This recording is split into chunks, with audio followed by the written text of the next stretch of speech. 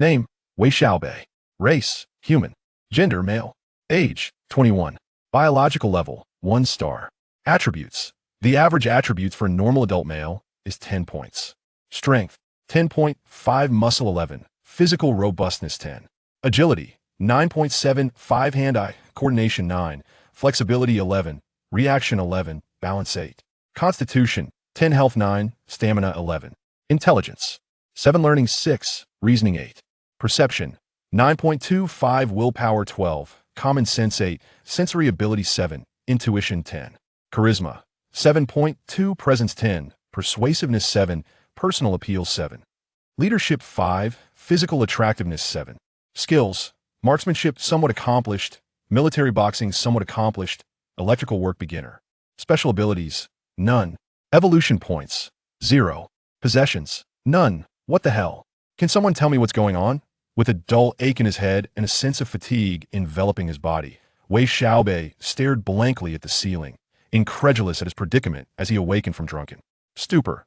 Having merely indulged in a night of revelry with friends, he now found himself confronted by this so-called attribute panel in his mind. Could it possibly be linked to that book, Shanhai Jing, which he had stumbled upon? He vaguely recalled that prior to succumbing to intoxication, the book seemed to emanate a faint glow. Reaching for his pillow, he discovered that the beautifully bound Shanhai Jing had vanished without a trace. The light filtering through the window was dim, as if twilight were creeping in. Regardless, Wei Xiaobei cast aside the bewildering attribute panel in his mind, raked his fingers through his unwashed hair, and with a swift turn, rose from bed, his stomach growling from an entire day without sustenance. His head felt as though it were burdened by an immense weight, and as he cradled his head in his hands, he sighed wearily, exhaling the remnants of alcohol. Cooking was out of the question. He would simply prepare a cup of instant noodles. Yet, as he took a couple of steps towards the kitchen, he suddenly halted in disbelief. What on earth had transpired? In just one night, his rental room had deteriorated into such disarray. Dust coated the floor and the table, and the poster of Zhang Liangying, which he had so recently affixed to the wall, had aged and yellowed, its edges tattered. The once charming visage of Zhang Liangying now appeared grotesque, resembling a sinister specter laughing menacingly at him. The walls were draped in tattered cobwebs, shrouded in an eerie mist. The oranges and apples resting on the small coffee table had rotted away, their surfaces cloaked in black mold, resembling a pool of desolation beneath them. Even the recently replaced aluminum windows had developed a layer of white fuzz, the glass fogged and marred by several cracks. The computer screen at the head of the bed was ensnared in cobwebs, the cup beside it devoid of water, with the desiccated carcass of an unidentifiable insect lying within. A slightly suffocating scent of dust permeated the air. Everything appeared shrouded in a gray haze, reminiscent of watching an old black and white film. In just one night, the room seemed to have aged decades, if not centuries. My dear mother, surely this cannot be a dream. It must be a figment of my imagination. Wei Xiaobei turned back to lie on the bed, closing his eyes. If upon awakening from this dream, I would return to normalcy. After several restless turns on the bed, he discovered that he was not dreaming. This bewildering reality seemed to be all too genuine. Rising from the bed, he sat at its edge, desperately rubbing his face as thoughts swirled in his mind. What on earth is happening? Had he not simply indulged in a night of drunken revelry? How could this be? Had he encountered a ghost, or was it merely a cruel prank? However, the likelihood of a prank seemed exceedingly low. The mere appearance of an attribute panel in his mind was beyond the capabilities of mere mortals. His throat felt parched after a night of excessive drinking, and the dryness surged forth. The startling transformations within the room had caused him to forget this discomfort, but now, with clarity returning, he felt a sense of unease creeping over him. He lifted the kettle only to find it utterly empty. Shaking his head, he realized he had no choice but to venture out for water. Patting his pants pocket, he discovered his wallet was missing. A search through the wardrobe revealed a disarray of tattered garments, resembling treasures salvaged from a refuse bin. Fortunately, the clothes he had carelessly tossed on the bedside remained unchanged, albeit they reeked of a peculiar melange of sweat and alcohol. Furrowing his brow, he donned his attire, raked his fingers through his hair, and pushed open the door. The sight that greeted him in the narrow corridor chilled him to the core. The dilapidated wallpaper and the extinguished, broken wall lamp bore witness to the passage of time both within and outside his room. With a flicker of hope, Wei Xiaobei approached the neighboring room and knocked vigorously on the door, but silence met his inquiry. The occupant of this room, was Zhou Lijun, a sophomore who had moved out of the dormitory since his freshman year, a seasoned recluse who spent his days gaming, reputedly with considerable skill, even earning a fair sum in the process. After knocking on every occupied room, Wei Xiaobei found himself in quiet despair. After a moment's hesitation, he steeled himself and charged against Zhou Lijun's door. The landlord, a miserly man, had opted for cheap locks that were far from secure. With the door having fallen into disrepair, it yielded easily to Wei Xiaobei's force after just 2 attempts.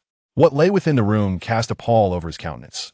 The floor, desk, and coffee table were coated in a layer of white dust, and the various items within were in a state of utter disrepair, mirroring the dismal condition of his own quarters. Gritting his teeth, Wei Xiaobei rushed to the entrance of the rental unit, cautiously pulling open the door to peer outside. Residing on the ground floor, he noted a flower bed outside, repurposed by the landlord, filled with sprouting garlic and scallions.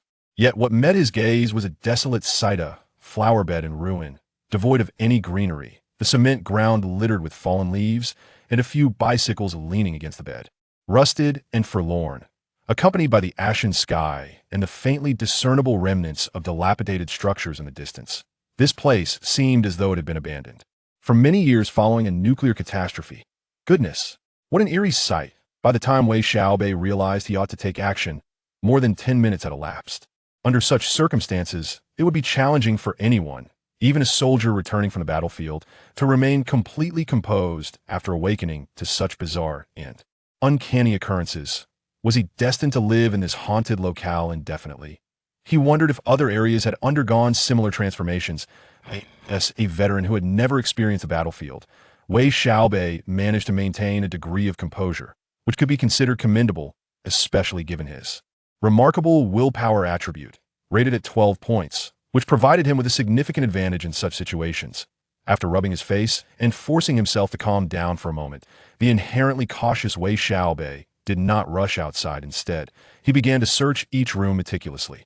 Seeking any useful materials, he discovered a dagger, a disposable lighter, 3 empty bottles, a packet of salt, and a small backpack. The dagger was unearthed from Zhou Lijun's drawer, which took Wei Xiaobei by surprise. Zhou Lijun appeared to be an unassuming individual, seemingly incapable of causing a disturbance. Yet he concealed such a weapon, a rather unexpected revelation.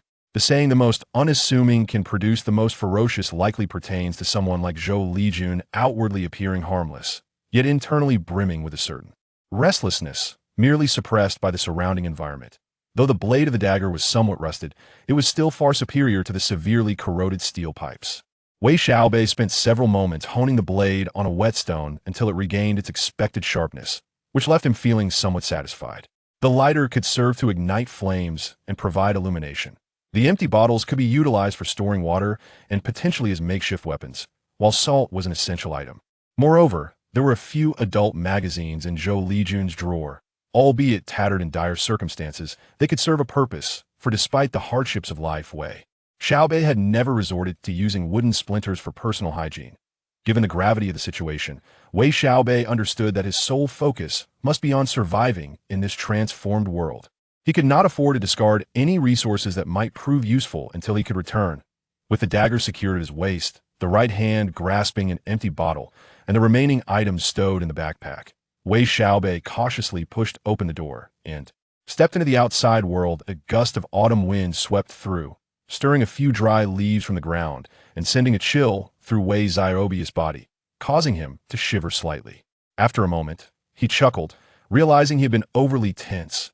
Navigating around the flower bed, Wei Xiaobei positioned himself at the entrance of the courtyard. This area represented the suburban fringe of Tsu City, where, with the city's continuous expansion and economic vibrancy, local farmers had discovered ways to augment their income by transforming their homesteads into rental properties, thus generating a substantial revenue stream that in the urban landscape. The white-collar, gray-collar, and blue-collar workers struggle to make ends meet, drawn to the allure of affordable rents. The price they pay, however, is a necessity of rising an hour or an hour and a half earlier each day, consuming pancakes and soybean milk while jostling for space on crowded buses and subways. Such scenarios are, in fact, not uncommon across major cities nationwide. Consequently, the scene outside the courtyard gate becomes all too clear: a dirt road flanked by dilapidated farmhouses, litter strewn haphazardly along the path.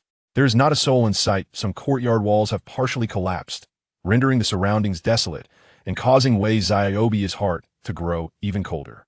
Fortunately, Wei Xiaobei had mentally prepared himself beforehand, preventing him from descending into despair. He pressed against the courtyard wall, cautiously making his way forward, recalling that not far ahead lay a small convenience store.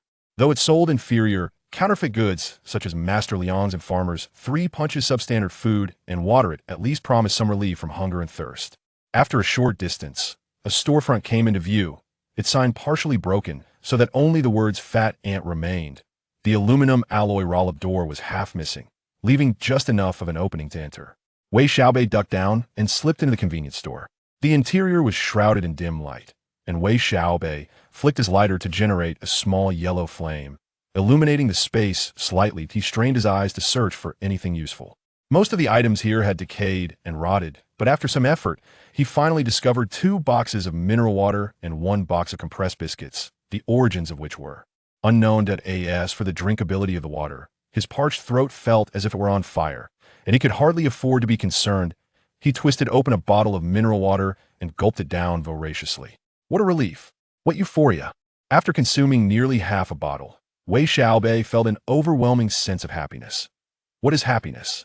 It is the moment when, after much struggle, one finally obtains what is most needed.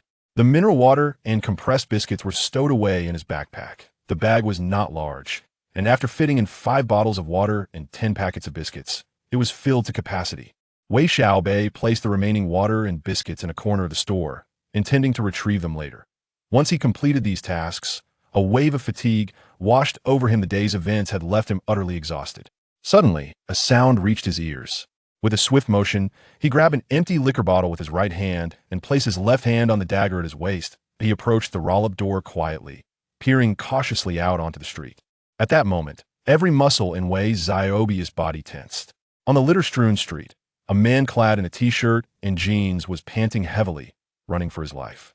Close behind him, merely 2 meters away, slithered a creature as thick as a wrist and about 1 meter long, its body coated in a greasy blue sheen reminiscent of a slug pursuing the man relentlessly. Creatures such as slugs, regardless of their size, seldom evoke sentiments of affection. Rather, they are commonly described with a singular term: repulsive. Yet, Wei Xiaobei found no revulsion in the sight of this colossal slug. Instead, he felt an inexplicable tingling sensation along his spine, accompanied by concern for the man fleeing in desperation. That moment, Wei Xiaobei recognized the man, having encountered him a few times at a street vendor's stall, clad in a security uniform and fond of fried sauce noodles. Though he was unaware of his name, it was uncertain whether the giant slug possessed an acute sense of perception or if it merely detected Wei Xiaobei's approach to the roll-up door. But its 2 antennae pivoted toward the small shop. Between the antennae, scintillating blue sparks began to coalesce, and a circular maw lined with minuscule, sharp teeth yawned open, delivering a considerable visual jolt. Undoubtedly, from any perspective, this enormous slug was far from benign. Its dentition alone hinted that it was not a herbivore. As the monstrous slug abruptly slowed its advance, the man ahead hastened his pace in an attempt to escape. However, at that precise moment, a brilliant blue arc of electricity surged forth from between the slug's antennae, traversing less than 5 meters in an instant to strike the man. With deadly accuracy, the current coursed through his body, incapacitating him in a heartbeat. When one fails to sever the bond, chaos ensues. After a moment's hesitation, Wei Xiaobei hurled an empty bottle at the slug with all his might. A resounding crackle erupted. To Wei Xiaobei's astonishment, as the bottle neared the slug, its antennae erupted with electric brilliance once more, unleashing a slender bolt of blue lightning that swiftly traversed 4 meters to strike the empty bottle. With a deafening explosion, the bottle shattered, sending countless shards of glass scattering in all directions. Was this not a tad excessive? Wei Xiaobei had initially presumed that after discharging electricity once, the colossal slug would be depleted. However, it seemed capable of unleashing another jolt. This spectacle did not instill fear in him. Rather, it ignited a fervor within, dispelling his earlier lethargy. Cursing under his breath, Wei Xiaobei bellowed and lunged forward, drawing another empty bottle to hurl at the giant slug. Perhaps the energy required to pierce the air was substantial, as the slug needed time to recharge, allowing Wei Xiaobei's next bottle to strike the slug's antennae with precision. Such a feat was not within the capabilities of an ordinary individual. Had it not been for Wei Xiaobei's high accuracy with grenades during his military service, coupled with a stroke of luck, he might have missed his target. The slug's antennae, soft and sensitive, constituted a critical vulnerability upon being struck by the bottle. Electric sparks erupted, causing the creature to writhe in agony. Seizing the moment of its affliction, Wei Xiaobei dashed to the side of the colossal slug, brandishing a dagger, and plunged it toward its head. Like a T this moment, Wei Xiaobei could no longer distinguish whether he was saving another or merely saving himself. A singular thought consumed his mind: to vanquish the colossal slug before him. Wei Xiaobei could distinctly feel the resilience of the slug's soft skin. His dagger barely penetrated half an inch before being ensnared by the thick muscle layer beneath. A fiery sensation surged through his hands, prompting him to glance down, only to find blue liquid splattering onto his skin from the ruptured soft tissue. This blue fluid was corrosive. The gigantic slug thrashed and rolled with fervor, nearly causing Wei Xiaobei to lose his grip on the dagger. I could see that moment. He could not afford to hesitate. If the slug regained its strength and unleashed another electric attack, his chances of survival would be utterly extinguished. With a primal roar, he gripped the dagger tightly and thrust downward with all his might. The sharp blade swiftly pierced through the slug's substantial muscle, creating a gaping wound over a foot long. As a result of this grievous injury, the slug went into a frenzy, writhing violently. Wei Xiaobei's torso became drenched in the blue liquid, as if plunged in a boiling water, rendering him nearly incapable of holding the dagger. Yet, he understood that at this juncture, it was a matter of life or death. There was no room for negligence. Kill! Wei Xiaobei bellowed, adopting a stance of determination. He twisted his waist forcefully, leveraging his entire body to pull the dagger downwards with great intensity, further deepening the wound on the slug. The slug, now gravely wounded, thrashed even more violently.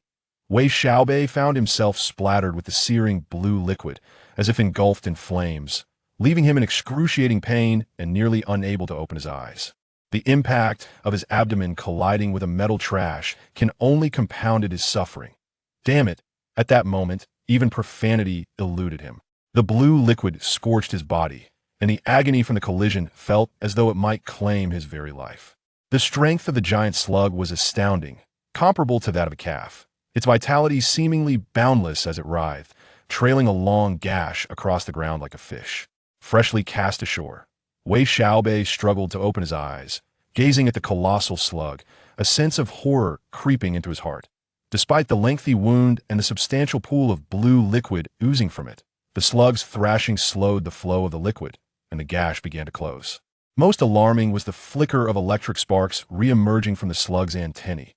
This is bad. Wei Xiaobei recognized that the life force of such creatures was remarkably tenacious. If it were a human with such injuries, death would be imminent, yet this slug was in the process of recovery. If he hesitated even slightly longer, allowing it to gather its electrical energy, he would be doomed to an eternal rest. Curse it!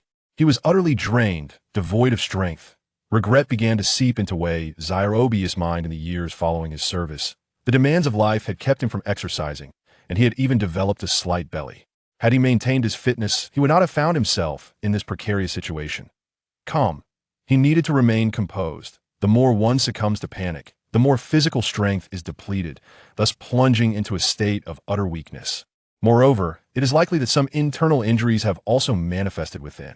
Wei Xiaobei extended his tongue and bit down hard, a sharp pain radiating from the tip, momentarily alleviating some of the agony coursing through his body. Yet, this relief was insufficient. He pressed the thumb of his right hand firmly against the webbing of his left hand, exerting a painful pinch that significantly dulled the discomfort emanating from his abdomen.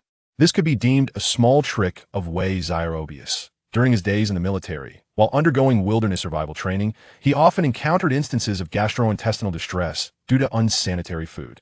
In such moments, applying pressure to the webbing of the hand would alleviate abdominal pain, allowing one to remain concealed in a hidden location, of course. This was merely a temporary reprieve. Once the pain subsided, Wei Xiaobei felt a surge of regained strength. The dagger had fallen into the corrosive blue fluid of the giant slug, rendering it utterly useless. After rummaging through his backpack for a brief moment, he sought out any useful items to combat the enormous slug. Salt? A faint smile flickered across his face, marred by swelling and oozing wounds. Summoning all his strength, Wei Xiaobei surged towards the still writhing giant slug, disregarding the potential for a counterattack. Upon reaching the monstrous creature, he deftly evaded its rolling body and seized a bag of salt, tearing it open to pour its contents onto the slug's wound. Hiss! As the salt cascaded onto the wound, the slug reacted as if struck in a most sensitive area, launching itself into the air like a firework, soaring over 10 meters high before. Plummeting back to the ground. Name, Wei Xiaobei. Race, human. Gender, male. Age, 21. Biological rank, 1 star. Attributes. The average attributes for a normal adult. Male are 10 points. Strength, 10.5 muscle. 11, physical robustness, 10. Agility, 9.75 hand-eye coordination, 9, flexibility, 11, reaction, 11, balance, 8. Constitution, 10. Health, 9, endurance, 11. Intelligence, 7, learning, 6, reasoning, 8. Perception, 9.25, willpower, 12, common sense, 8, perception, 7, intuition, 10. Charisma, 7.2. Presence, 10, persuasiveness, 7, personal attraction, 7, leadership, 5, physical appeal, 7. Skills, marksmanship, some proficiency, military boxing, some proficiency. Electrical work, beginner, special abilities, none. Evolution points, 0. Possessions, none. Damn. Can anyone tell me what is going on? With a dull throb at his head and a sense of fatigue coursing through him, Wei Xiaobei stared blankly at the ceiling, incredulous at his predicament. Having merely indulged in drinks with friends and awakening naturally, he found this so-called attribute panel manifesting in his mind. Could it be linked to the ancient text, the classic of mountains and seas, that he had found? He recalled that before succumbing to inebriation, the book seemed to emit a faint glow. Reaching for the pillow, he discovered that the stitched volume of the classic of mountains and seas had vanished without a trace. The light filtering through the window was dim, as if night were about to descend. Disregarding the matter, Wei Xiaobei cast aside the notion of the attribute panel, raked his fingers through his hair, unwashed for nearly a week, and rolled out of bed, his stomach grumbling from an entire day without sustenance. His head felt as though it bore the weight of a mountain. He shook it slightly, exhaling a sigh, and released a puff of stale alcohol breath. Cooking was out of the question. He would simply prepare a cup of instant noodles instead. Just as he took a couple of steps toward the kitchen, he suddenly froze. What on earth had happened? In the span of a night, his rented room had deteriorated so drastically. Dust coated the floor and the table. The poster of Zhang Liangying that he had affixed to the wall days prior had turned old and yellowed, its corners tattered. The beauty of Zhang Liangying's visage now distorted, resembling a ghastly apparition grinning at him. The walls were draped in tattered cobwebs, swirling like mist. The fruit, a grapefruit and an apple, languished on the coffee table, rotting and shriveled, covered in black mold, resembling a patch of desiccated mud beneath. Even the recently replaced aluminum windows had developed a layer of white fuzz, the glass clouded and marred by cracks.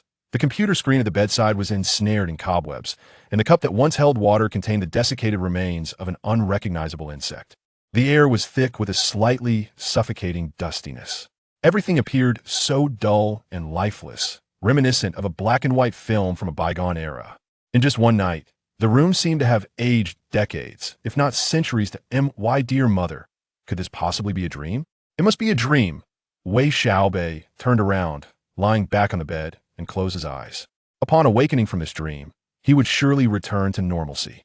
After tossing and turning several times on the bed, Wei Xiaobei realized that he was not dreaming. Everything seemed to be an unsettling reality. Rising from the bed and sitting at its edge, he desperately rubbed his face, pondering the situation in his mind.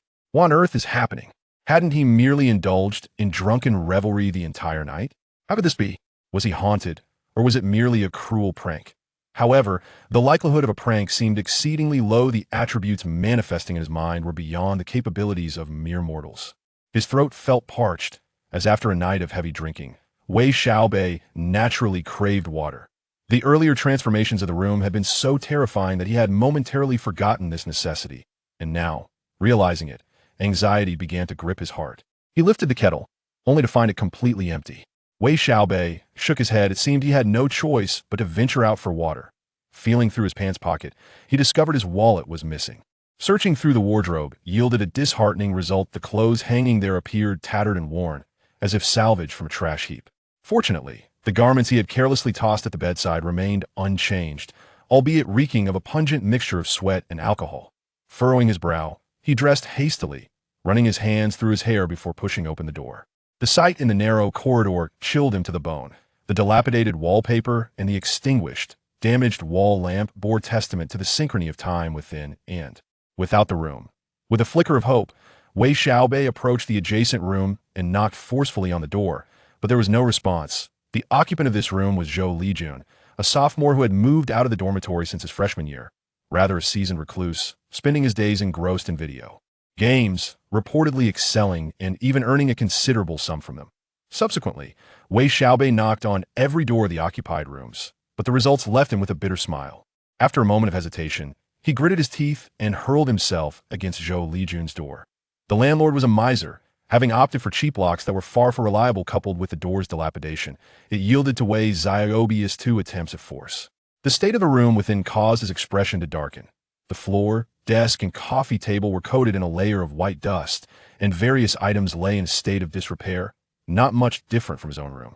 Grinding his teeth, Wei Xiaobei bolted to the entrance of the rental unit, cautiously pulled open the door, and glanced outside. Residing on the ground floor, he saw a flower bed outside the main door, repurposed by the landlord, filled with garlic sprouts, scallions, and other vegetables. Yet, what Wei Xiaobei beheld was a desolate flower bed, devoid of any greenery, its contents a withered yellow. The concrete ground nearby was littered with fallen leaves, and the bicycles leaning against the flower bed were rusted and neglected.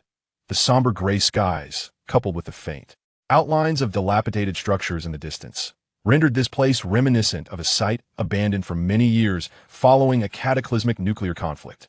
Goodness, is this truly a nightmare? As Wei Xiaobei came to the realization that he ought to take action, over 10 minutes had already elapsed. In truth, one could hardly expect any individual, the seasoned soldier, emerging from the battlefield to maintain complete composure upon awakening to such bizarre and uncanny circumstances. Was he destined to reside in this forsaken locale indefinitely? He pondered whether other regions had undergone similar transformations. As a veteran who had never experienced the horrors of war, Wei Xiaobei's ability to stave off panic was commendable. After all, his willpower, his most formidable attribute, stood an impressive 12 points, providing him with a notable advantage in such dire situations. After rubbing his face and forcing himself to regain his composure for a moment, the inherently cautious Wei Xiaobei chose not to venture outside immediately. Instead, he meticulously searched the rooms, seeking out any materials that could prove useful. He discovered a dagger, a disposable lighter, 3 empty bottles, a packet of salt, and a small backpack. The dagger had been unearthed from Zhou Lijun's drawer, a revelation that took Wei Xiaobei by surprise. Zhou Lijun, who appeared straightforward and unassuming, had concealed such a deadly implement, a fact that was indeed unexpected. The adage about hidden depths in seemingly simple individuals could aptly describe Zhou Lijun outwardly. He seemed the epitome of innocence, yet within him stirred a certain restlessness, stifled by the constraints of his environment. Though the blade of the dagger bore some rust, it was infinitely superior to the corroded steel pipe. After honing the blade against a sharpening stone for several strokes, it regained a semblance of its former sharpness, which pleased Wei Xiaobei. The lighter could serve to ignite fires and provide illumination. The empty bottles could hold water and double as makeshift weapons, while the salt was an indispensable necessity. Zhou Lijun's drawer also contained a few worn adult magazines. Though tattered, they could serve a practical purpose if needed. After all, despite the harshness of life, Wei Xiaobei had never resorted to using wooden splinters for personal hygiene. Given the gravity of his circumstances, Wei Xiaobei understood that his singular objective was to survive in this transformed world. Every potential resource must be preserved until he could return. With the dagger secured at his belt, an empty bottle in his right hand, and the remaining items stowed in his backpack, Wei Xiaobei cautiously pushed open the grand door and stepped into the outside world. Of a brisk autumn breeze swept through, stirring a few leaves from the ground and sending a chill through his body, causing him to shudder slightly. After a moment, a smile crept across Wei Xiaobei's face. He realized he had been overly anxious. Navigating around the flower bed, he stood at the entrance of the courtyard. This area lay at the urban-rural fringe of Wei City, where the city's relentless expansion and vibrant economy had enabled farmers to discover ways to augment their income by transforming their homesteads into rental properties, thus providing a considerable financial boon to in the city. White-collar, gray-collar, and blue-collar workers struggle to survive, drawn by the allure of affordable rent. They pay the price of waking up an hour or an hour and a half earlier each day, consuming pancakes and soy milk while jostling for space on crowded buses and subways. Such scenarios are not uncommon in major cities across the nation. Consequently, the scene outside the courtyard gate is easily imagined. A dirt road lined with dilapidated farmhouses, litter strewn about haphazardly. Not a soul is in sight. Some courtyard walls have partially collapsed, exuding an air of desolation that chills Wei Xiaobei's heart even further. Fortunately, he had mentally prepared himself beforehand, preventing him from falling into despair. Pressing against the courtyard wall, Wei Xiaobei cautiously advances, recalling that a small convenience store lies not too far ahead. Though it stocks nothing but counterfeit, inferior goods like Master Liang's and Farmer's Three Punches, it at least promises relief from his hunger and thirst. Not long after, a storefront comes into view, its sign half broken, leaving only the words Fat Aunties visible. The aluminum alloy roller shutter is partially missing, creating just enough of an opening for entry. Wei Xiaobei bends down and slips into the store. The light inside is dim, prompting him to ignite a lighter, the flickering yellow flame illuminating the surroundings slightly. He squints and begins to search diligently. Most of the items here are rotten and moldy, but after considerable effort, he finally uncovers 2 boxes of mineral water and a box of compressed biscuits from an unknown origin. As for the drinkability of the water, Wei Xiaobei, whose throat feels as if it is on fire from thirst, can hardly afford to be picky. He twists open a bottle and gulps it down fervently. Ah, bliss! Refreshing. After consuming more than half a bottle, Wei Xiaobei feels an immense wave of happiness. What is happiness? It is the satisfaction of obtaining what one desperately needs after enduring hardship. He places the mineral water and compressed biscuits into his backpack. The bag is not large, so after accommodating 5 bottles of water and 10 packets of biscuits, there is no remaining space. He sets aside the remaining water and biscuits in a corner of the store for later retrieval. Once these tasks are completed, a wave of fatigue washes over him, the cumulative strain of the day's events taking its toll.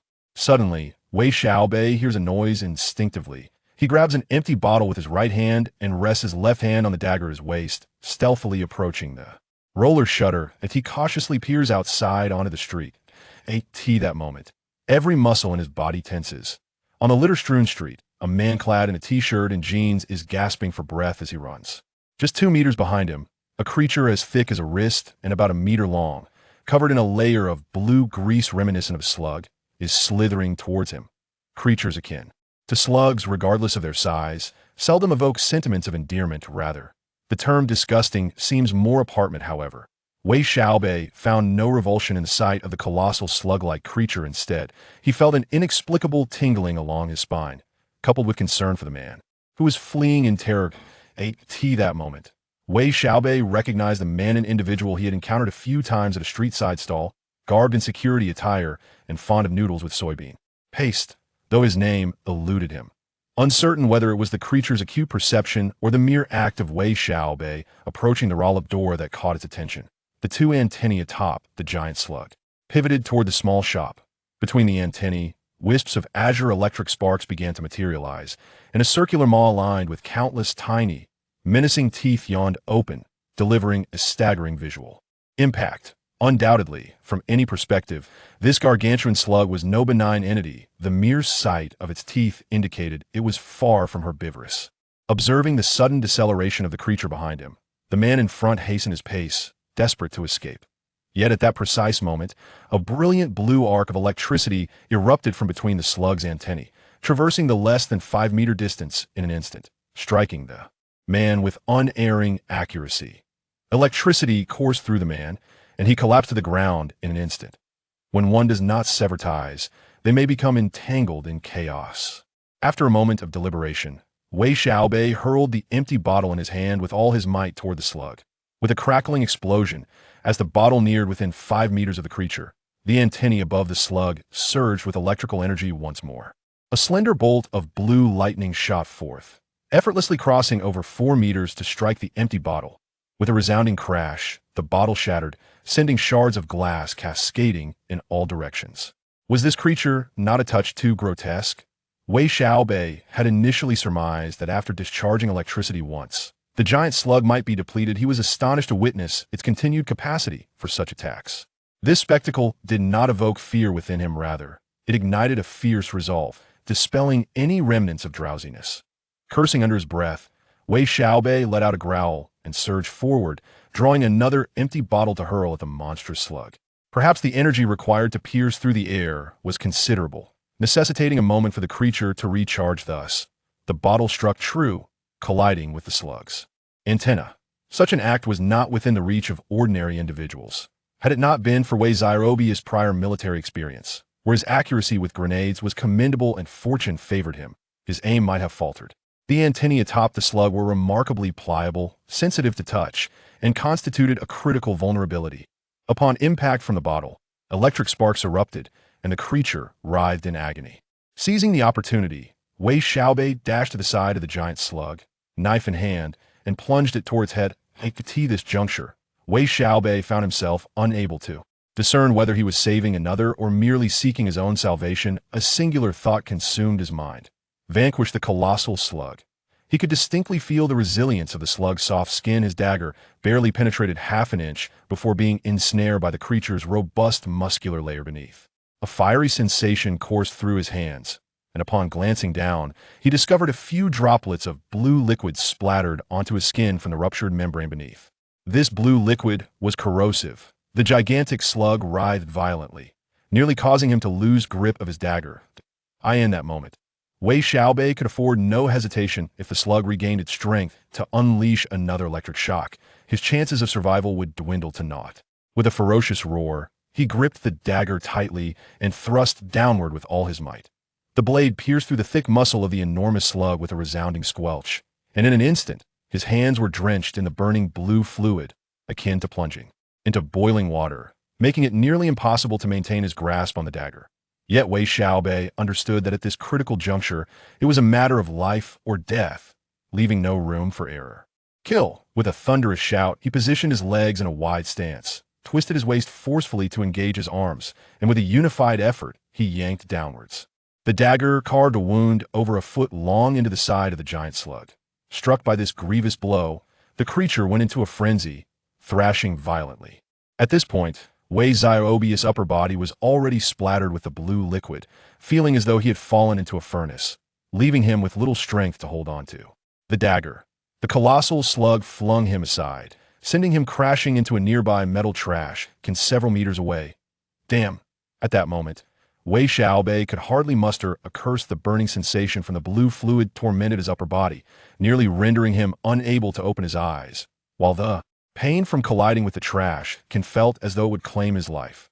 The immense strength of the slug was akin to that of a young bull, and its vitality was astonishing, writhing on the ground with a lengthy wound trailing behind it, reminiscent of a fish freshly tossed onto the shore.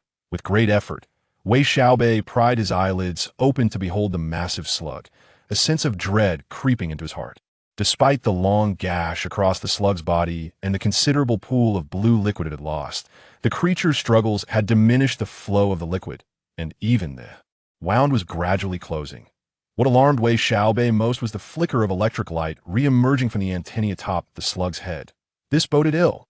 Wei Xiaobei knew that the vitality of insects was remarkably tenacious in humans. Such an injury would likely herald death. Yet this slug was in the process of recovery.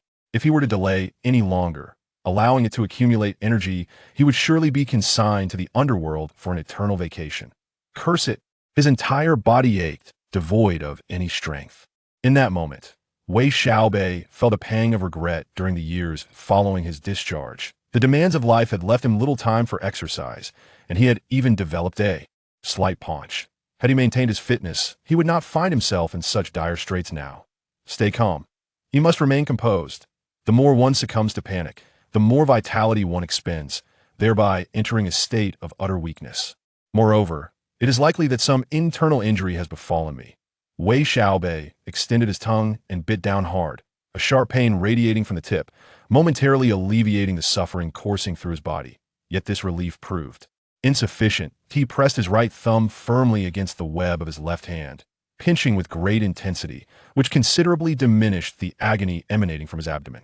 This can be considered one of Wei Xiaobei's little tricks that in the past During survival training in the military, he often encountered the afflictions of diarrhea and stomach pain due to consuming contaminated food.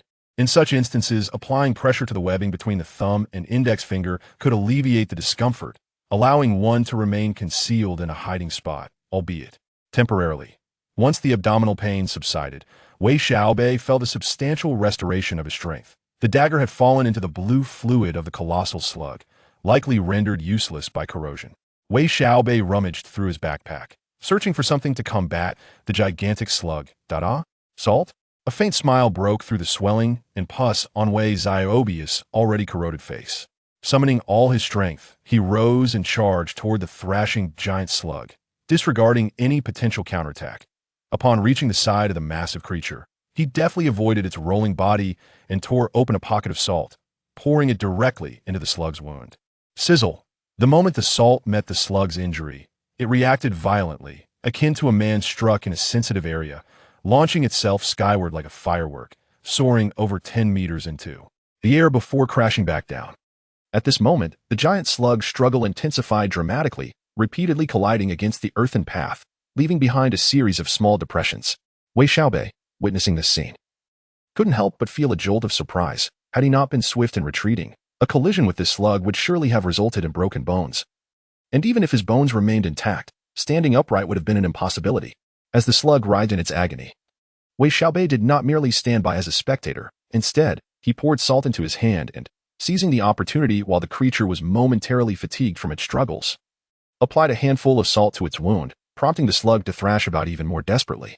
The continuous application of salt prevented the wound from healing, causing it to swell with bubbles, while a viscous fluid continuously oozed out, transitioning from a vibrant blue to a ghastly bluish green.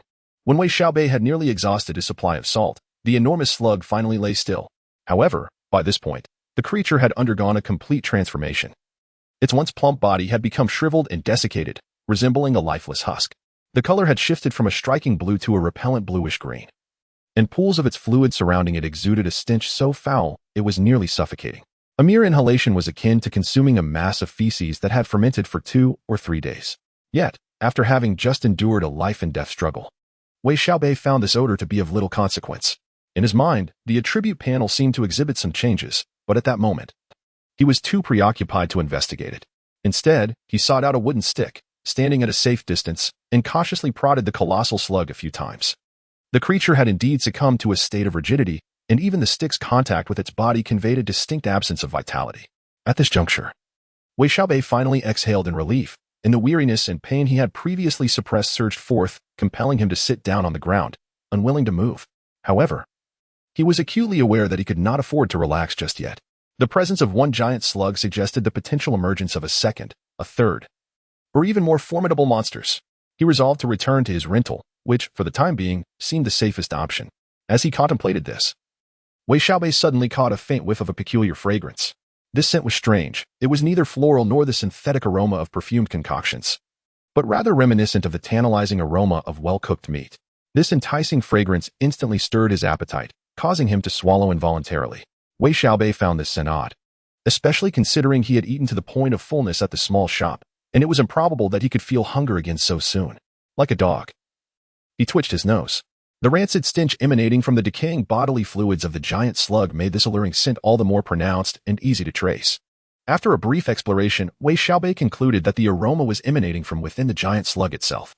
To speak candidly, when Wei Xiaobei drew near the slug to take a whiff, he nearly retched at the foul stench mingled with an unexpected fragrance, a combination that was utterly unbearable.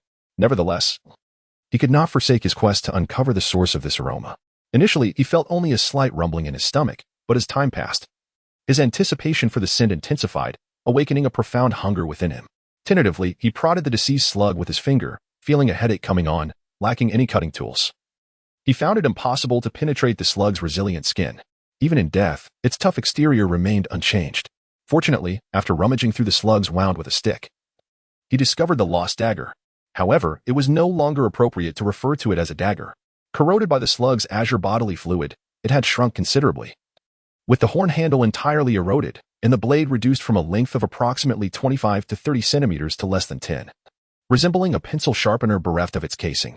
Wiping the remaining blade with a tattered cloth, he was astonished. One would expect a corroded blade to be utterly ruined and significantly lighter. Yet, this remnant of the dagger seemed to weigh even more than its original form. And after being polished with the rag, it gleamed brilliantly, akin to being coated with mercury. Clearly, the transformation of this dagger post-corrosion was far from trivial. At that moment, Wei Xiaobei had little time to ponder this phenomenon. He found 2 pieces of scrap wood, sandwiched the blade between them, and secured it with a strip of cloth, thus creating a rudimentary knife.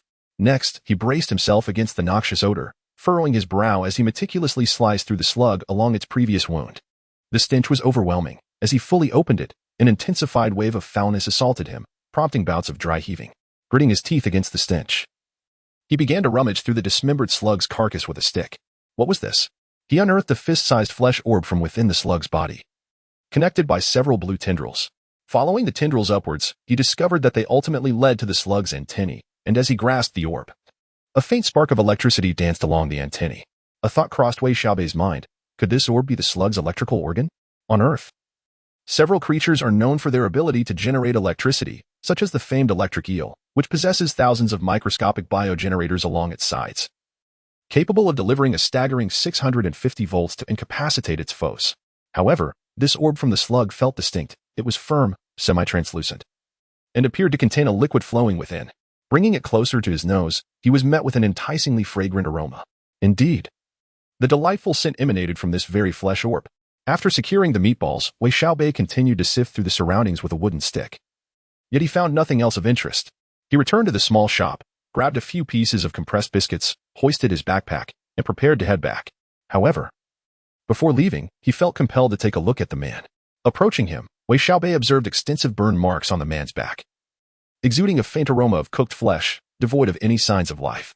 Wei Xiaobei could not help but marvel at the electric energy discharged by that colossal slug.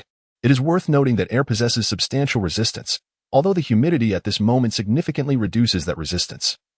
The voltage required to breach 20 meters of air instantaneously would likely exceed 100,000 volts. Chapter 5. Electric Worms. Upon reflection, I consider myself rather fortunate. At the moment the colossal slug took notice of me, a man hastened his escape, drawing the creature's attention and consequently becoming the first to suffer its electric shock. Had it not been for this, I, standing near the roll-up door, would likely have met a similarly grim fate. After a brief moment of silent tribute for this nameless hero, I gathered my spirits and rummaged through his pockets in search of anything of value.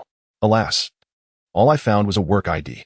Name, Guanming Jun. Position, security guard at Daxing parking lot. Guanming Jun, a commendable name, yet tragically lost here.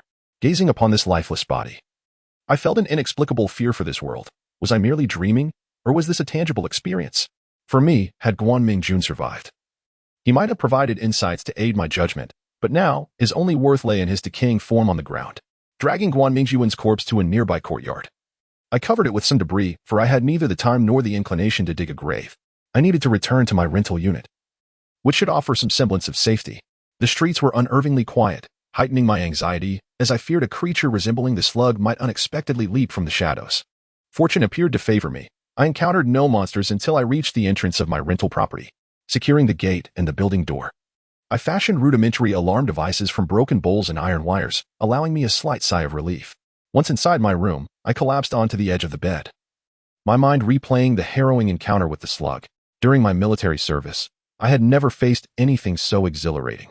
In times of peace, a soldier considers it a stroke of luck to witness bloodshed on the training grounds, though exceptions exist for special forces. With a resolute mind, I soon cast aside the images of battle. A sudden movement triggered a sharp sting across my skin, jolting me back to reality. I reached for the meatball I had retrieved earlier, wiping away its viscous juices. As I cleaned it, a savory aroma wafted forth, tempting me and unexpectedly igniting my hunger. At that moment, my attribute panel reappeared in my mind. Name, Wei Xiaobei. Race, human. Gender, male. Age, 21. Biological level, 1 star. Attributes, average for a normal adult male is 10 points. Lightly wounded status, strength, agility, and constitution diminished by 20%. Strength, 8. 4. Muscle, 11. Physical robustness, 10. Agility, 7. 8. Hand-eye coordination, 9. Flexibility, 11. Reaction, 11. Balance, 8. Constitution, 8. Health, 9. Endurance, 11. Intelligence, 5. 6. Learning, 6. Reasoning, 8. Perception, 7. 4. Willpower, 12. Common sense, 8. Sensory acuity, 7. intuition, 10, charisma, 5, 76, presence, 10, persuasiveness, 7, personal appeal, 7, leadership, 5, aesthetic appeal, 7, skills. Marksmanship, somewhat accomplished. Military boxing, somewhat accomplished. Electrical work, novice. Special abilities, none. Evolution points, 100 possessions, Thunderbug electric ball. Wei Xiaobei felt little impact from a 20% reduction in strength, agility, and constitution due to minor injuries. He merely sensed a significant decline in his physical vitality compared to before. Beneath the attributes panel, 2 changes materialized. 1. The evolution points had transformed from 0 to 100, and 2. An additional possession had appeared. Wei Xiaobei's attention was drawn to the Thunderbug electric ball, which was accompanied by a brief description. Thunderbug electric ball, core electrical organ of the 2-star creature Thunderbug, non-toxic, edible, function unclear. So, the colossal slug was named Thunderbug? Indeed. It aptly bore the name. The air's electrical resistance was considerably higher than that of most resistive materials.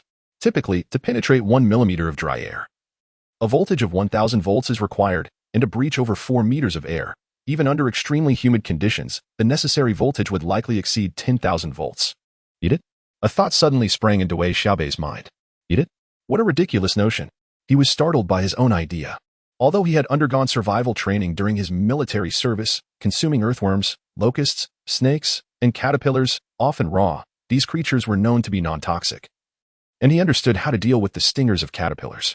However, this meatball originated from that gigantic slug, not to mention the corrosive blue liquid that could erode skin. It was evident that the colossal slug was far from being a harmless creature. Though the Thunderbug electric ball was said to be non-toxic, it was psychologically challenging to accept. Absolutely not. Wei Xiaobei firmly dismissed the notion that had surfaced in his mind and laid down on the bed, preparing to rest. At that moment, he forgot to further investigate the additional 100 evolution points on his attributes panel. The earlier battle with the slug had nearly left him incapacitated. And as soon as he reclined, he felt a wave of pain coursing through his body, almost leading him into unconsciousness. Yet, the stinging sensation from his corroded skin prevented him from drifting off. After resting with his eyes closed for a while, Wei Xiaobei couldn't help but reach for the meatball, squeezing it casually. Instantly, an enticing aroma emanated from the meatball, nearly overwhelming him. The allure was irresistible. As visions of roasted chicken legs, braised pork, kung pao chicken, and succulent steaks danced in Wei Xiaobei's mind. This truly was an excruciating trial to endure. An incessant urge to devour the meatball surged within him, while his stomach audibly protested. Strangely, the intoxicating aroma only intensified his hunger, yet under its seductive spell, Wei Xiaobei felt no inclination to reach for the compressed biscuits. Torment, restraint, and impulse intertwined, almost leading Wei Xiaobei to the brink of despair. After an indeterminate period of time, his gaze had grown somewhat vacant, his right hand instinctively drawing the meatball closer to his mouth. 1 bite, 2 bites, 3 bites gone. It was only at this moment that Wei Xiaobei realized he had consumed the entire meatball without leaving a trace. A wave of nausea washed over him as he noticed the residual blue liquid on his hand, exuding a peculiar odor that attested to the fact that the meatball was, in truth, far from delectable. Chapter 6. Turmoil Gasp. After regaining his senses, Wei Xiaobei hastily thrust his hand down his throat, attempting to expel the meatball he had ingested. He certainly did not wish to succumb to food poisoning. However, after several bouts of dry heaving, he managed to expel only a nauseating mixture of compressed biscuits, with no trace of the meatball in sight. Having exhausted himself to the point of dizziness, he resigned himself to the idea that perhaps this was simply his fate. After all, he mused wryly, he was but a life of little value. What was there to fear? Wei Xiaobei's life had been one of an ordinary citizen. He hailed from a typical family. His father worked as a laborer in a local state-owned factory, while his mother was an elementary school teacher, both epitomes of mediocrity. In his primary school years, Wei Xiaobei harbored grand aspirations of becoming a scientist, a general, or a wealthy magnate, and his academic performance was commendable. As the locals would say, he was indeed a prodigious talent, destined for greatness. Yet, upon entering junior high, the allure of gaming arcades and video rooms consumed all his focus. After barely passing into the county high school, he transformed from an exemplary student into a habitual truant. Following an unfavorable outcome in the college entrance examination, his parents resorted to various means to send him to the military. During his time in the army, Wei Xiaobei experienced a revival of sorts. Although he did not earn a third-class merit award, he did receive several commendations as an outstanding soldier. According to the military leadership, he was born to be a soldier. Consequently, they even enrolled him in the military college entrance examination. Had Wei Xiaobei succeeded in gaining admission to a military academy, it might have paved a promising path for him. However, his profound aversion to studying ultimately led him to fail the entrance exam, and he returned home after completing his service. He believed that, given his commendable performance, he would secure a decent job upon returning to civilian life. Yet, he had underestimated the state of the world. Upon his return to his hometown, he discovered he had been assigned to a nearly bankrupt county battery factory. After 2 months of labor, he resigned and embarked on a journey to Ruilake City, joining the ranks of workers in a bustling metropolis. Reflecting on his life choices filled Wei Xiaobei with regret. Had he diligently studied and gained admission to prestigious institutions such as Tsinghua, Peking University, or Fudan, he might have found himself as a departmental manager by now. It was noteworthy that the owner of the company where he currently worked was merely an ordinary graduate from a reputable university. Of course, there is no remedy for regret in this world. Wei Xiaobei had originally planned to drift through life, saving a modest sum to return home, perhaps starting a small business and finding a partner along the way. Yet now, it seemed his destiny was diverging anew. The anticipation of an uncertain fate is a cruel affair. Lying in bed, he pressed his hand against his slightly aching abdomen, the musty odor permeating his nostrils prompting a series of 7 or 8 sneezes. If death were to come, so be it. After the sneezes subsided, Wei Xiaobei, for reasons unknown, felt a sense of relief wash over him, and he allowed himself to rest. Upon awakening, Wei Xiaobei's spirit felt as if it were on the verge of shattering, only to relax slightly at that moment, leaving him with an overwhelming sense of fatigue. Before long, he inadvertently slipped back into slumber. With a sudden burst of energy, he practiced with his firearm and hurled grenades, aiming precisely and throwing them far. A brief, yet vigorous melody jolted Wei Xiaobei from his dreams. It was one of the military songs he had learned during his service, the name of which eluded him, perhaps called the drill song. This tune was often sung in unison before meals, as a group of rugged men unleashed a cacophony of hoarse voices, charging towards the mess hall with the ferocity of famished tigers. However, in the present moment, it merely served as a nostalgic recollection for Wei Xiaobei. Upon awakening, his first instinct was to reach for the empty bottle resting beside him. But his grasp met only air, startling his still drowsy mind. He opened his eyes to find himself in the familiar confines of his rented room, lying on the bed, with his phone alarm blaring beside him. Something felt amiss. Wei Xiaobei propped himself up and surveyed his surroundings. The dust on the floor and table had vanished. The poster of Zhang Liangying he had affixed to the wall days prior appeared pristine, and her enchanting visage still radiated brilliance. The fruits on the coffee table, citrus and apples, remained unspoiled, and the recently replaced aluminum windows showed no signs of wear or cracks. In short, everything in the room had returned to its original state. What was happening? Was it possible that the previous events had merely been a dream? Yet, this dream felt far too vivid. As his thoughts coalesced, he instinctively reached for his waist, discovering a hard object lodged in his belt. It was the dagger he had found in the otaku's room, now reduced to the size of a pencil sharpener, its hilt missing, a consequence of corrosion from the slug's bodily fluid. Wei Xiaobei was momentarily taken aback. Then he felt his pocket and found the lighter still intact. Beside his bed lay an old backpack, which upon inspection contained bottled water, compressed biscuits, Riska magazines, and a work ID of Guan Mingjun, though the Shanhai Jing had been further ravaged by the slug's corrosive substance. A cold sweat inexplicably adorned Wei Xiaobei's back. What in the world was happening? Was he dreaming, or had he truly experienced all this? Rubbing his face, he silenced the alarm on his phone and sat on the bed for a moment, staring blankly at the dim light filtering through the window, while his mind raced with thoughts. Previously, upon awakening, it felt as if the entire world had fast-forwarded a century, everything appearing dilapidated. He had then found the dagger, visited the convenience store for water and food, encountered the man and the slug, and ultimately vanquished the giant slug, only to unwittingly consume the meatball upon his return. After much contemplation, Wei Xiaobei struggled to reach a conclusion. Yet soon, he would not need to ponder further. A sudden tumult roiled in his stomach, causing his complexion to pale, and he rushed into the bathroom, clutching a roll of toilet paper. Gurgle, gurgle, thud. A cacophony of sounds akin to flatulence erupted within the confines of a modestly sized restroom, and soon a foul stench permeated the air, causing Wei Xiaobei to gag. Upon glancing down, he nearly found himself seated upon the toilet. The once pristine porcelain had discolored, now smeared with an abundance of dark crimson stains and a grotesque, mushy substance. The sight sent a pallor to his face, and he pondered whether he was on the brink of demise. However, as time passed, Wei Xiaobei felt a slight relief. With this relentless bout of expulsion, the excruciating pain in his abdomen began to subside, and his body felt considerably more at ease.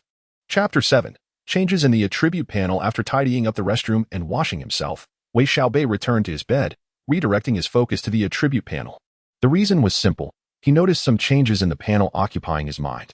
Name: Wei Xiaobei. Race: Human gender, male age, 21 biological level, 1-star attributes. The average attribute value for a normal adult male is 10 points, strength, 10.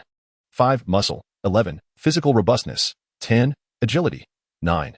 75. Hand-eye coordination, 9. Flexibility, 11. Reaction, 11. Balance, 8. Constitution, 10. Health, 9. Endurance, 11. Intelligence, 7. Learning, 6.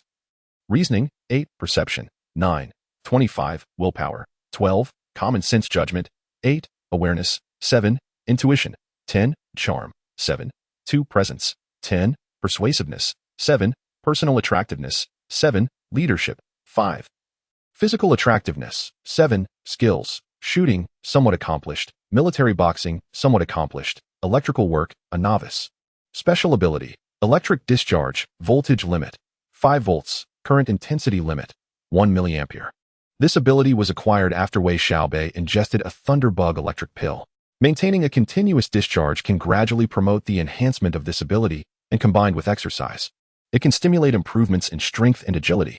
Evolution points, 100 possessions, none. Of course, his possessions had vanished. It was only logical since Wei Xiaobei had consumed the thunderbug electric pill.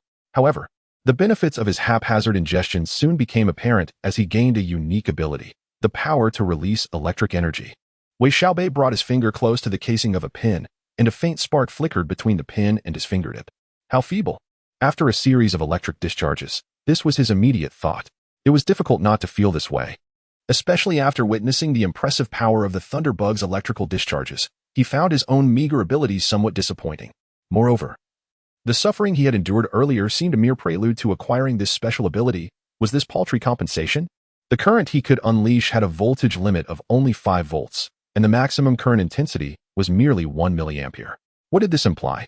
To put it into perspective, the safe voltage for human contact is 24 volts, while the safe current intensity is 10 milliamperes. The voltage he could produce barely matched that of a mobile phone charger, and the current intensity was so low that it would only induce a slight tingling sensation in a fingertip. Beyond that, there was little else in terms of lethality. Fortunately, as long as this electric discharge ability remained active, it could be gradually enhanced. Furthermore, through exercise, he could improve his strength and agility. Additionally, his previous light injuries had subsided, restoring his attributes to normal. With this in mind, Wei Xiaobei felt less despondent. And there were also evolution points. At that moment, he finally recalled the matter of evolution points. As attention focuses on the evolution points, a series of pertinent introductions emerges. Evolution points, acquired by vanquishing creatures from the Gray Realm. These points can be utilized to enhance auxiliary attributes, skills, and even special abilities within the primary attribute section of the attribute panel. Their acquisition is arduous, hence prudent utilization is advised. Upon reading the introduction to evolution points, Wei Xiaobei hesitated, contemplating where to invest these valuable points if they indeed held significance. The struggle against that thunderbug was a life-and-death battle, having narrowly escaped. He was reluctant to squander the hard-earned 100 evolution points. After observing the attribute panel for a while, further explanations unfurled, providing Wei Xiaobei with a clearer understanding. The world he entered upon awakening from intoxication is referred to as the Gray Realm.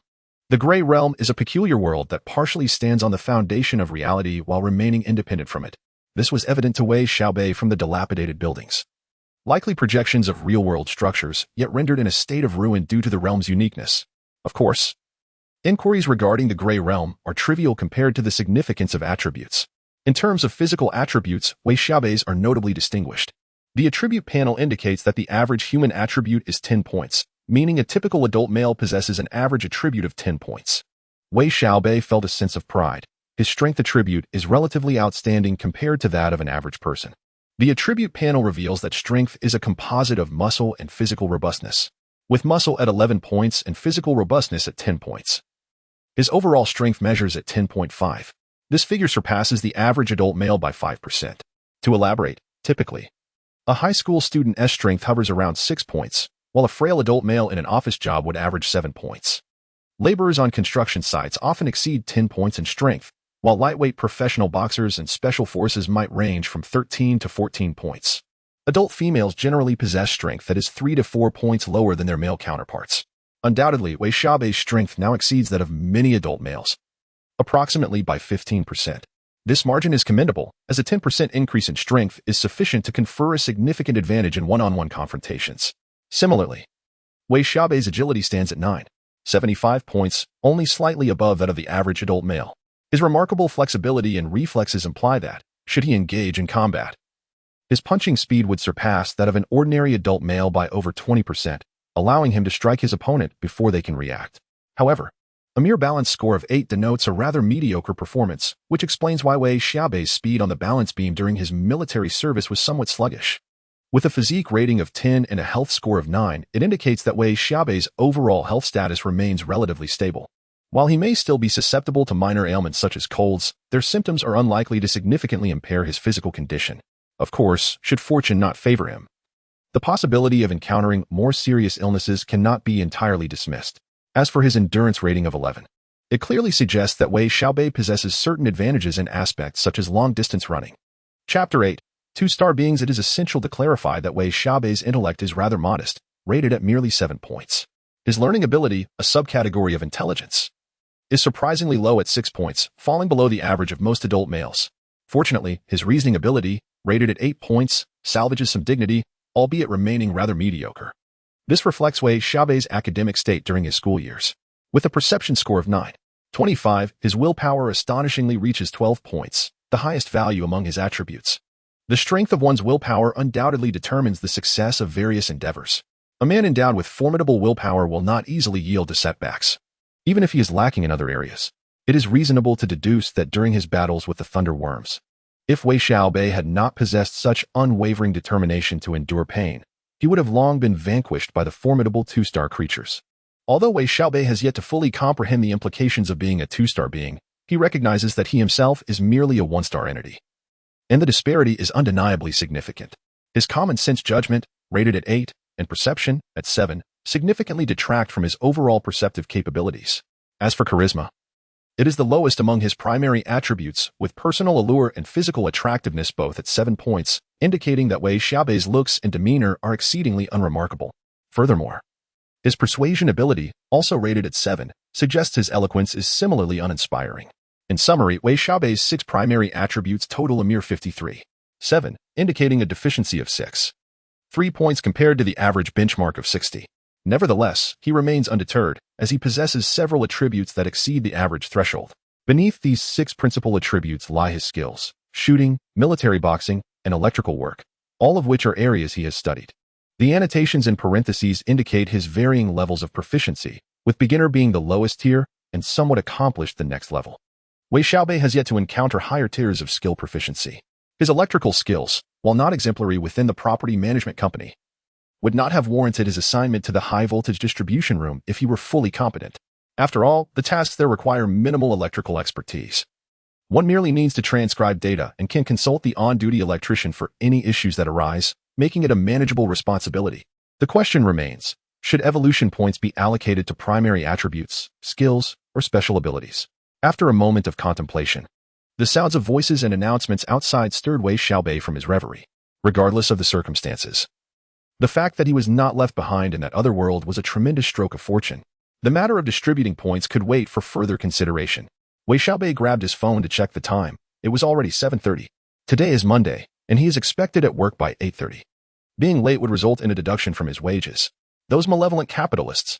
Without hesitation, he leapt from his bed, rushed to the bathroom for a quick wash, grabbed his wallet and phone, changed into a fresh shirt, and before leaving his room, hesitated momentarily before reattaching a small knife to a cloth strap around his calf. What struck Wei Xiaobei as peculiar was that this dagger was not classified within the scope of his possessions. Perhaps it simply did not qualify. Upon opening the door, he observed his neighbors gradually emerging from their homes, a warm sensation unfurling within his heart. For anyone returning from that harsh, ashen realm, witnessing such a scene would evoke a profound sense of having returned to the world of the living. Hello, Li Jie. Last night, Huang Gu and I had quite the ruckus. We hardly slept at all. A strikingly beautiful woman, slender and clad in a professional blazer, stepped out from the opposite door, followed closely by a man in his 30s, who, though not particularly tall, possessed a certain charm. With a light-hearted jest, Wei Xiaobei dashed towards the courtyard gate, only to be met with a chorus of reprimands from behind. Wei Xiaobei, were you eavesdropping last night? Come back. Let us see if your sister doesn't give you a good thrashing. Alongside the female voice, Huang Dajuan's somewhat awkward tone chimed in. Lanxing, keep it down.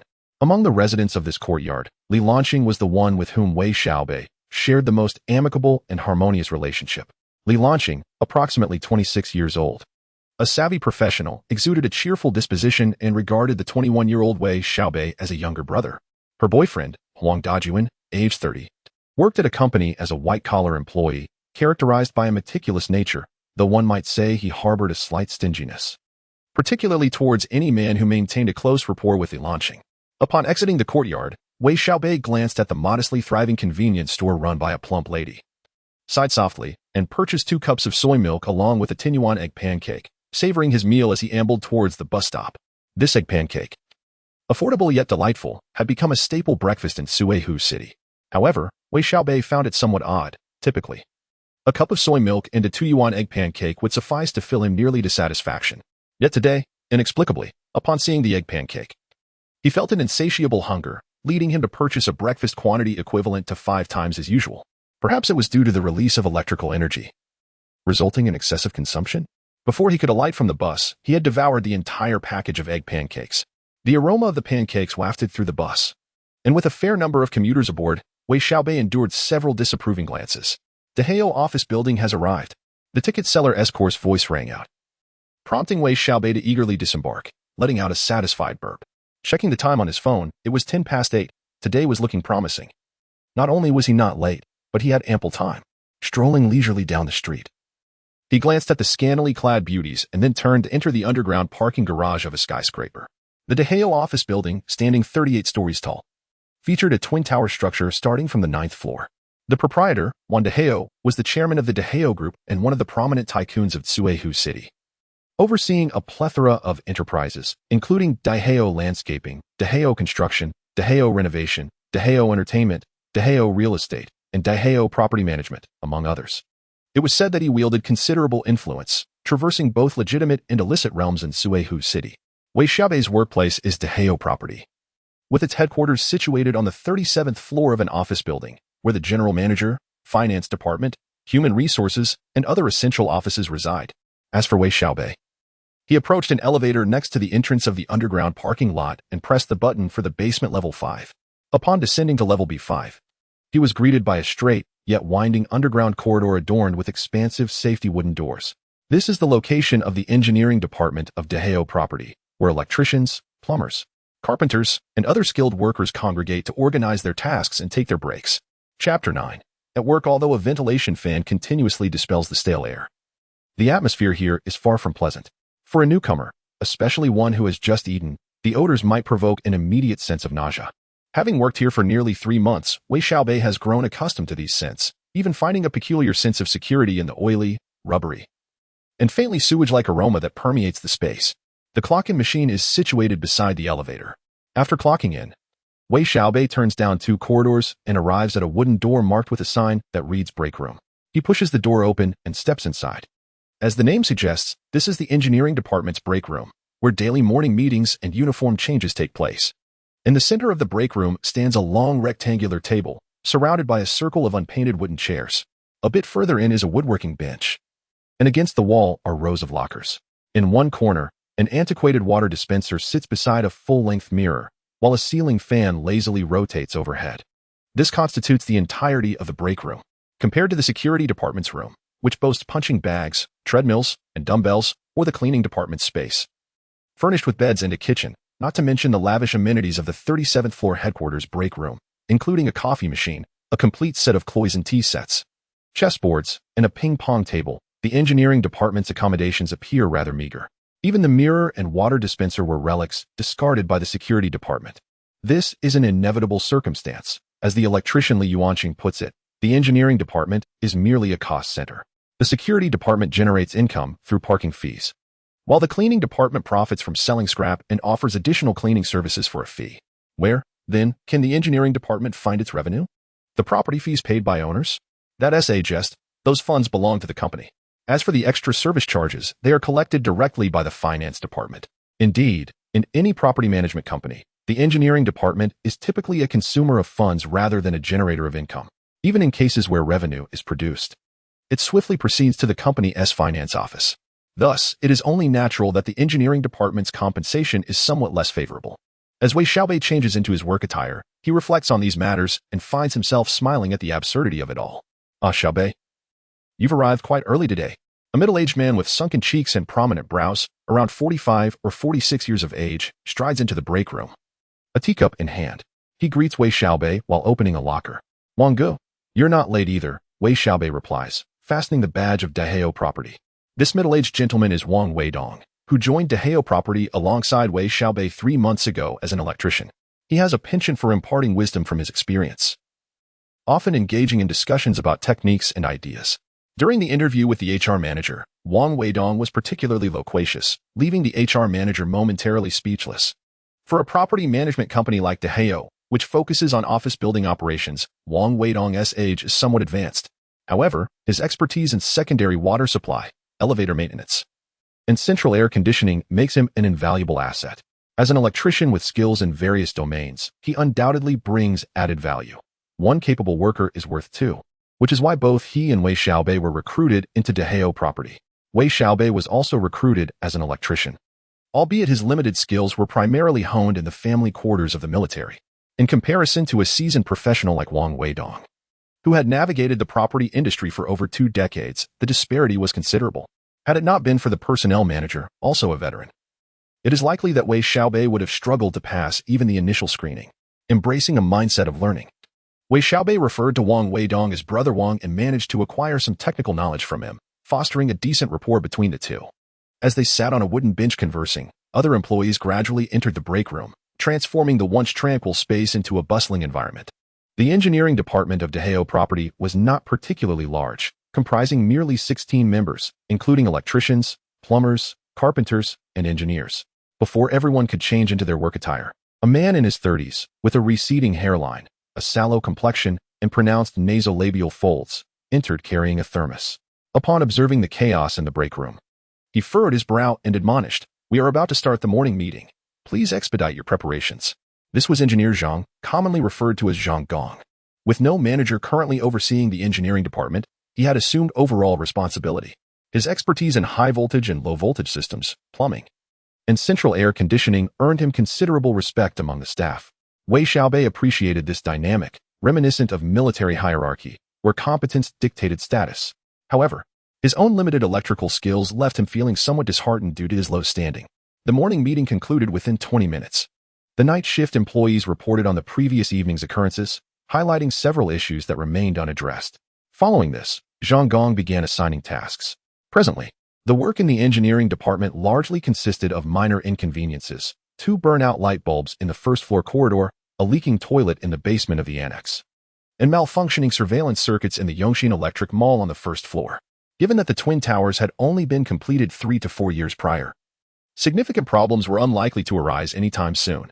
Nevertheless, these matters were not particularly relevant to Wei Xiaobei. After the meeting, he brewed a cup of strong tea and made his way to the high-voltage distribution room.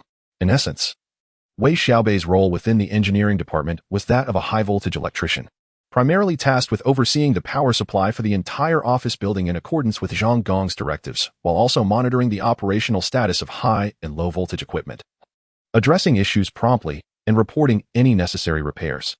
Pushing open the wooden door, he stepped over the rodent barrier and navigated around the distribution cabinet to a rectangular table, upon which sat a monitoring computer and a small air conditioner. At the table's front sat a young man clad in work attire. The young man's pale skin was complemented by a slight flush on his cheeks, marred by a small growth on his nose that disrupted his otherwise harmonious features. "Big star. Off work already?" Wei Xiaobei greeted him with a chuckle. The young man lazily rose from his chair, glanced at Wei Xiaobei, and stretched, remarking, "Another day's salary earned. What a struggle." "Good morning, Xiaobei." The young man is named Tian Xuetsuan, a name reminiscent of a certain renowned pop star, which led his colleagues to affectionately refer to him as the Big Star. He is merely a year older than Wei Xiaobei, yet he often attempts to assert his dominance in front of him. "So, young man, did you manage to get through the night without incident?" Wei Xiaobei inquired. "No issues at all. I just went to change my clothes," replied Tian Xuetsuan, and with that, he departed from the high-voltage distribution room. The duty shifts in this high-voltage distribution room operate on a 3-shift system. The day shift runs from 8:30 a.m. to 6 p.m., the evening shift from 6 p.m. to 10 p.m., and the night shift from 10 p.m. to 8 o'clock a.m. 3 individuals take turns on duty with no days off on Sundays or holidays. Chapter 10. A life of strain. The environment within the high-pressure distribution room is far from ideal.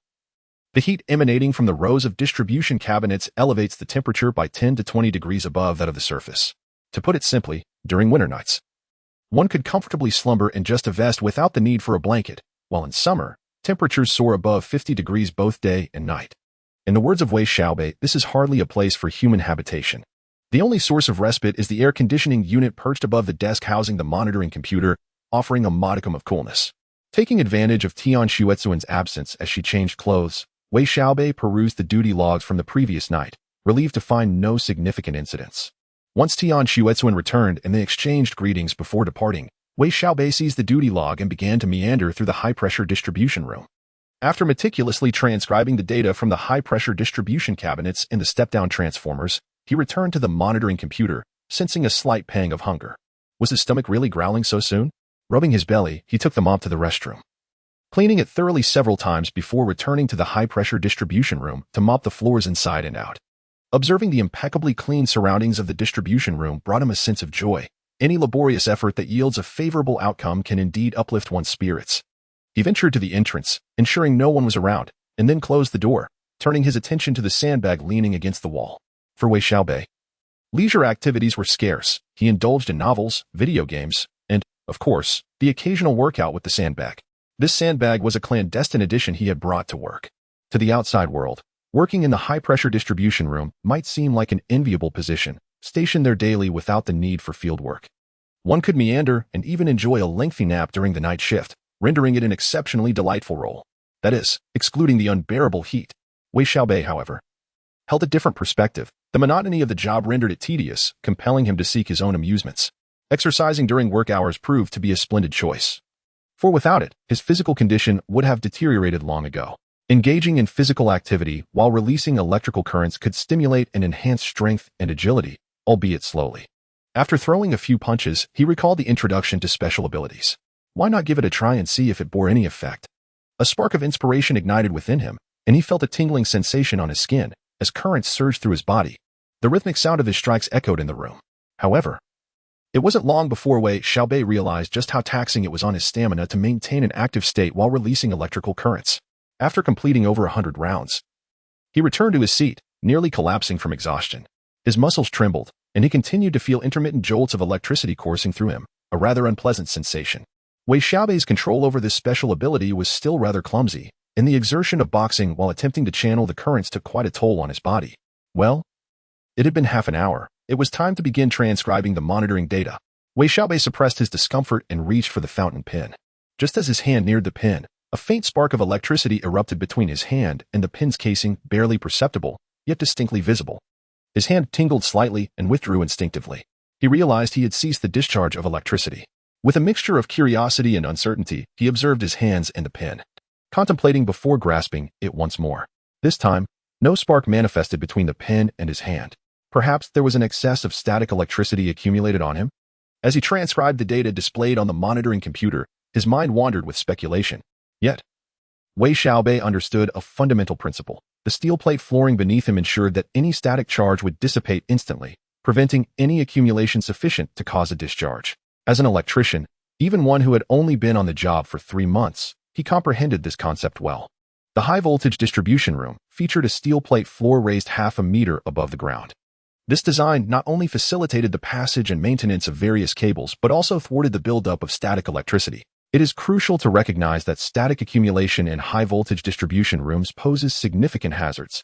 Without the steel plate flooring, one could easily be incapacitated by an instantaneous discharge upon exiting the room. This is no trivial matter. Prior to the implementation of such steel plates, incidents of this nature had occurred. However, since the introduction of the steel plate flooring, such occurrences had diminished nearly to extinction, as the robust steel could effortlessly channel away the rapidly accumulating static electricity from the human body. After transcribing the monitoring data, Wei Xiaobei carried his notebook towards the rows of distribution cabinets. Thick rubber mats were laid beneath and around the cabinets, serving as a safety measure to prevent electricians from electrocution while operating the equipment.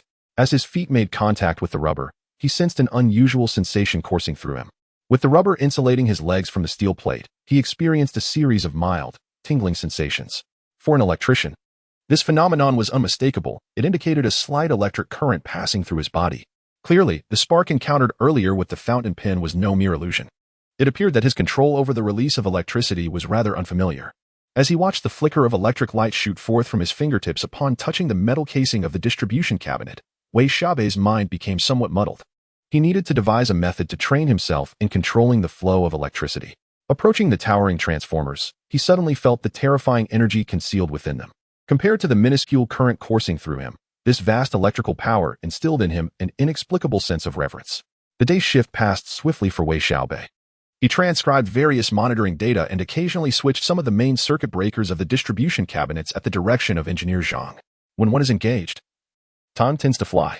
The only inconvenience was that by noon, Wei Xiaobei felt an overwhelming hunger gnawing at him.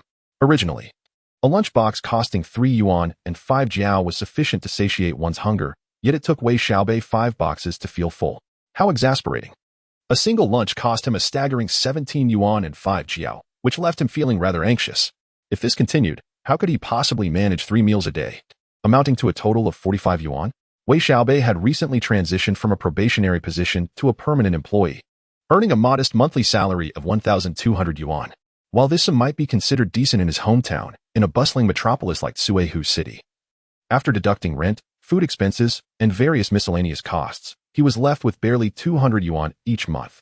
Chapter 11. The attributes of muscle from the aforementioned data. It is evident that Wei Xiaobei's life is exceedingly strained.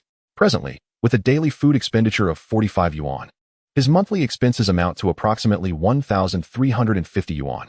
Good heavens, his salary is barely sufficient to cover his meals, let alone rent and other miscellaneous costs. After pondering for a while, Wei Xiaobei realized he must find a way to earn money. Otherwise, he could very well be evicted by his landlord. At 6 o'clock, his colleague arrived for the shift change. Wei Xiaobei cast aside his peculiar thoughts, glanced at his phone, and noted that it was indeed 6 o'clock, time to clock out. He greeted his colleague and then took the elevator down, departing from the Dehao office building. Upon returning near his rented room, his stomach began to rumble incessantly. Wei Xiaobei rubbed his belly, realizing he was once again hungry. This predicament was becoming troublesome. After locating a noodle stall and consuming 5 bowls of noodles, he was reminded of the late Guan Mingjun, prompting him to head towards the Daxing parking lot. Guan Mingjun was not difficult to find. Wei Xiaobei made his way directly to the Daxing parking lot, where he learned from a fellow worker that Guan Mingjun had been absent from work. Undoubtedly, the Guan Mingjun he had encountered in the Gray Realm was the same individual. With death, one could not return to this world, thus making his absence understandable. Upon confirming this grim reality, Wei Xiaobei felt a heaviness in his heart. Previously, perhaps in his subconscious, Wei Xiaobei had regarded his experiences in the Gray Realm as a vivid dream. Yet now, with the certainty of Guan Mingjun's demise in that realm and his consequent disappearance from reality, Wei Xiaobei found himself inexplicably anxious about his own future, his mind becoming increasingly muddled. As he wandered, somewhat dazed, past a bustling food stall, he inadvertently collided with a table. The unstable support beneath the table gave way, sending the entire table, along with bottles and dishes, crashing to the ground. Instinctively, Wei Xiaobei felt compelled to apologize. Acknowledging one's mistakes is a principle he upheld. However, the diners at the table were far from pleased. Smash! Damn you! A resounding slap struck Wei Xiaobei's face, igniting a fiery sensation. He quickly snapped back to reality. Pain throbbed at his temple as warm liquid trickled down his forehead. Realizing he had been struck and was bleeding, he scanned his surroundings and found himself encircled by 3 rough-looking young men, their bare arms glistening with tattoos, their unkempt dyed hair resembling a bird's nest. One of them, the assailant who had slapped him, had beady eyes with dark circles, likely indicative of substance abuse. The thug to his left, sporting green hair, wielded a largely shattered beer bottle, while the one on his right, with red hair, brandished another beer bottle, preparing to bring it crashing down upon Wei Xiaobei's head. Faced with this onslaught, Wei Xiaobei instinctively raised his right hand to fend off the descending beer bottle. Smash! Boom! Although Wei Xiaobei managed to deflect the beer bottle, he was struck in the abdomen by the triangular-eyed thug, causing him to lose his balance and tumble backwards. A cacophony ensued as he landed clumsily on the nearby dining table, sending plates and bowls flying in all directions, startling the patrons who promptly fled the scene. The average citizen would prefer to steer clear of such brawls, opting instead for a safe distance. Cursing under his breath, Wei Xiaobei felt a surge of anger at the pain radiating from his injuries. However, the wounds on his head and arms had already compromised his fighting capacity. He understood that, in this dire situation, defeating the trio of thugs was an impossible feat. It was important to note that these ruffians were not lacking in physical prowess or coordination, making it all the more reasonable for Wei Xiaobei to find himself defenseless against their sudden assault.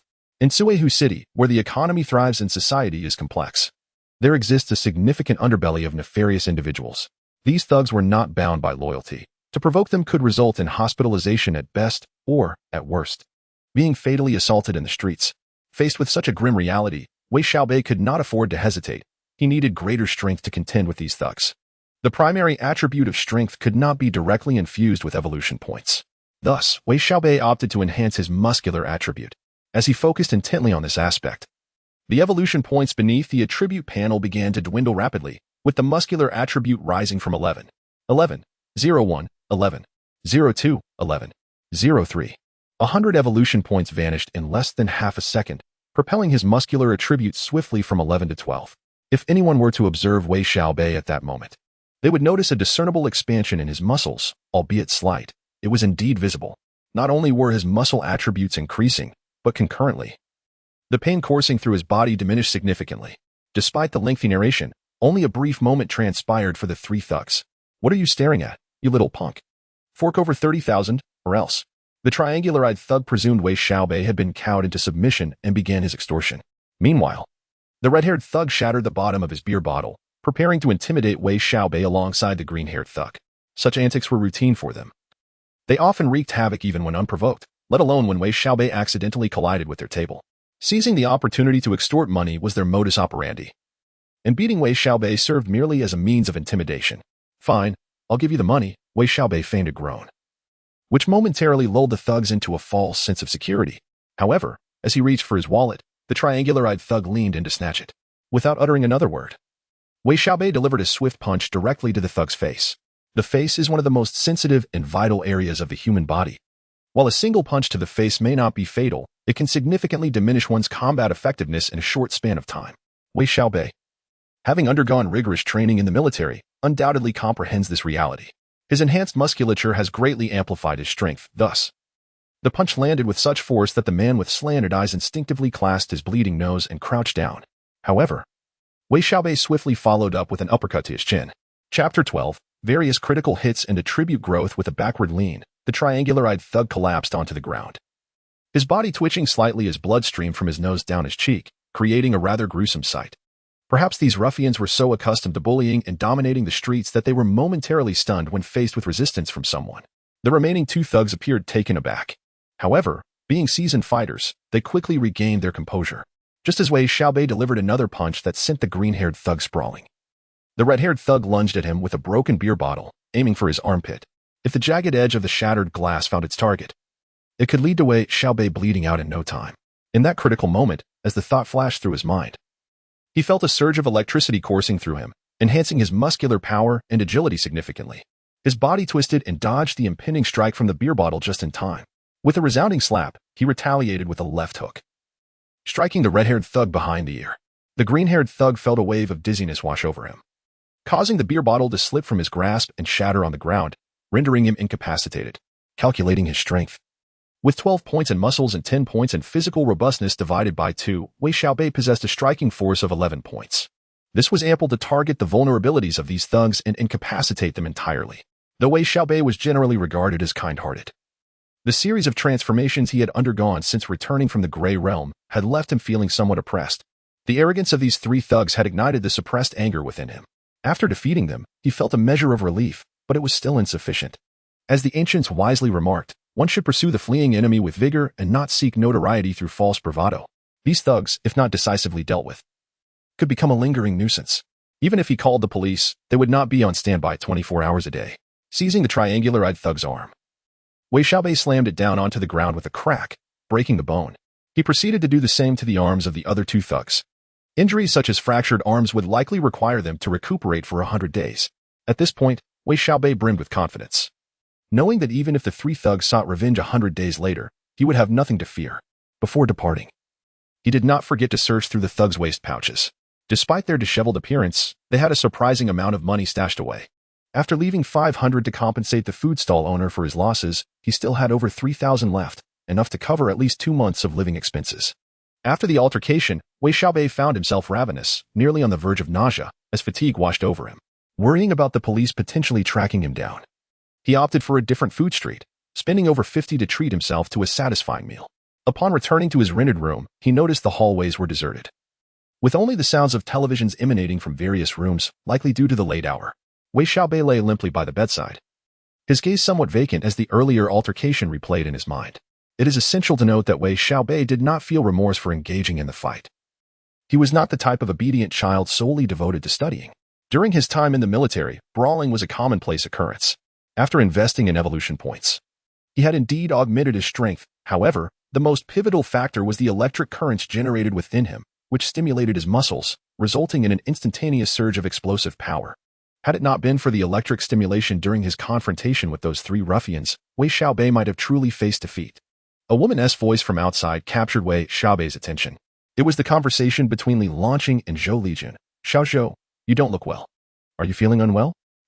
Sister Lan, I'm fine. Perhaps I just stayed up too late," Zhou Lijun replied, his voice tinged with shyness.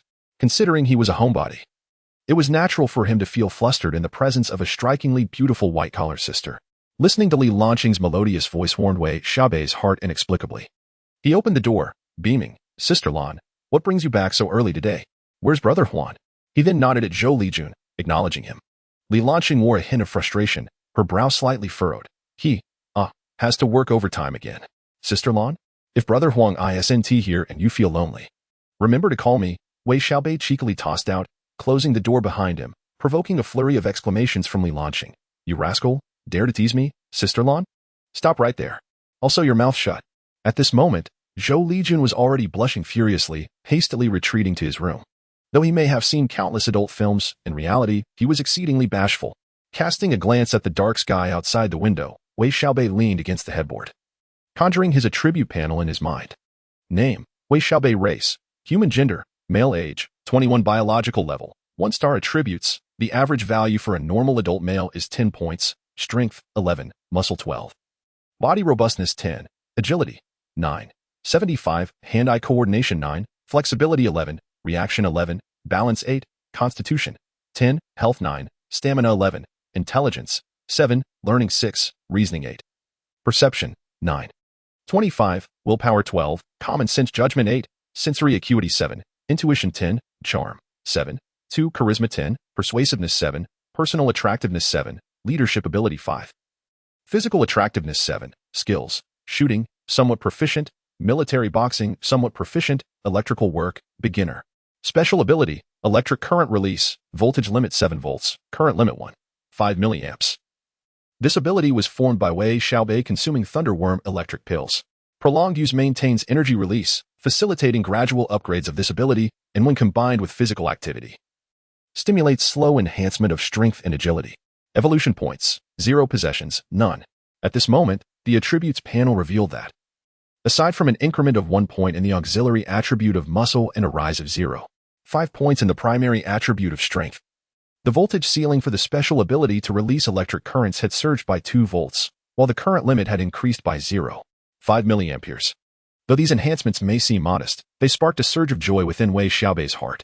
Despite the seemingly minor increases, the proportional enhancement was significant, approximately elevating by 50%. The growth of this unique ability to release electric currents likely stemmed from the explosive release of energy during his confrontation with those ruffians. However, the consequence was an overwhelming hunger. For Wei Xiaobei, this realization bore both advantages and disadvantages.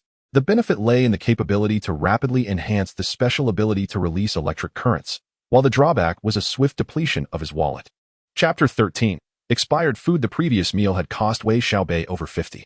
At this rate, if he desired to swiftly enhance his special abilities, his savings would be utterly insufficient. Even after scavenging over 3,000 from a thug today, he barely had over 7,000. Over 7,000? Wei Xiaobei chuckled bitterly. Given today's expenditures, that amount could scarcely sustain him for a month, not to mention rent and other expenses. Leaning against the headboard, Wei Xiaobei pondered for quite a while, yet could not devise a viable means to earn money. As an ordinary citizen, devoid of connections or resources, it was indeed challenging to discover a quick way to accumulate wealth.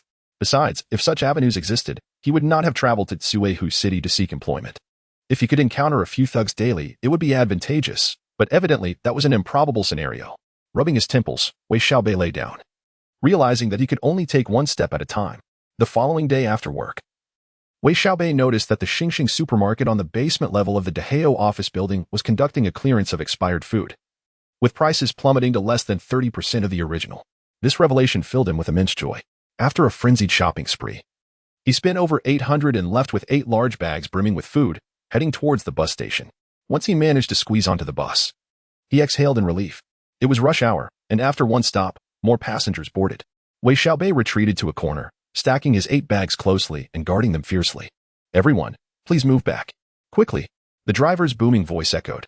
In a contracted bus system, the driver acted as the proprietor, eager to cram the vehicle with passengers from top to bottom. The bus was already akin to a can of sardines. "Wait," a crisp voice, reminiscent of a lark, rang out from outside. The bus, which had already begun to move, came to a halt once more, the doors flung open, causing a chorus of grumbles from the passengers. "Damn, why is someone boarding again? It's already so cramped." Just as Wei Xiaobei was about to join in the murmurings, his eyes brightened. A young woman was straining her way through the crowd, clad in a flowing white embroidered gown, though not exactly resembling a startled swan or a graceful dragon. She possessed a delicate frame, with a slender neck and an enchanting allure, her beauty unadorned by artifice. "Excuse me, could you make some space?" she said, her cheeks flushed, her breath soft, a true beauty with a face like a peach blossom. As she spoke, a waft of fragrance enveloped him, prompting Wei Xiaobei to instinctively twitch his nose. After 3 years in the military, he had not encountered a woman like this. How delightful. The young woman was dressed modestly, yet the delicate collarbone that subtly emerged beneath her fair neck stirred a sense of impulse within Wei Xiaobei. Unconsciously, he bent slightly to avoid exposing his discomfort, fearing he might become the subject of ridicule. Noticing Wei Xiaobei's silence, the woman cast a glance at him and then at the corner pocket he occupied. Her expression tinged with disappointment. She had no choice. The gazes of the men on the bus seemed to devour her, rendering her utterly uneasy. Even as she squeezed into the vehicle, several men shamelessly reacted, which left her feeling quite embarrassed. "My apologies," Wei Xiaobei finally snapped back to reality, hastily shifting to the side and adjusting the large bags to create a space for the woman. "Thank you," she sighed in relief and stepped in. The bus harbored several lecherous individuals. Upon seeing her settle into the corner, a seemingly genteel middle-aged man squeezed closer, his small eyes betraying a glimmer of desire and greed. While this might not have been Wei Xiaobei's concern, the sight of a young woman could evoke a protective instinct in any decent man, particularly when she was as striking as this one.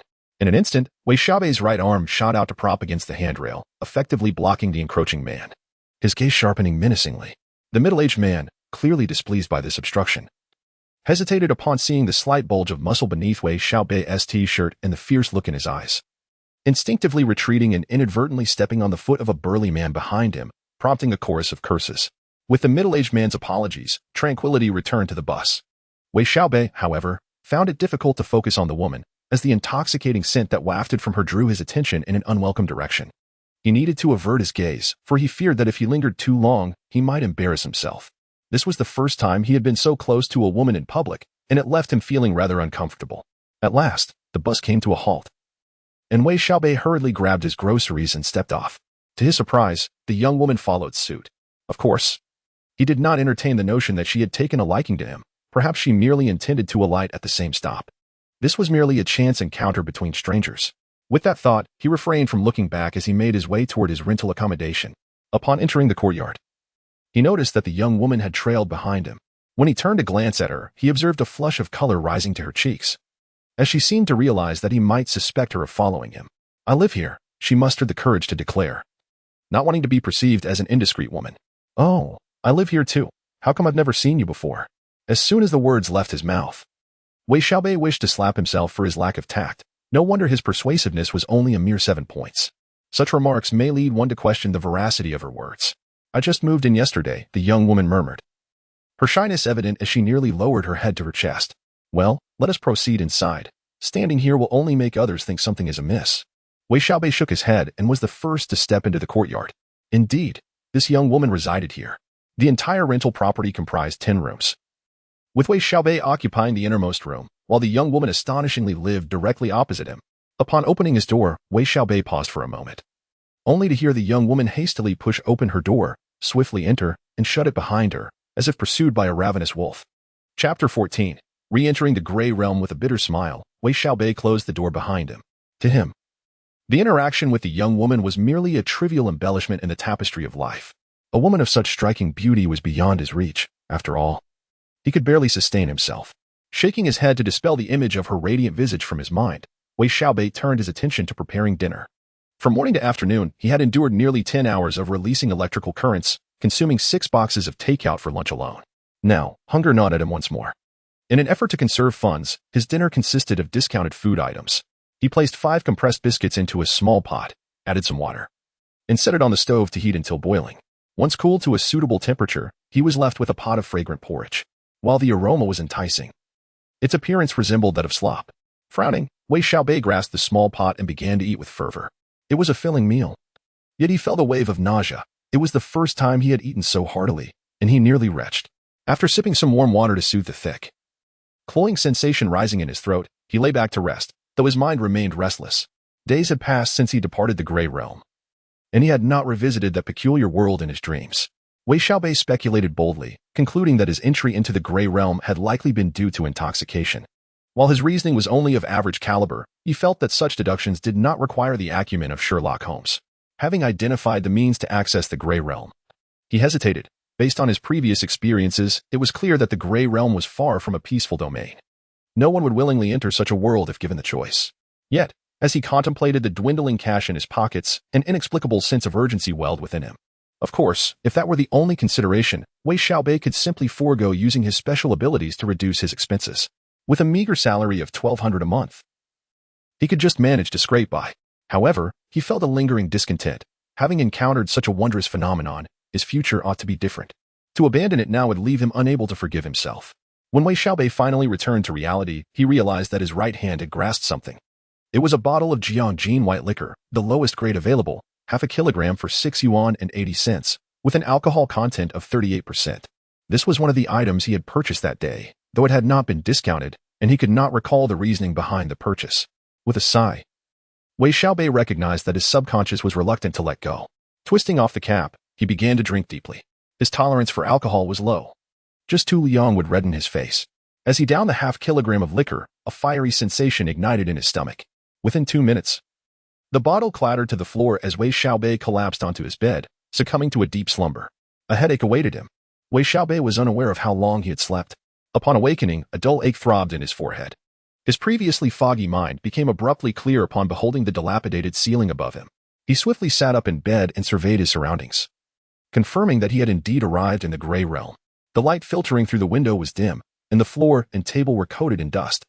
A poster of Zhang Liangying was old and yellowed, its edges tattered, while the walls were adorned with decrepit cobwebs. The oranges and apples had rotted and dried, their surfaces covered in a complete layer of black mold, resembling a patch of desiccated mud. A white film coated the aluminum window, the glass hazy and cracked. The computer screen at the bedside was ensnared in cobwebs, and the cup contained not a drop of water, but lay next to the desiccated corpse of an unidentifiable insect. The air was thick with a slightly choking scent of dust. Everything was just as he had left it, without a hint of change.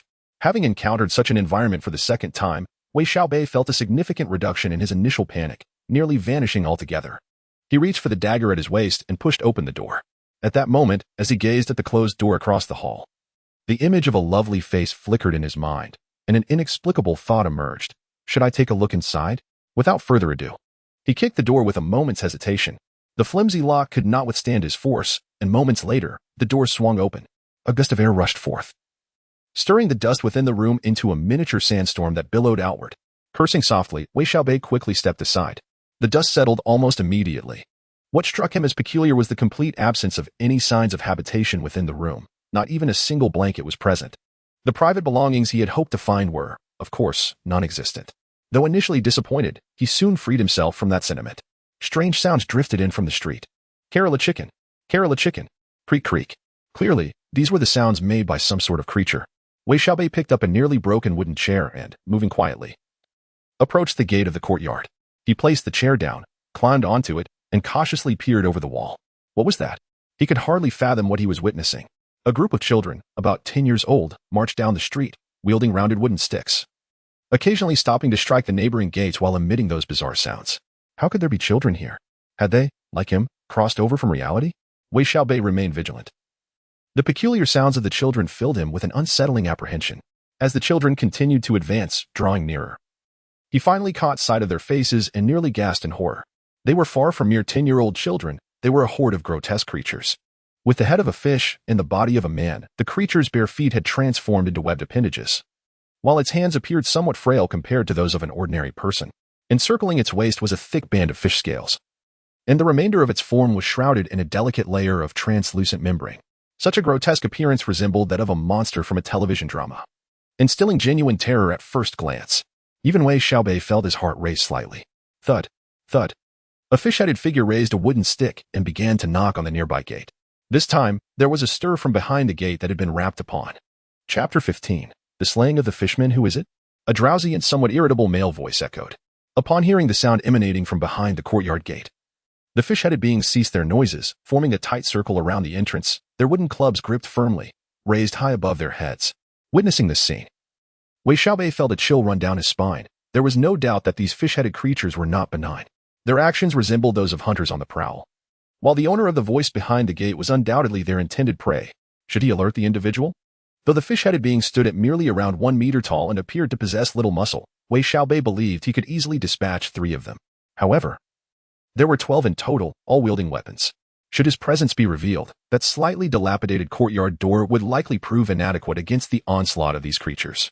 After a brief moment of contemplation, Wei Xiaobei cautiously leapt down from his chair, picked up a stone, and was about to scale the wall again when he heard the unmistakable sound of the courtyard gate creaking open. Creak, creak, in the stillness of the street. The sound of the door opening was remarkably pronounced. What are you doing? Ah. The man's voice was abruptly cut off by a horrifying scream, followed by the dull thuds of wooden clubs striking flesh. It was too late. A heavy weight settled in Wei Xiaobei's heart, disregarding the creaking of the chair. He sprang atop it to peer outside. At that moment, the courtyard gate stood wide open, and the group of fish-headed beings was relentlessly swinging their clubs, striking the body of a man who lay rolling on the ground. Though Wei Xiaobei had never seen this man before, he surmised he must belong to the nearby rental unit. There was no doubt that this tenant, perhaps intoxicated or otherwise impaired, had unwittingly entered the gray realm. In stark contrast to Wei Xiaobei's cautious demeanor upon his initial entry, this tenant exhibited no vigilance, ultimately opening the courtyard door and falling prey to the fish-headed beings. The wooden clubs, though less than half a meter long, had rounded, hefty heads, delivering considerable force upon impact with the human body. In mere moments, under the assault of 12 clubs, the fallen man ceased to move, crimson blood cascading from his head. Witnessing this gruesome spectacle, Wei Xiaobei realized there was no hope for the man. If he recklessly ventured out, he would likely meet a similar fate. The fish-headed beings continued their merciless assault, striking the man's skull repeatedly until the sound of cracking bone filled the air, at which point they finally ceased. One fish-headed creature, slightly taller and seemingly the leader, bent down, dipped a finger into the man's skull, and then brought it to its mouth, as if savoring something. Savoring. The fish-headed leader nodded in satisfaction before calling out, commanding 6 of its kin to hoist the man's lifeless body. Leading the way, it was followed by 2 others resembling bodyguards, as they made their way down the street. As the fish-head brigade departed, only 3 fish-head beings remained at the entrance of the courtyard. They appeared somewhat displeased that their leader had left them behind. After standing in silence for a moment, they turned and retreated into the rental yard. Soon, the sound of wooden sticks striking objects echoed, suggesting they were rummaging for something. With only 3 fish-heads left, Wei Xiaobei felt a twinge of regret for the unfamiliar man he could not save. Nevertheless, he held a flicker of confidence regarding the remaining trio. He glanced towards the end of the street, where the procession of fish-heads carrying a corpse had vanished from sight. Returning to the rental house, Wei Xiaobei seized 2 beer bottles and filled them with dirt. He then opened the courtyard door and cautiously crept towards the adjacent entrance. Treading lightly, peering around the corner, he felt a surge of assurance. In the courtyard, only 1 fish-head remained, engaged in a struggle with an old bicycle using a wooden stick, while the other 2 had disappeared, likely having entered the building as the front door stood ajar. Without further hesitation, seizing the moment when the fish-head's back was turned, Wei Xiaobei dashed forward. With a fierce swing, he brought the beer bottle crashing down upon the fish-head's skull. The bottle shattered under the force of 10. 5, the sharp sound reverberating through the yard. The fish-head staggered momentarily, attempting to turn back. Not dazed, Wei Xiaobei swiftly swung the second bottle with his left hand. This time, upon impact, the fish-head could no longer withstand the blow. It swayed and collapsed. Perhaps alerted by the commotion, footsteps echoed from within the building. The pace was not hurried. Yet Wei Xiaobei dared not linger. Grabbing the fish-head's wooden stick, he dashed towards the building's entrance and concealed himself nearby. Just as he positioned himself, another fish-head emerged, brandishing a wooden stick and completely unaware of Wei Xiaobei's presence, charging directly towards the unconscious fish head. As the first fish head rushed past, Wei Xiaobei tightened his grip on the stick, battling the urge to strike. He was uncertain if his judgment was sound should the second fish head appear too slowly. He would face an assault from two adversaries. Fortunately, luck was on his side. Just as the first fish head neared the unconscious one, the second fish head rushed out from the building's entrance. Perfect timing. With both hands gripping the stick, Wei Xiaobei delivered a powerful blow to the back of the fish head's head. The round end of the stick collided violently with the fish head's skull. With that single strike, the fish head's body went limp. Unsatisfied, Wei Xiaobei struck again, this time with even greater force. To his surprise, the seemingly rounded head of the fish head caved in under the impact, cracks appearing along the sides, from which a viscous mixture of white and red oozed forth. Even some viscous substance splattered onto Wei Xiaobei's face. It was indeed brain matter. At the moment when this fish-headed creature's skull was shattered by a round-headed wooden club, Wei Xiaobei felt a subtle warmth in his mind, as if something had been added. However, at that moment, he could not concern himself with the changes occurring within his consciousness. He touched his face and saw that the last fish-headed creature hesitated for a moment, casting a fearful glance at him before staggering towards the courtyard gate. This is bad. The fish-headed creature intended to flee.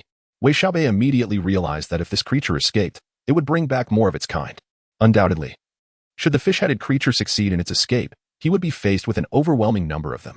As things stood, he could manage to confront at most 2 fish-headed creatures. Anything beyond that would necessitate the unleashing of his electric powers. Chapter 16. The surge of electricity. With a sudden release of energy, Wei Xiaobei felt a surge of electricity coursing through his body, dramatically enhancing his strength and agility. The wooden stick he had been wielding slipped from his grasp, transforming into a streak of yellow as it hurtled toward the fish-head man. Not one to be easily outsmarted. The fish-head man dodged the incoming projectile.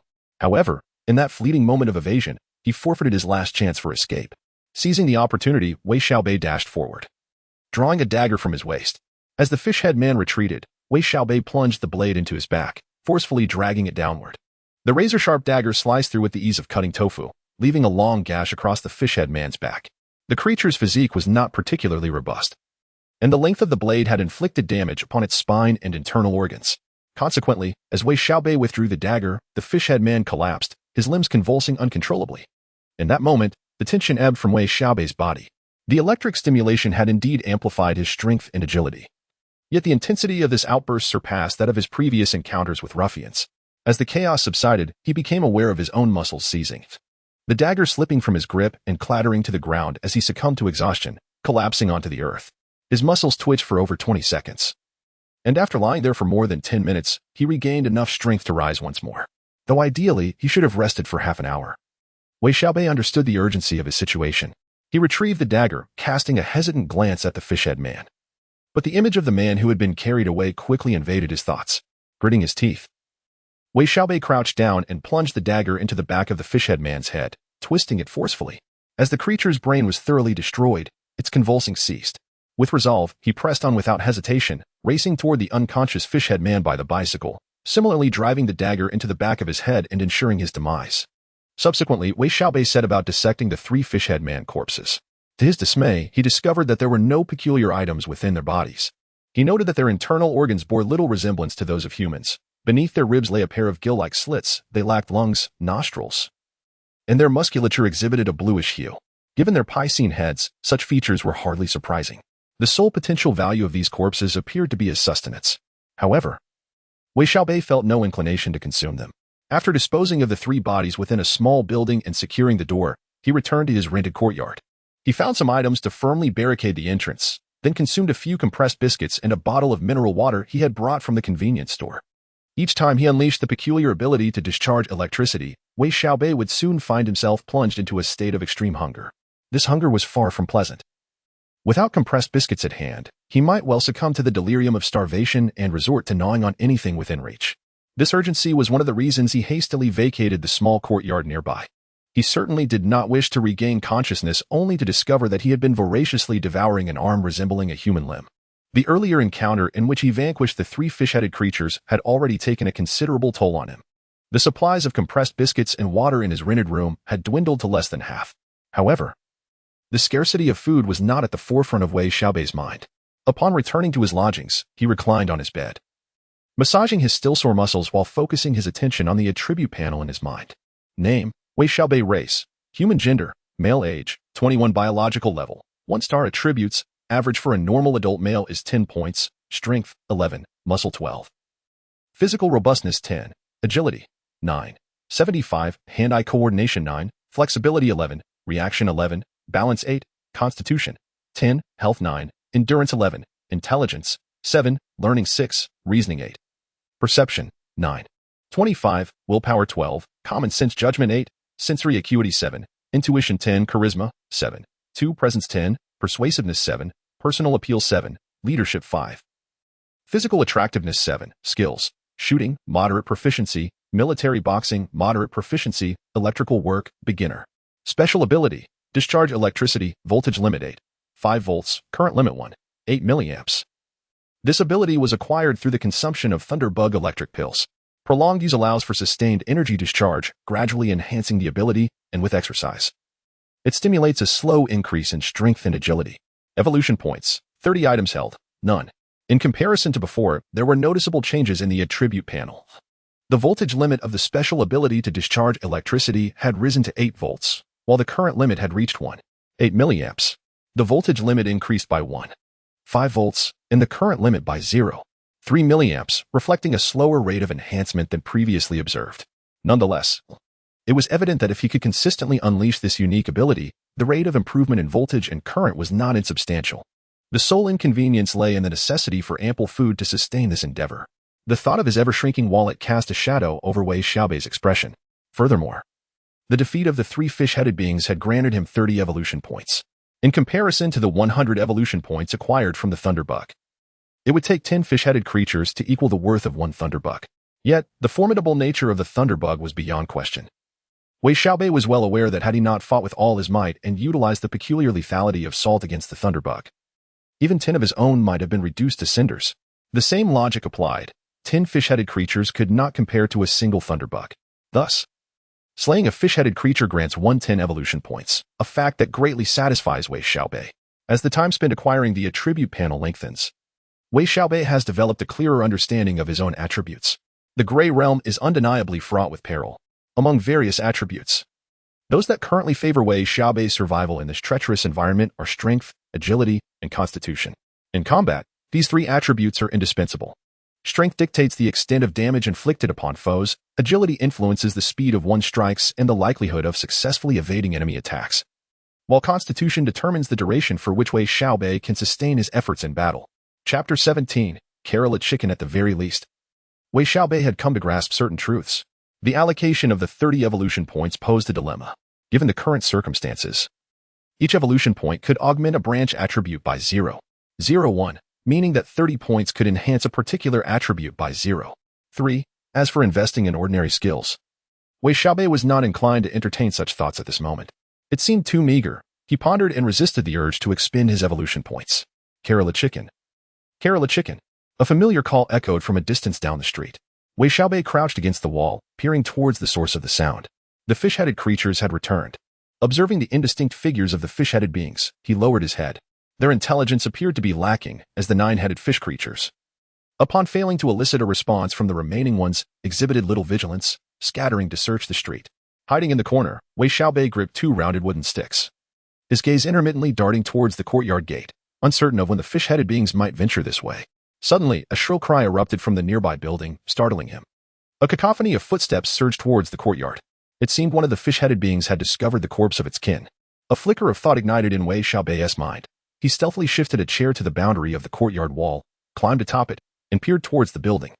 Several fish-headed creatures hurried towards the structure, while 2 others appeared oblivious to the commotion, meandering near the convenience store, seemingly intent on entering. This presented an opportunity. Wei Xiaobei was not one to remain passive. Judging by the behavior of the fish-headed beings, they likely had a nearby encampment and were social creatures, suggesting their numbers were far greater than those present. Before they could infiltrate the rented premises, he needed to amass sufficient evolution points to bolster his own strength. Thus, eliminating a solitary fish-headed creature was undoubtedly the optimal choice. Noticing their apparent auditory deficiencies, Wei Xiaobei waited until all the fish-headed beings had entered the building before he cautiously opened the courtyard gate just wide enough to slip through. At that moment, 1 fish-headed creature had already entered the convenience store, while another entertained itself by striking the half-rolled shutter with a stick, delighting in the dust that fell. The situation was favorable. With approximately 30 meters separating the courtyard from the convenience store, Wei Xiaobei dashed forward, closing the distance in mere strides. He swung the rounded wooden stick with force, striking the fish-headed creature on the back of its skull, following swiftly with the other stick. With a series of blows, the creature's brain matter splattered forth. In truth, it became evident to Wei Xiaobei that these fish-headed beings were inferior to humans in numerous respects. Even their skulls appeared considerably more fragile. The commotion from dispatching the fish-headed creature outside inevitably stirred those within. However, the fish-headed man, unless ambushing its prey, does not possess swift reflexes. Clutching a rounded wooden stick in its right hand and a packet of compressed biscuits in its left, the creature swaggered out, although it spotted Wei Xiaobei standing beside the corpse at first glance. It lacked even the time to raise its wooden stick before Wei Xiaobei struck its right hand with a blow. As the rounded stick flew from its grasp, the fish-headed man could not withstand Wei Xiaobei's assault for long before succumbing to its fate. 2 down. Wei Xiaobei picked up the compressed biscuits that had fallen into the pool of blood and then entered the convenience store, filling his small backpack with the remaining biscuits and water. Given that he might not have the opportunity to return to his rented shelter, it was essential to prepare ample food and water. Yet, it seemed Wei Xiaobei was overly cautious upon leaving the convenience store. None of the fish-headed men emerged from the small building. What were they doing? After securing the gate, a sense of bewilderment washed over Wei Xiaobei as he crouched by the junction of the courtyard wall, gazing toward the small building. At that moment, a fish-headed man emerged, wielding a rounded stick in its right hand and grasping something in its left, vigorously gnawing away at it. Wei Xiaobei's eyes narrowed slightly. At a distance of less than 20 meters, he could discern what it was. It was an arm adorned with a few fish scales. Undoubtedly, this fish-headed man was consuming the arm of its own kin. Witnessing this scene nearly caused Wei Xiaobei to retch. As the saying goes, even a tiger does not eat its cubs. This phrase fundamentally conveys that a dog does not consume dog meat, nor does a human partake of human flesh. Crossing such a moral boundary signifies a descent into savagery. Any normal human being would find their stomach unsettled upon witnessing this. Of course, it was far less disturbing than witnessing cannibalism. Subsequently, the fish-headed men began to emerge one by one from the small building, and eventually, 3 of them shouldered the remains of 3 fish-headed men as they departed the courtyard, heading towards the other end of the street. Perhaps these 3 somewhat mangled corpses would serve as their stockpile of food. The remaining 4 fish-headed men resumed their aimless wandering along the street. Upon reaching the convenience store, they discovered the 2 fish-headed men corpses. The fish-headed man leader appeared somewhat irate, standing in place and chattering loudly before designating 2 of its companions to carry the bodies away. The leader and the remaining fish-headed man then dispersed, knocking on doors in an apparent search for the assailant. Strangely, the fact that the perpetrator had managed to eliminate 5 fish-headed men did not seem to raise their vigilance. This, undoubtedly, granted Wei Xiaobei another opportunity. He left the gate ajar, creating a small opening, and as the fish-headed man approached to knock, he swiftly pulled the door open with his left hand while his right hand brought the wooden stick crashing down onto the creature's head. Having struck 5 fish-headed men already, Wei Xiaobei had become quite adept in wielding the stick. With that one blow, the fish-headed man stood frozen in place, and then Wei Xiaobei, gripping the stick with both hands, prepared to strike again. A faint sound of bone shattering echoed, and the fish-headed creature could no longer maintain its footing, collapsing to the ground with a fissure on its head from which brain matter and blood flowed incessantly. After vanquishing this fish-headed foe, Wei Xiaobei picked up a wooden stick from the ground, gripping it firmly in both hands, and charged towards the fish-headed captain who had already taken notice of him. The captain was significantly more formidable than the ordinary fish-headed creatures. As Wei Xiaobei approached, his left-hand strike was thwarted by the captain's own wooden weapon. However, his right-hand stick struck solidly against the captain's shoulder. To Wei Xiaobei's astonishment, upon being hit, the captain's broad fish mouth opened wide, unleashing a jet of water that sprayed directly onto Wei Xiaobei's face. Chapter 18.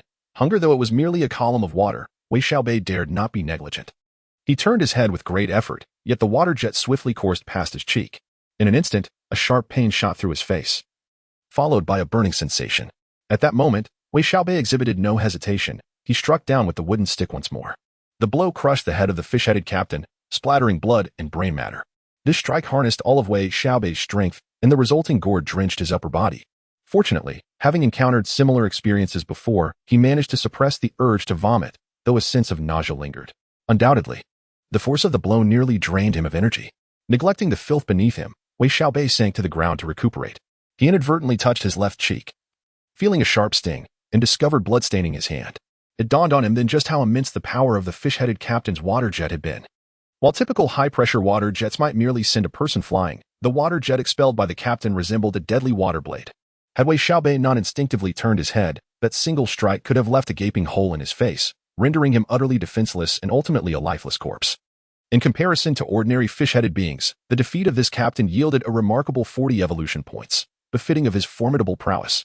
With such a covert and powerful water attack, any adversary facing him head-on would likely succumb to its force and lose their combat capability.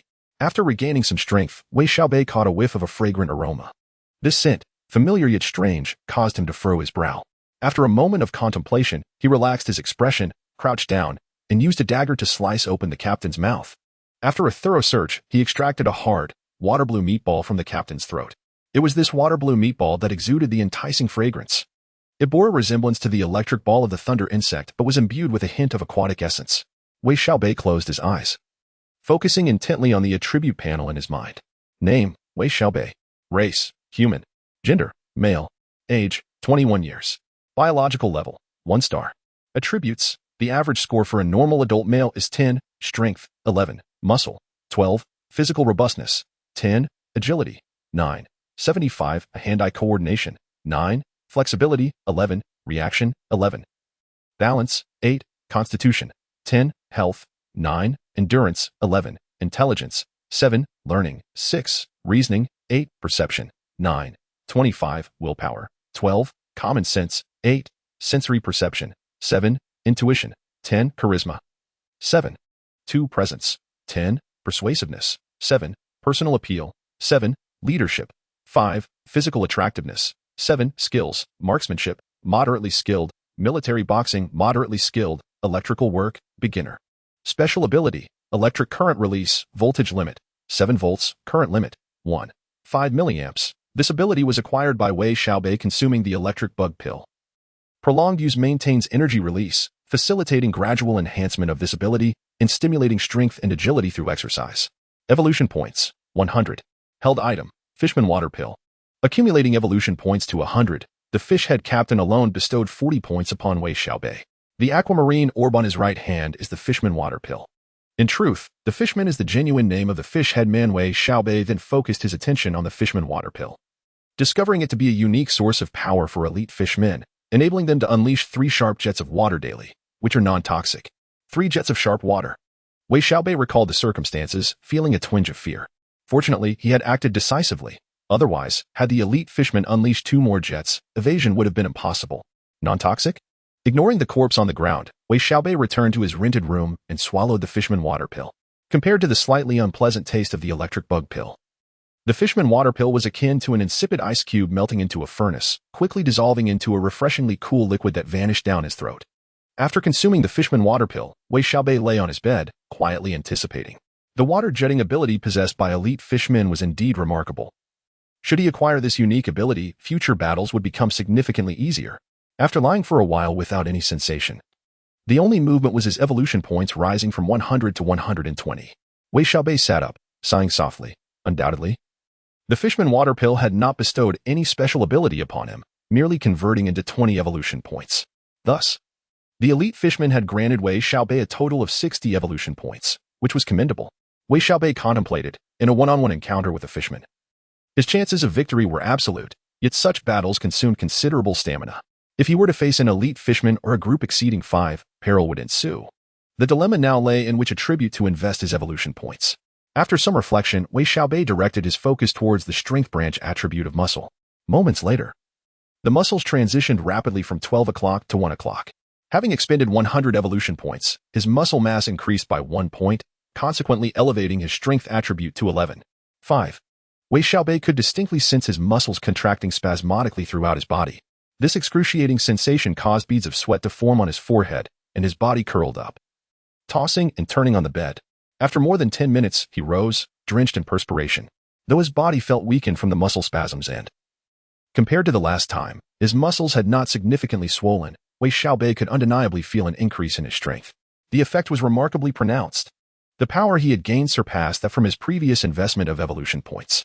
It seemed to be an incremental growth, which left Wei Xiaobei eagerly anticipating his next infusion of evolution points. It was not solely during the eruption of special abilities that a profound hunger would manifest. The investment of evolution points invoked a similar sensation. Wei Xiaobei devoured 4 compressed biscuits in one breath and drank 2 bottles of mineral water to quell the intense hunger pangs. With 20 evolution points remaining, he chose not to expend them, opting instead to accumulate more for a subsequent investment. After resting for a while, Wei Xiaobei resumed his vigil behind the courtyard wall. This time, the number of fishmen visible on the street had increased from 3 to 5. Chapter 19, Mastery? This signifies the presence of more fishmen nearby. After enhancing his strength attribute, Wei Xiaobei found it considerably easier to deal with these fishmen. Naturally, for the sake of safety. He did not dare to confront the 5 fishmen directly. Instead, he waited for them to disperse before striking them down one by one. The 5 fishmen yielded him an impressive reward of 50 evolution points, and the overly utilized round-headed stick met its demise, breaking in 2 as it shattered against the head of the 5th fishman. Fortunately, after dispatching so many fishmen, Wei Xiaobei had collected quite a few round-headed sticks, so losing one was not a significant concern. Upon returning to his rental apartment, Wei Xiaobei felt slightly dizzy and quickly fell asleep upon lying down. Suddenly, the alarm on his phone rang, rousing him from his slumber.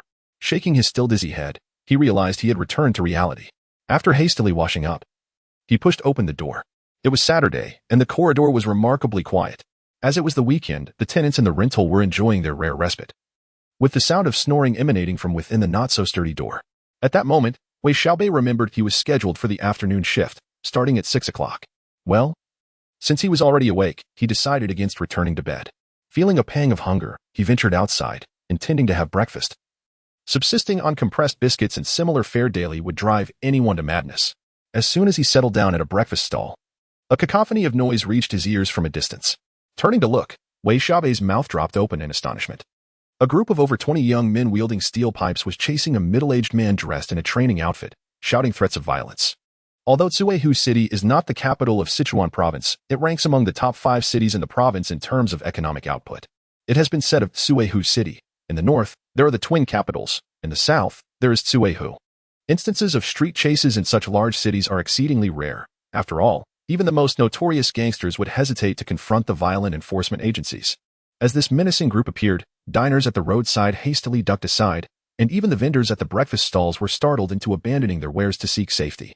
Before reaching this vicinity, the middle-aged man, hindered by the numerous roadside breakfast stalls, was caught up by his pursuers.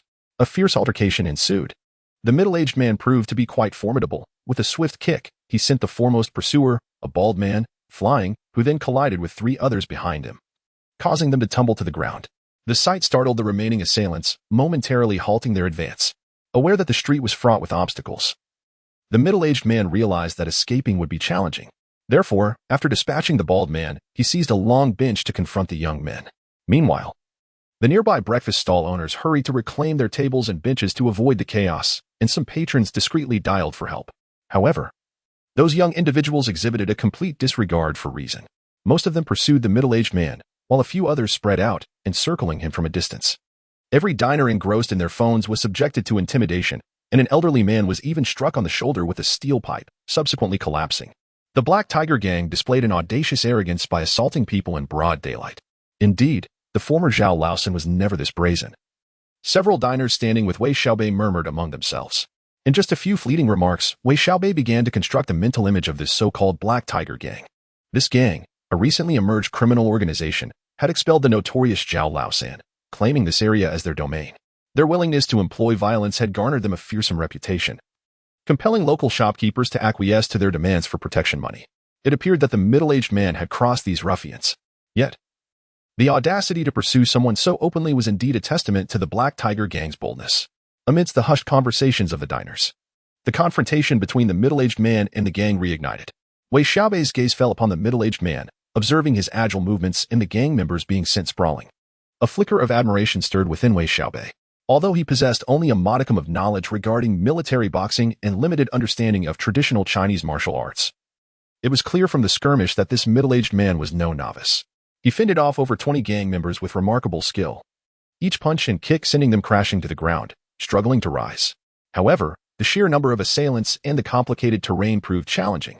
In a moment of carelessness, a gang member, lying on the ground, struck the middle-aged man's leg with a steel pipe. The impact caused the man's brow to furrow and beads of sweat to form. An injury to the leg significantly hampered him, and as the fight progressed, he found himself increasingly vulnerable to strikes from the gang members, who began to gain the upper hand. Witnessing the middle-aged man's decline, whether motivated by a prior desire to learn from him or his disdain for the gang's methods. Wei Xiaobei could not stand idly by.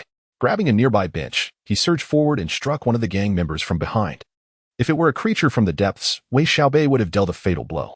Yet, despite the gang member's transgressions, Wei Xiaobei could not bring himself to strike with lethal intent. The bench crashed against the gang member's neck, rendering him incapacitated.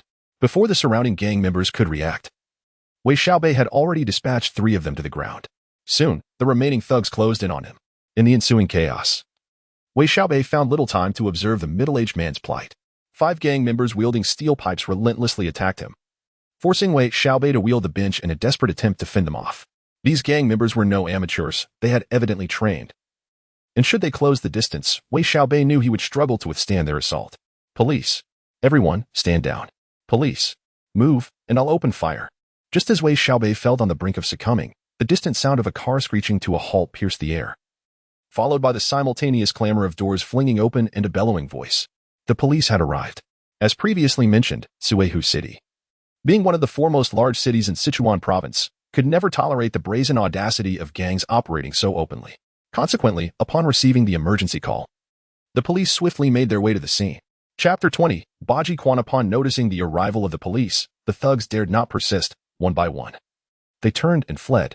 Even those who had been knocked down to the ground by the middle-aged man struggled to rise.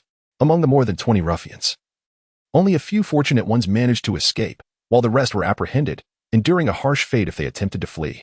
Both Wei Xiaobei and the middle-aged man found themselves handcuffed by the police and placed in the same vehicle as the thugs. A bitter smile crept across Wei Xiaobei's face.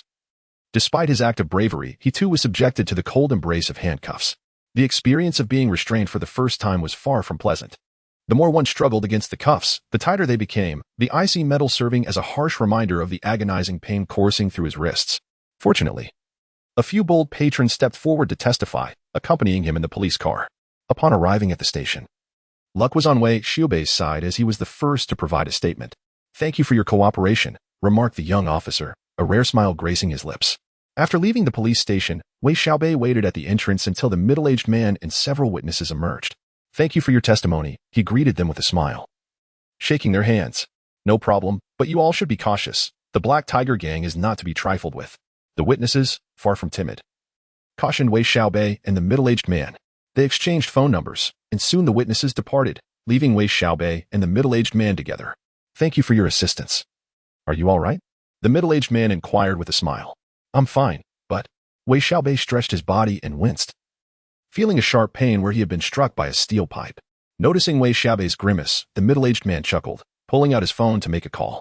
"Xiaowu, I'm at the police station. Come pick me up." After hanging up, he turned to Wei Xiaobei and invited, "Shall we go to my martial arts school for some treatment?" The mention of a martial arts school stirred excitement in Wei Xiaobei. It was precisely as he had imagined, and he nodded in agreement. Xiaowu soon arrived in a somewhat dilapidated van, yet he appeared quite spirited, his large knuckles gripping the steering wheel as if it were a mere toy. "Master, what happened?" Xiaowu asked urgently, leaning out of the window before the vehicle had even come to a complete stop. "Nothing serious, just a bit of trouble with the Black Tiger Gang's underlings." "Let's get in," the middle-aged man replied, gesturing toward Wei Xiaobei. Inside the van, Wei Xiaobei learned that the middle-aged man was named Cheng Biwu, originally from Suzhou. A lifelong martial arts enthusiast, he had apprenticed under a renowned master of Baji Quan in Songzhou. He had come to Ruilake City to establish a martial arts school, which had been thriving until the Black Tiger Gang targeted him for protection money. The fact that a martial arts school is being extorted for protection money is an utter humiliation for Cheng Biwu. Consequently, the thugs who came to collect the fee were swiftly driven away with a flurry of blows. The Black Tiger Gang had previously attempted to retaliate, but unfortunately for them, Cheng Biwu's school was not merely composed of ordinary paying students, it was also home to a group of his devoted disciples. These disciples, unlike the average students who paid for their training, had entered Cheng Biwu's tutelage through traditional apprenticeship, forging a bond that was far more profound than that of the paying students. As the saying goes, once a teacher, always a father, which aptly describes the relationship between Cheng Biwu and his direct disciples. The driver, known as Yao Wu, was Cheng Biwu's third disciple, who remained silent throughout the drive, exhibiting a rather modest demeanor. With a screech, the van came to a halt in front of a narrow alley. "We have arrived," Cheng Biwu declared as he opened the door and stepped out. A few paces into the alley, Wei Xiaobei's gaze fell upon a plaque hanging above them, inscribed in clerical script with bold red characters outlining, "Cheng Family Baji Martial Arts School." The double wooden doors stood wide open, and the sounds of vigorous training echoed from within. As Cheng Biwu made his appearance at the entrance of the school, a chorus of voices erupted from inside. "Master, you have finally returned," exclaimed his devoted disciples. "Greetings, Master Cheng," chimed the students who had paid for their training. "Please, everyone, continue," Cheng Biwu commanded, his authoritative presence restoring order as the sounds of fists and feet resumed in the courtyard. Yawu parked the vehicle while Wei Xiaobei followed closely behind Cheng Biwu. His curiosity piqued as he surveyed the surroundings. Despite the narrowness of the alley outside, the courtyard was surprisingly spacious. Upon entering, to the left lay an area covered in carbon residues and fine sand, where a group of young practitioners were training under the guidance of an instructor. To the right, the ground was laid with bluestone bricks, dotted with numerous wooden dummies. A number of 18 or 19-year-olds relentlessly charged at these dummies or struck them with punches and kicks. What captured Wei Xiaobei's attention was a young man, around 25 or 26 years old, with a dark complexion, who was persistently leaning against a large tree in the corner of the courtyard, causing the branches to sway. This technique, known as Iron Mountain Lean, is one of the renowned close combat techniques in Baji Quan. Although Wei Xiaobei had never formally trained in martial arts, he had come across numerous descriptions of Baji Quan online, particularly the Iron Mountain Lean, which, when perfected, could send an opponent flying as if struck by a mighty elephant, an unstoppable force indeed. At that moment, Wei Xiaobei pondered the possibilities. If he were to master Baji Quan, combined with the capabilities of his attribute panel, self-preservation in the Grey Realm would not seem insurmountable. By the time he regained his attention, Cheng Biwu was already standing at the entrance of the main hall, smiling at him. Wei Xiaobei felt a flush of warmth rise to his cheeks and hurriedly approached. The main hall is a training arena, adorned with expansive plastic mats and suspended sandbags, while a weapons rack against the wall displays an array of cold weaponry, among which Wei Xiaobei can identify a spear and a wooden staff. "Dad, are you all right?" Just as Wei Xiaobei's eyes darted around, a melodious voice, reminiscent of a lark, broke the silence. Turning to look, he beheld a girl with a pure countenance and a graceful figure, her hair tied back in a ponytail, exuding a hint of spiritedness. She was grasping Cheng Biwu's arm, inquiring with an expression that seemed to shimmer with unshed tears. "Dad is fine, but this young fellow has sustained some injuries. Please fetch the medicinal wine," Cheng Biwu chuckled, affectionately ruffling the girl's hair, revealing a touch of indulgence. Chapter 21. The Tsundra Cheng Sisi. The girl with the ponytail glanced curiously at Wei Xiaobei, noticing the several footprints on him. She couldn't help but let out a delicate laugh before turning and entering the inner room. "This is my daughter, Cheng Sisi, who has just been accepted into Tsuehu University this year. Thus, I, in my old age, have accompanied her," Cheng Biwu introduced with a smile. "I see," Wei Xiaobei nodded, realizing that Cheng Biwu shared a deep bond with his daughter. However, it is worth mentioning that Tsuehu University is a prestigious institution in Huaxia. While it may not rival Peking University or Tsinghua University, it is certainly not far behind. Gaining admission to such a university speaks volumes about one's academic prowess, making one stand out anywhere. Wei Xiaobei sincerely complimented Cheng Sisi, which elicited hearty laughter from Cheng Biwu. For a father, receiving recognition and praise for his daughter's academic achievements is undoubtedly a source of great joy and satisfaction. "Dad, what are you talking about?" Cheng Sisi emerged from the inner room, holding a bottle of dark red liquid. "What are we talking about?" "We're talking about you," Cheng Biwu chuckled, then turned to Wei Xiaobei, saying, "Xiaobei, take off your shirt." "Take off my shirt?" At this, Wei Xiaobei felt somewhat bewildered. He was clad in only a t-shirt. If he removed it, he would be bare-chested. If it were just Cheng Biwu, it wouldn't matter much, as they were both men. However, with Cheng Sisi's curious gaze upon him, he hesitated, hoping Cheng Biwu would understand. Cheng Biwu did catch on, casting a stern glance at Cheng Sisi and commanding, "Go to the kitchen and prepare things. Today, I wish to share a drink with Xiaobei." Cheng Sisi, not foolish, understood her father's intentions and shot a disdainful look at Wei Xiaobei before turning away, her slender waist swaying as she left, muttering, "With that little physique, I wouldn't even bother looking at it. It's not worth my time compared to the senior brother." Upon hearing this, Cheng Biwu felt a tinge of embarrassment and grew somewhat anxious. "You." Hearing her father's voice, Cheng Sisi quickened her pace and soon vanished from the training hall. Cheng Biwu sighed, "This child. Alas, having lost her mother at a young age, I lack the means to discipline her. She mingles with boys, and now she is becoming less refined with age. What will become of her in the future?" Listening to Cheng Biwu, Wei Xiaobei felt his face flush. Such domestic matters were not ones he could comment on, leaving him in silence. "Quickly, take it off." After a few more exhortations reminiscent of a nagging old woman, seeing Wei Xiaobei still hadn't removed his shirt, Cheng Biwu urged him again. Wei Xiaobei promptly took off his t-shirt, Cheng Biwu examined the greenish marks left on Wei Xiaobei's back from the steel pipe and remarked, "Don't think you're not feeling pain now. By tonight, you'll be unable to sleep from the discomfort." With that, Cheng Biwu instructed Wei Xiaobei to lie down, uncapped the bottle, poured the dark red medicinal liquor onto his hands, and began to rub it onto Wei Xiaobei's back. Wei Xiaobei suddenly cried out in pain as Cheng Biwu continued to exert pressure on him. "It hurts. Help me." Before arriving here, Wei Xiaobei would never have believed he would utter such sounds. "What are you crying for? A real man should be able to endure this little pain." Cheng Biwu showed no sign of easing his grip. Instead, he intensified his hold, rendering Wei Xiaobei unable to escape from his grasp. At that moment, the sound of a girl's laughter reached his ears from behind. Just the thought that Chang Cici might be lurking behind, enjoying the spectacle, silenced Wei Xiaobei's cries. How embarrassing. Yet, as his attention shifted, his formidable willpower kicked in. What was pain, after all? On another note, Chang Cici bore no resemblance to her father. Cheng Biwu's square face would have been unfortunate for her if she inherited it. A smile crept onto Wei Xiaobei's face, but it was quickly replaced by another wave of pain radiating from his back, forcing him to grimace and abandon any amusement. After a prolonged period of relentless rubbing, Cheng Biwu finally released him, wiping the sweat from his brow and calling out to the back, "You little rascal, only hiding back there and laughing. Hurry and bring your father a towel." Coming. Chang Cici, indeed hiding and watching, giggled as she ran forward with the towel. "Ah, youth is truly delightful." Wei Xiaobei couldn't help but be momentarily entranced, but quickly snapped back to reality, hastily pulling on a t-shirt to avoid any embarrassing exposure. He had a bit of muscle. After all, Chang Cici, perhaps annoyed or simply playful, pouted and handed the towel to her father, turning to leave to avoid another round of scolding. At this point, Wei Xiaobei felt a refreshing sensation coursing through him. The lingering pain in his back had completely vanished. Observing Cheng Biwu drenched in sweat, he realized how exhausted the man was. Even Wei Xiaobei, who had been quite a handful, understood the effort it took to manage him. "Thank you, Uncle Cheng," he said hurriedly, feeling a twinge of guilt. Although he had previously offered assistance, it was clear that Cheng Biwu was more than capable. And he must have been worn out from their tussle, likely more so than from his encounters with those thugs. "Thank you. I should be thanking you. By the way, you seem to have a solid foundation. Did you practice martial arts before?" Cheng Biwu wiped his brow and asked with a smile. "I was a soldier." "Does military boxing and grappling count?" By this point, the rapport between them had significantly warmed, allowing Wei Xiaobei to speak more casually. "Military boxing is just a routine. Grappling is quite good, originating from Baji Quan." Cheng Biwu chuckled, then began to enlighten Wei Xiaobei. It was only then that Wei Xiaobei discovered that grappling indeed stemmed from Baji Quan, which explained the faint familiarity he felt while watching the younger boys practice in the courtyard.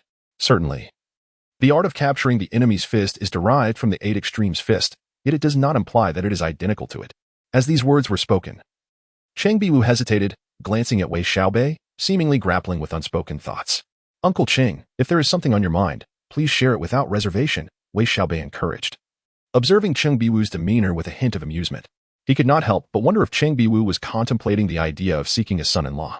It must be noted that although Chang Cici possessed a somewhat haughty temperament, she undeniably radiated beauty. At least Wei Xiaobei harbored no ill feelings toward her, but rather found himself developing a fondness. Chapter 22, Becoming a Disciple. However, before Wei Xiaobei could conjure up the embarrassing memories he shared with Chang Cici, Cheng Biwu's words splashed over him like a bucket of cold water, awakening him from his reverie. "Your physique is quite commendable. Have you considered becoming my disciple and learning the art of Bajiquan?" This marked Cheng Biwu's inaugural attempt at taking on a disciple. Although Wei Xiaobei was somewhat past the prime age for martial arts training, he possessed a solid foundation. Moreover, upon their first encounter, Cheng Biwu sensed that Wei Xiaobei was a promising material for martial arts. During their previous session, when he had massaged Wei Xiaobei to alleviate his bruises, Cheng Biwu had thoroughly assessed him, further solidifying his conviction. In this era of economic prosperity, martial arts have seen a decline. There is a saying circulating online that encapsulates this sentiment: no matter how skilled you are, a bullet can bring you down. Even the mightiest martial arts masters, when confronted with the onslaught of modern firearms, might find themselves facing a grim fate, as numerous examples have illustrated. Of course, it must be acknowledged that within the military, there are indeed many martial arts experts whose prowess, when combined with firearms, yields far greater lethality than traditional martial arts alone. In civilian life, however, the significance of martial arts pales in comparison to more lucrative skills. After years of arduous training, what good is the ability to defeat a dozen opponents? Becoming a bodyguard? Without renown, the pay is meager, and one risks life during perilous times. There is little need to elaborate on underground fighting. No law-abiding parent would wish for their child to engage in such activities. As for opening a martial arts school, one must have reached a high level of skill to even contemplate it, lest they invite ridicule. Furthermore, establishing a martial arts academy requires investment, and the returns are often not substantial. Ultimately, modern individuals possess little of the spirit of endurance and hard work.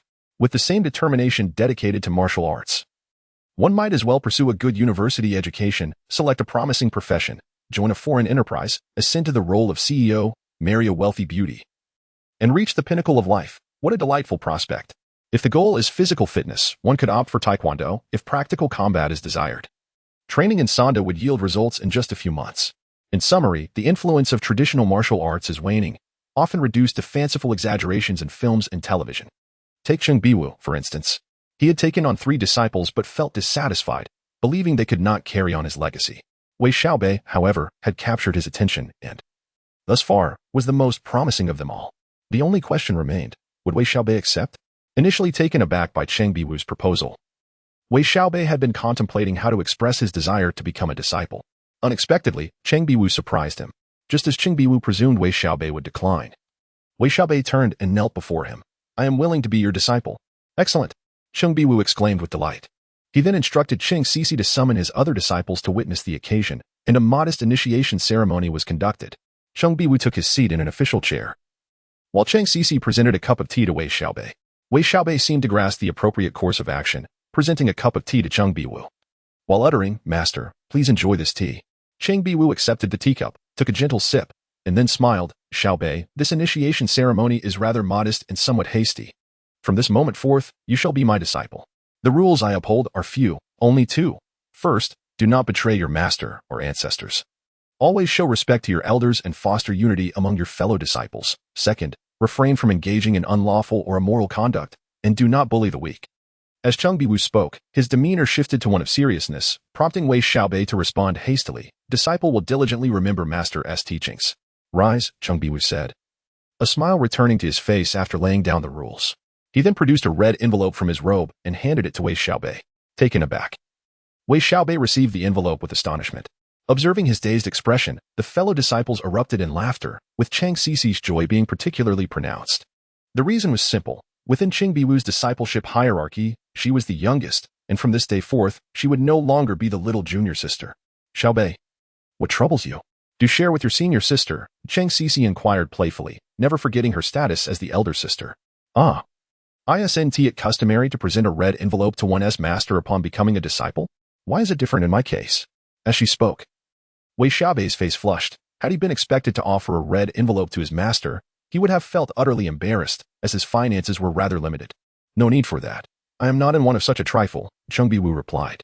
Sisi, go prepare for a hearty lunch. Let us all indulge. With a delightful heart, Cheng Biwu cherished having acquired a promising disciple.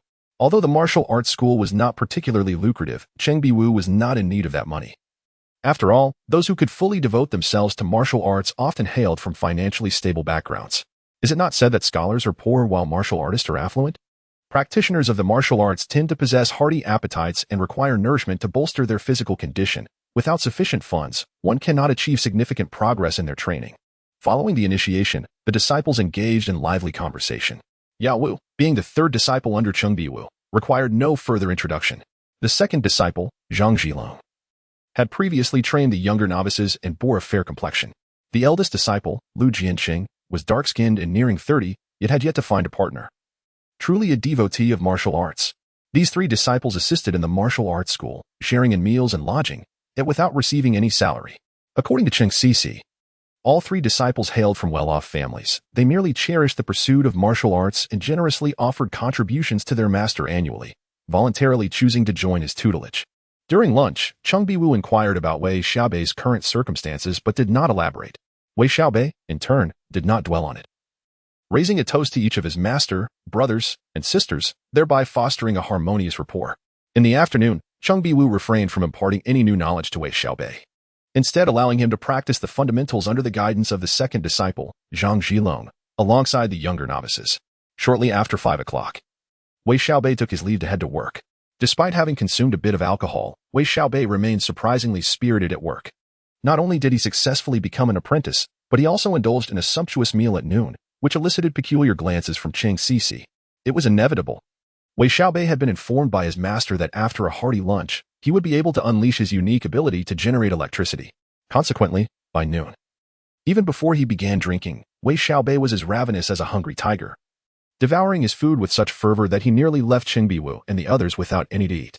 However, this effort was not in vain, as his voltage limit had increased to 9 volts, while his current limit reached 2.5 milliamps.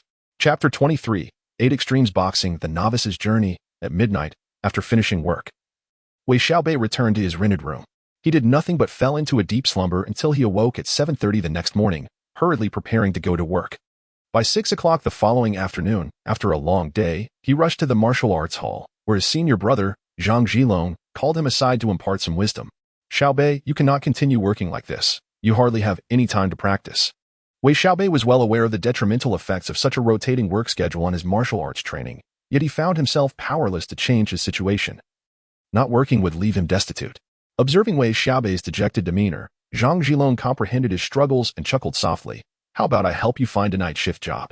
I just wonder if you'd be willing. Zhang Zhilong wished for his junior brother to assist at the martial arts hall directly, but he refrained from expressing this desire. Assisting at the hall would come without a salary, only provisions for meals and drinks.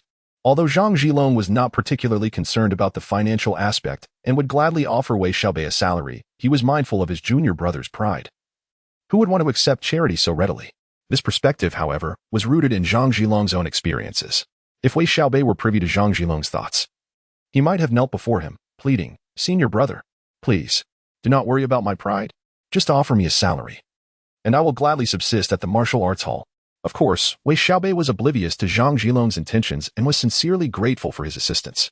Nevertheless, Zhang Zhilong overestimated his influence. His family did not reside in Ruilake City, making it quite challenging to secure a job for Wei Xiaobei that was both easy and well-paying. After dinner, Wei Xiaobei was summoned by Cheng Biwu to the indoor training arena, where he began to impart knowledge regarding the principles, origins, and lineage of 8 Extremes Boxing. The name 8 Extremes stems from ancient connotations of 8 as a numeral and extreme denoting the utmost or farthest points. 8 Extremes refers to the farthest reaches of the heavens and the earth. As recorded in Huainanzi, Treatise on Geography, it states, "Between heaven and earth lie the 9 provinces and 8 extremes, and beyond the 9 provinces, there are 8 domains. Beyond the 8 domains, there are 8 realms. Beyond the 8 realms lie the 8 extremes." The term domains signifies distance, while realms indicates the connections that bind heaven and earth, hence the term realms.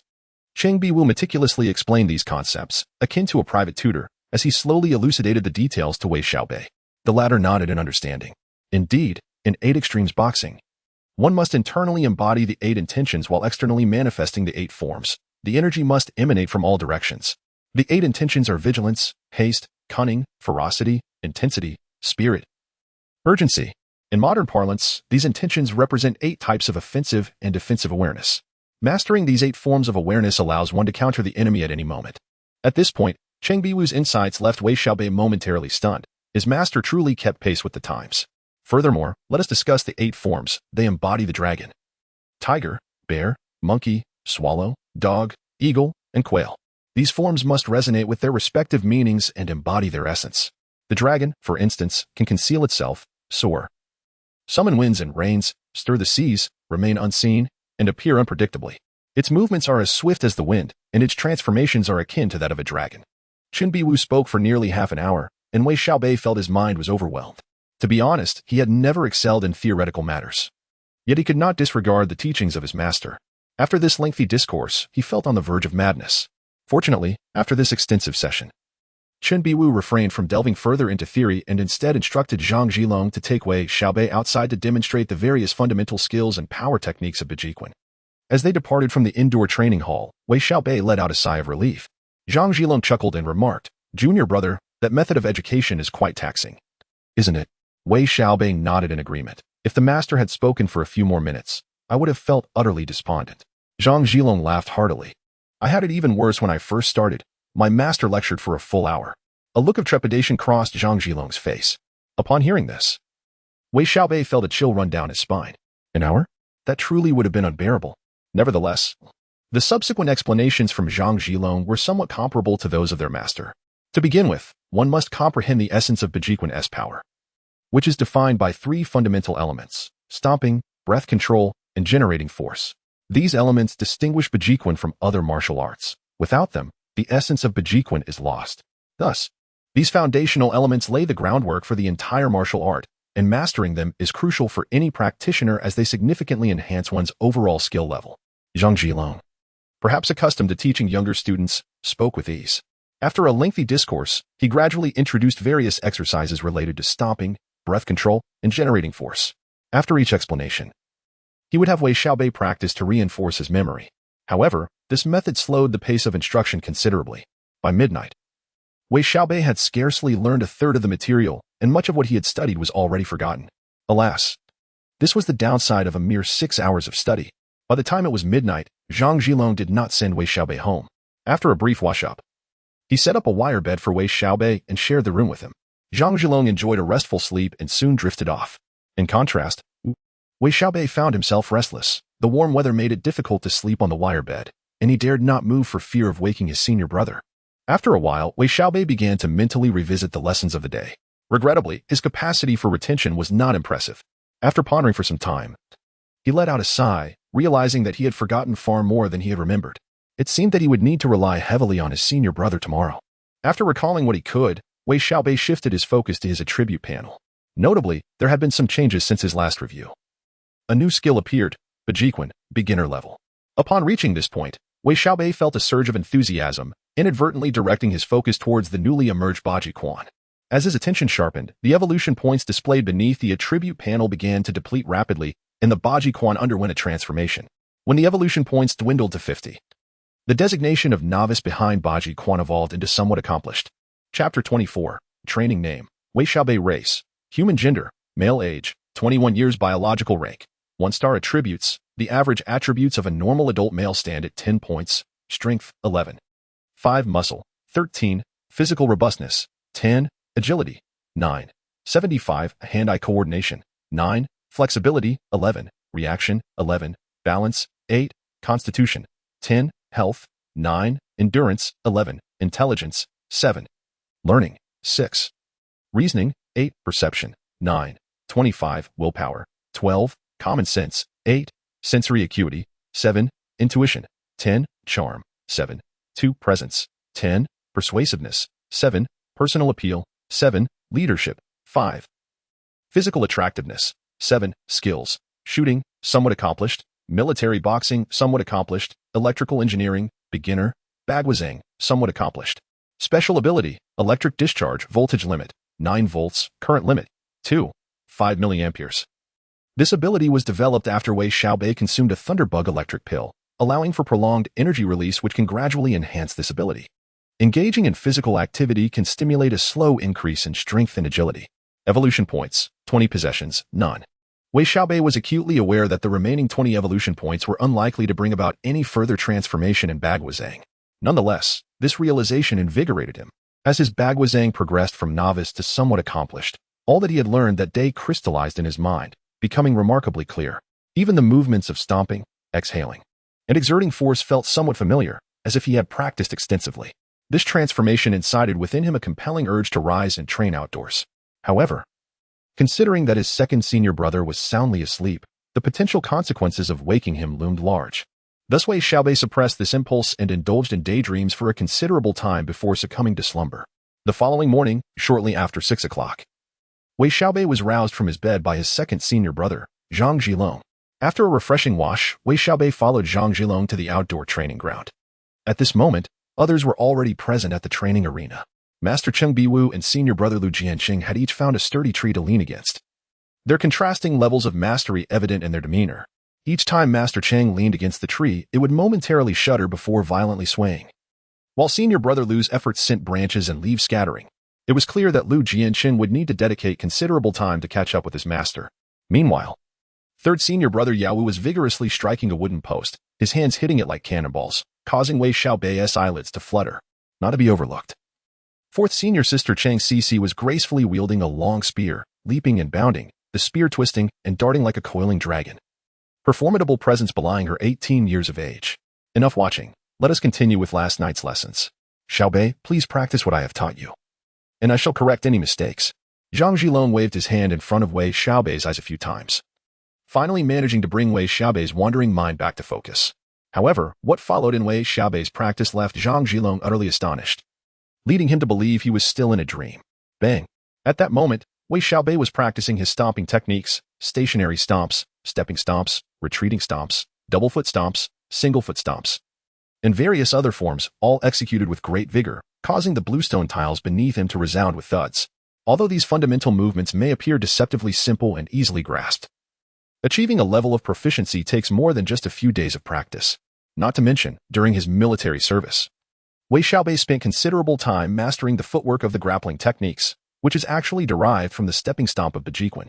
To Zhang Zhilong's astonishment, Wei Xiaobei's execution of the various stomps now exhibited a level of finesse that took him an entire month of rigorous training to attain when he first began. This realization made Zhang Zhilong question his own clarity of mind. Before long, Wei Xiaobei caught the attention of Cheng Biwu and others. After Wei Xiaobei completed a thorough practice of the foundational techniques he had learned, Cheng Biwu approached him, his gaze filled with surprise. This outcome was entirely unexpected for Cheng Biwu. In just one night, Wei Xiaobei had reached such a level of mastery over the basics. Could it be that true genius exists in this world? Cheng Biwu did not entertain the notion that Wei Xiaobei had concealed prior knowledge of martial arts, as he had observed from a distance when Zhang Zhilong was instructing him the previous evening. It was clear that Wei Xiaobei had not previously trained in relevant techniques. His initial clumsiness and stomping could not have been feigned, a fact Cheng Biwu was confident of. "Master, my junior apprentice," Zhang Zhilong stammered, pointing at Wei Xiaobei, at a loss for words. "Never mind, continue teaching at this pace. As long as he understands, keep going," Cheng Biwu replied, curiosity brewing within him. He was eager to see just how far Wei Xiaobei could progress, to discern whether he was genuinely a prodigy or merely fortunate in his circumstances. With Cheng Biwu's endorsement, aside from mealtimes, all other hours were devoted by Zhang Zhilong to instructing Wei Xiaobei. Meanwhile, the youth Bejiquan class that Zhang Zhilong normally led was temporarily taken over by Yao Wu. Of course, during both breakfast and lunch, Wei Xiaobei once again showcased his immense appetite, prompting the cook, Chang Cici, to mutter under her breath about him being a glutton, worried he might deplete her family's resources. Speaking of appetite, Cheng Biwu himself had a hearty appetite, which is typical for martial artists, who generally consume more than the average person. The adage that one must eat to gain strength rings true. Consequently, Cheng Biwu swiftly reprimanded Cheng Cici for her whispers. In his eyes, the more Wei Xiaobei ate, the better, regarding meal expenses as inconsequential. In reality, martial arts studios are not solely reliant on tuition fees for their sustenance. On this particular day, Wei Xiaobei found himself quite overwhelmed by the rigors of rote learning. What would typically require at least 6 months of gradual instruction was imparted by Zhang Zhilong in a mere single day, with 2/10 of the knowledge absorbed. At this rate, it seemed plausible that within a week, he would master dozens of fundamental techniques, including stomping, expelling breath, exerting force, and various stances, along with an array of both large and small frameworks. To be honest, witnessing Zhang Zhilong's remarkably swift teaching method piqued even the interest of his elder brother, Lu Jianqing, who was engaged in a contest of strength with the tree. It is worth noting that after initially becoming disciples, each of the three brothers had devoted over a year to mastering these foundational skills. Chapter 25, the bus at 11:30 in the evening.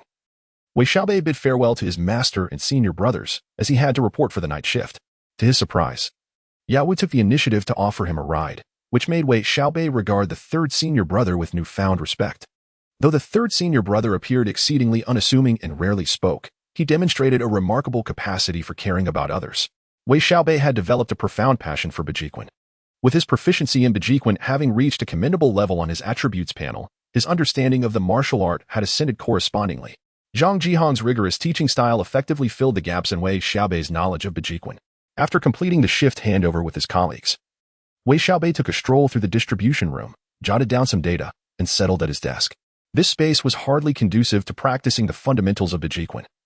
The floor was laid with substantial steel plates, and even a simple stomp could attract attention from outside. It seemed prudent to consider a change of employment.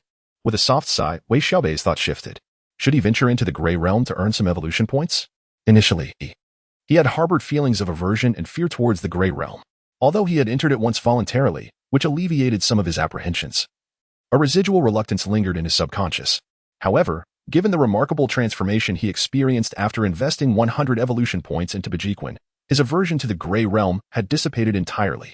If he weren't on night duty, he would have even contemplated purchasing a bottle of white liquor. The fact that the Gray Realm could facilitate such significant changes in his life had transformed it in his subconscious from a place of terror into a land of opportunity, a fertile ground for harvesting evolution points, which could lead to a dramatic upheaval in his existence. For someone like Wei Xiaobei, who had spent a significant portion of his life in mediocrity, this was indeed a considerable stimulus. Each individual harbors their own aspirations, yearning for a better life or the realization of personal ideals. Yet, for various reasons, the vast majority are confined to a life of insignificance. Thus, Wei Xiaobei's transformation was entirely reasonable. At 8:15 in the morning, after finishing his shift, Wei Xiaobei purchased several oil cakes and 2 cups of soybean milk. Eating and drinking, he boarded the bus, intending to return briefly to his rented room. He had spent most evenings at the Qing family martial arts school lately. Although he had showered after practice, his clothes still bore an unpleasant odor. It was August, after all, and the intensity of that scent was not to be underestimated. Consequently, upon boarding the bus, Wei Xiaobei squeezed into a corner at the back to prevent the odor from spreading and attracting disdainful glances. The bus traveled 1 stop before halting, at which point a surge of passengers boarded. As Wei Xiaobei reflected on what he had learned to reinforce his memory, he was suddenly struck by a familiar fragrance amidst the overpowering smell of sweat. This scent seemed somewhat recognizable. Wei Xiaobei looked up to see a striking girl frowning as she squeezed her way through a crowd of men. In the sweltering heat of summer, the less savory thoughts of the men seemed magnified. Instead of parting to let her pass, they inhaled deeply, and some even shamelessly thrust their lower bodies forward, attempting to take advantage of her presence. Although Wei Xiaobei occasionally shared similar thoughts as those men, he found their behavior distasteful at this moment. To him, the girl, who lived across from him, was inherently closer to him than those men, akin to someone trying to snatch food from his bowl. Thus, without hesitation, he stepped forward, parting the crowd and pulling the girl directly to his side. She had been looking down when suddenly her arm was grasped, causing her to shudder in fear, momentarily thinking she had encountered an audacious lecher on the bus. When she looked up to scream, she was relieved to find it was Wei Xiaobei. Although she did not know his name, her previous encounters had quelled her fears, and she relinquished her initial resistance, allowing him to guide her to a corner. As Wei Xiaobei's slightly muscular arm encircled her, blocking the men from view, she was immediately enveloped by a sense of security, her eyes curving into crescent moons as she gazed at him with gratitude. The corner fell into silence. Wei Xiaobei felt a twinge of awkwardness, although he had acted nobly. It seemed excessive since they didn't even know each other's names. Are you working the night shift? Why are you off so early? After a prolonged silence, he finally mustered the courage to ask, though his question sounded somewhat abrupt.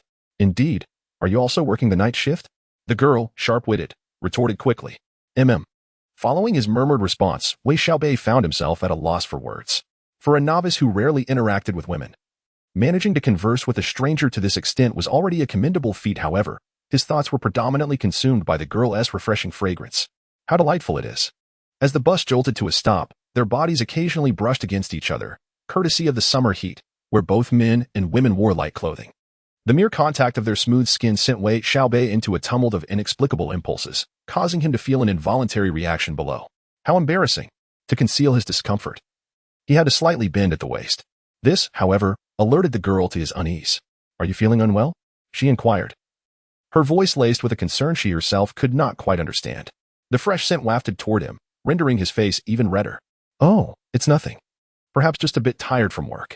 Wei Xiaobei felt as though he were in hell. If he could, he would have gladly disembarked at the next stop. Yet he also felt an inexplicable reluctance to leave.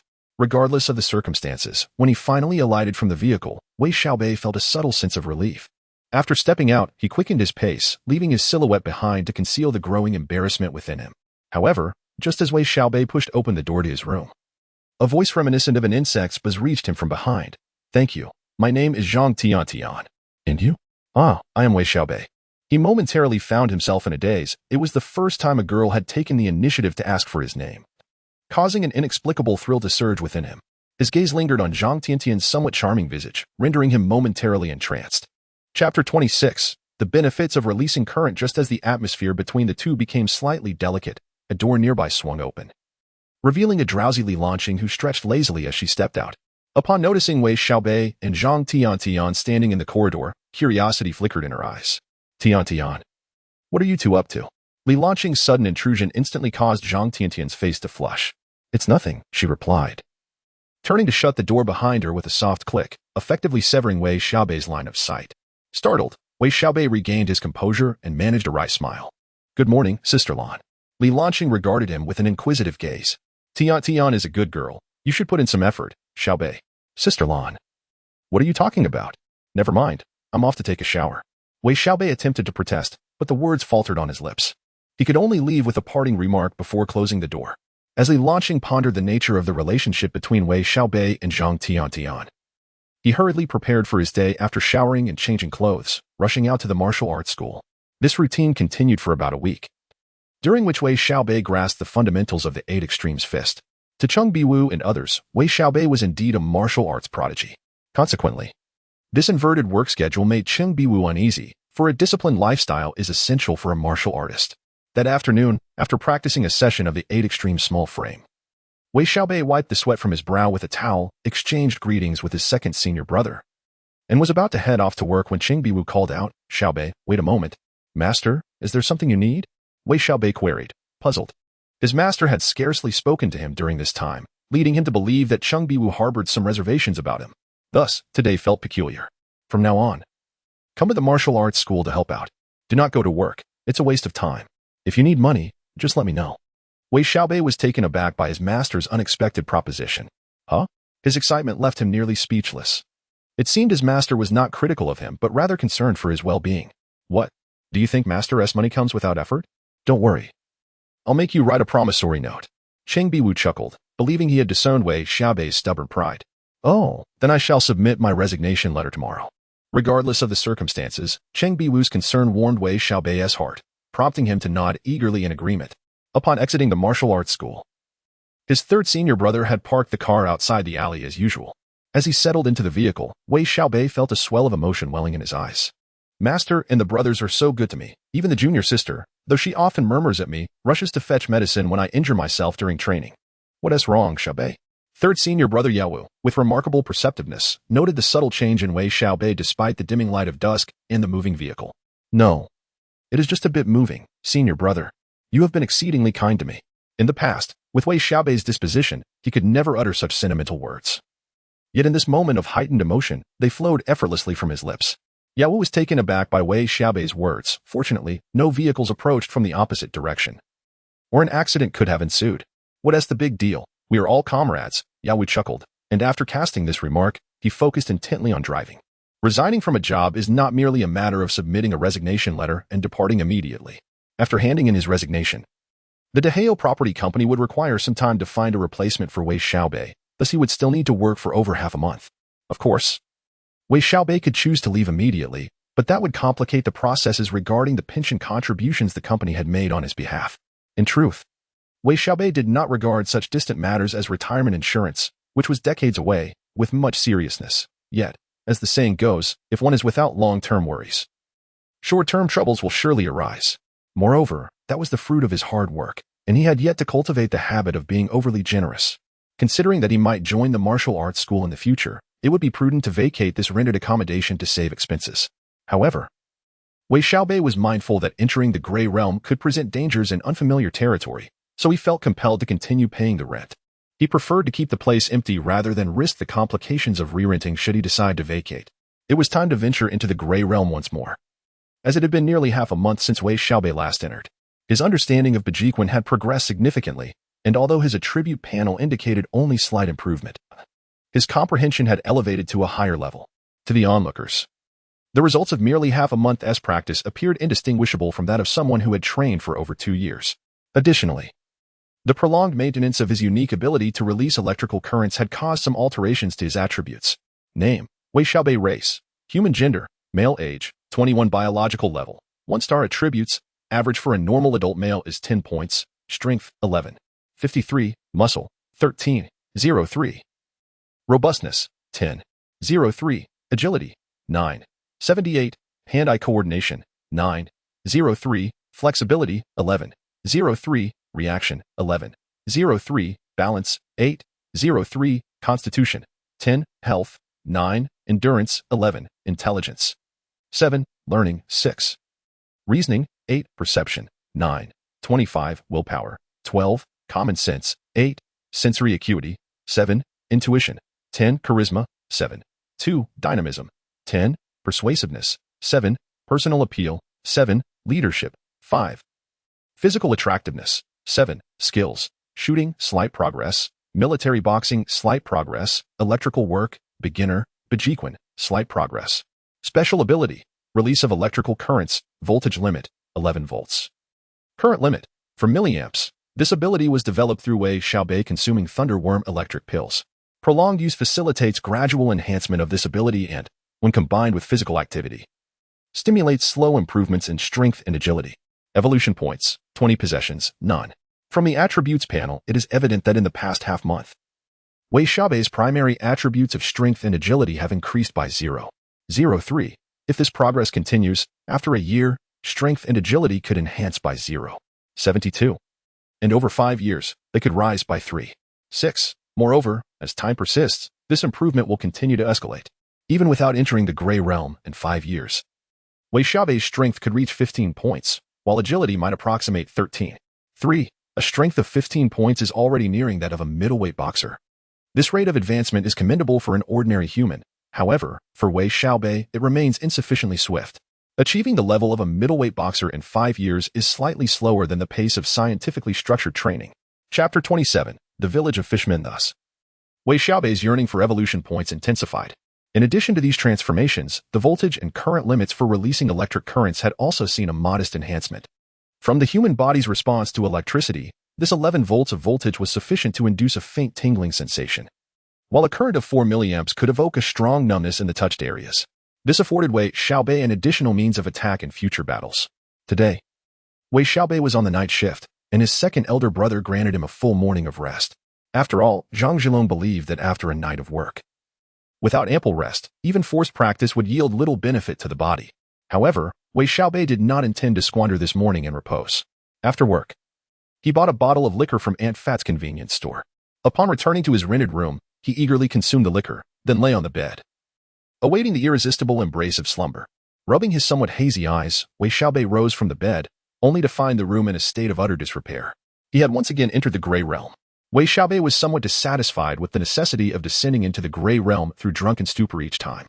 This method of entry was perilously high risk. Should he one day inadvertently become intoxicated in public, he might find himself landing next to a fierce beast upon entering the Gray Realm, which would be quite the predicament. It was akin to the man in the adjacent courtyard, who unwittingly delivered himself into the jaws of danger. However, at present, Wei Xiaobei had no means to remedy this issue. Oddly enough, after that man perished in the Gray Realm, no news had surfaced in reality.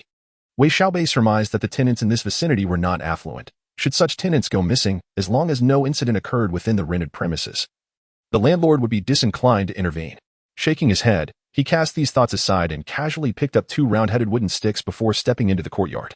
The courtyard gate remained closed, and there were no signs of disturbance, which somewhat eased Wei Xiaobei's apprehension.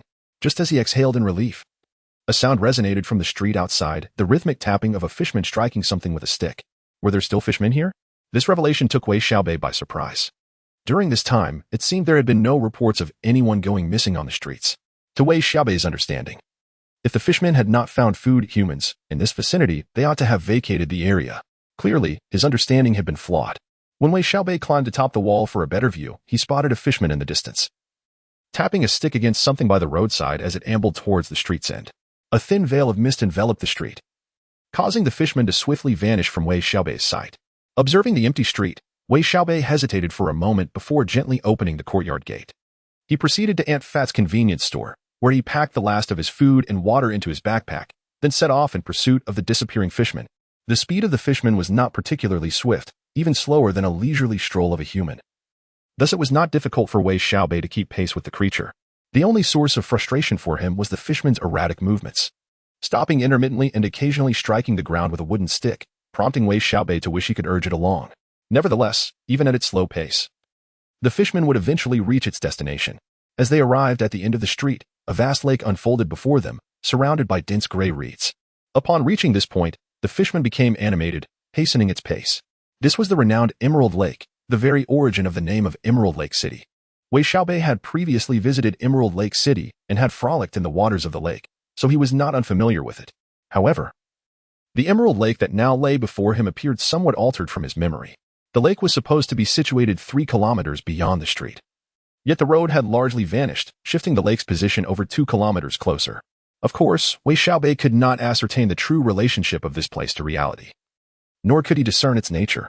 Consequently, he felt no compulsion to dwell on the peculiarities that might arise here. Following the fisherman, Wei Xiaobei soon discovered a small village by the lake's edge. The entire settlement spanned a mere 5 acres, most of it sitting above the water. Featuring over a dozen rustic stilt houses that looked exceedingly primitive, the village appeared rather tranquil, seemingly devoid of inhabitants, yet 2 fishermen sentinels stood guard at the entrance, each wielding a black harpoon, occasionally patrolling the area. The approach of the fishermen elicited no reaction from the guards, who merely exchanged glances as the creature entered the village. Indeed, it was surprising to find a fisherman village here. Wei Xiaobei refrained from making any hasty movements, crouching among the reeds to observe the village quietly. As time passed, the sun in the gray realm appeared rather dim, yet it was no less oppressive than the summer sun of reality. With the heat and humidity rendering Wei Xiaobei uncomfortable as he lay concealed among the reeds, beads of sweat cascading down his brow. However, this endurance proved worthwhile. After lying in the reeds for over 20 minutes, a sudden splashing sound emerged from the water-facing side of the village. Wei Xiaobei wiped the sweat from his forehead, his gaze fixated on the source of the noise. One by one, fishermen emerged from the water, some carrying fish, others bearing lotus roots and various foods, exuberantly making their way ashore. Small fishlings, barely knee-high, scurried out from the stilt houses to greet the returning fishermen, and soon the entire village erupted into a cacophony. The unique, guttural sounds of the fishermen reverberated throughout the village, resembling a disorderly din. It appeared to be mealtime for the fishermen. The fishermen, seemingly from nowhere, dragged out a large iron pot, ignited a fire, and began boiling water, tossing the food they had collected into the pot. Wei Xiaobei was somewhat astonished by the level of civilization exhibited by these fishermen. It is worth noting that the ability to ignite and preserve fire is a definitive line distinguishing intelligent beings from ordinary creatures. However, whether these fishermen are cannibalistic or not, they can indeed be regarded as sentient beings, albeit in a rather primitive form of civilization. Of course, for Wei Xiaobei, this holds little significance. He is not a biologist to revel in such discoveries. What occupies his mind is the strategy to lure these fishermen out of their village and eliminate them one by one. With utmost caution, Wei Xiaobei departed from the Emerald Lake and returned to the street. After a thorough search, he once again found himself near a bend by the lakeshore, approximately 1,000 meters away from the fisherman's village. Chapter 28. The Semi-Malevolent Mermaid. A coarse line akin to a hemp rope, dry reeds, a slender needle bent into a fishhook, and a rounded wooden stick amalgamate into an exceedingly rudimentary fishing rod. The fishhook is adorned with a small fragment of tender stem, delicately peeled from the reed. The naturally sweet essence of the reed stem is further enhanced by a drop of blood, painstakingly extracted from Wei Xiaobei's fingertip. Smeared upon it, a potent allure for the fish dwelling in the lake. The rounded wooden stick is propped up, and the fishhook, bearing its bait, plunges into the slightly murky waters. Wei Xiaobei's gaze fixates on the reed buoy bobbing upon the surface. Although not an expert angler, he possesses a modicum of fishing knowledge.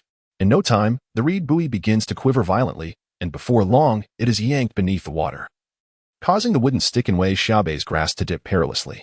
A surge of force surges forth, had Wei Xiaobei not remained vigilant. He might have seen the rounded stick dragged into the depths. Could it be a large fish? A flicker of joy ignites within him, akin to a hunter reveling in the capture of its prey. The resistance from the water intensifies, demanding Wei Xiaobei's full concentration to prevent the stick from being wrenched away. Fortunately, the coarse line is sufficiently robust. While it may not rival specialized fishing lines, it can endure the current strain. The taut line undulates upon the surface, as if a colossal creature lurks beneath, incessantly tugging. Gradually, the force emanating from the depths diminishes, and seizing the opportunity, Wei Xiaobei exerts a vigorous pull and flick. A splashing sound resonates as the line arcs through the air, dislodging a shadow as thick as an arm, which crashes onto the ground. The shadow thrashes and writhes upon the earth, prompting Wei Xiaobei to wield the rounded stick and deliver 2 decisive blows. These strikes land with considerable force, and the creature's thrashing weakens significantly thereafter.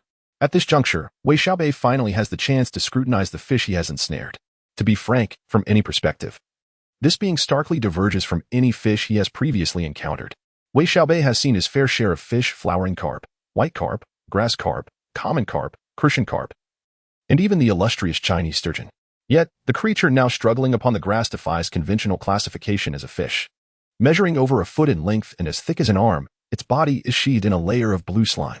A head, the size of a human fist, is distinctly visible. Even the mole nestled within its brow is discernible.